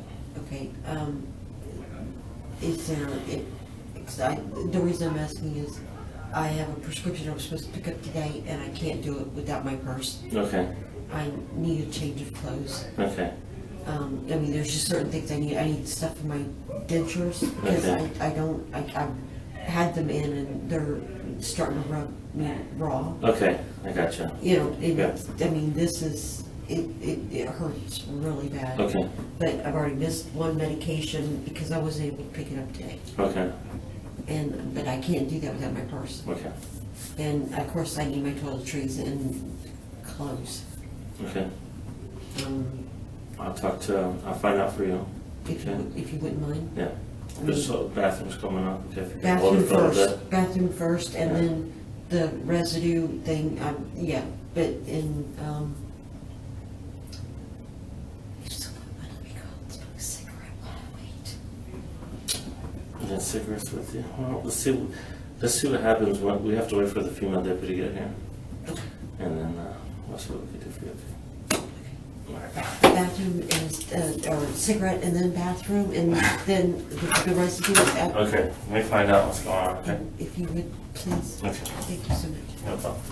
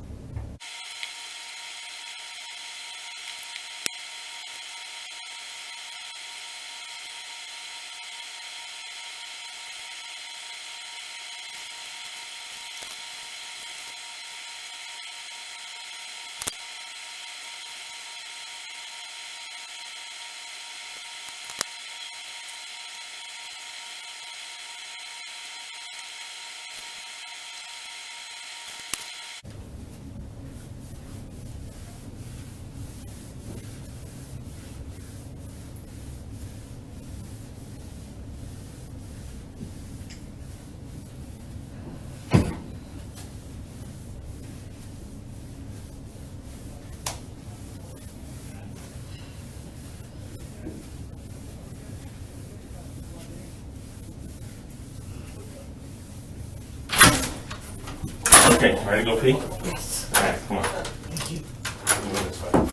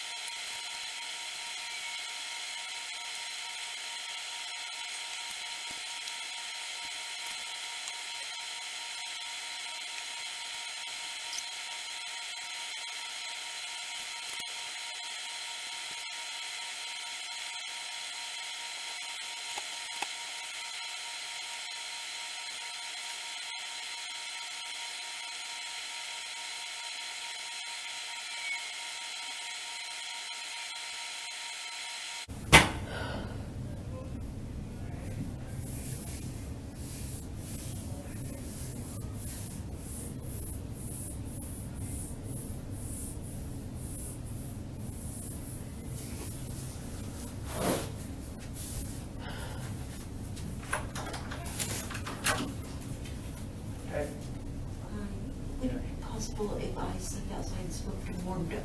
I'm turning purple. Yeah, sorry. Is there any, Let me see what I can find for you, but. Okay, I'll be right back. All right. do you have much longer? Yeah, it's gonna be like, 10 more minutes. All right, And then I'll what? be right back. Hold on.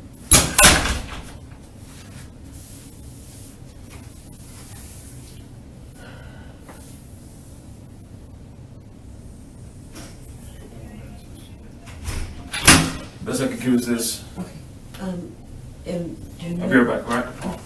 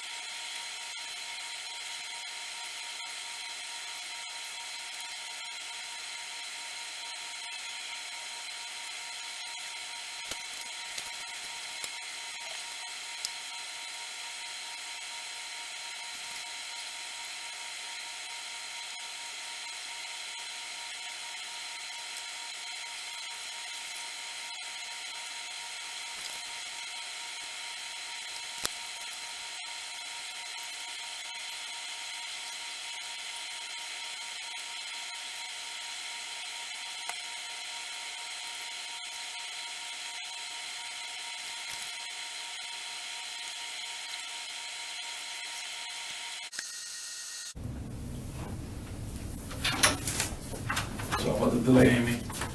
Time is 10:52 p.m. Time is September. The date is September 21st, 2015. We're gonna be concluding the video.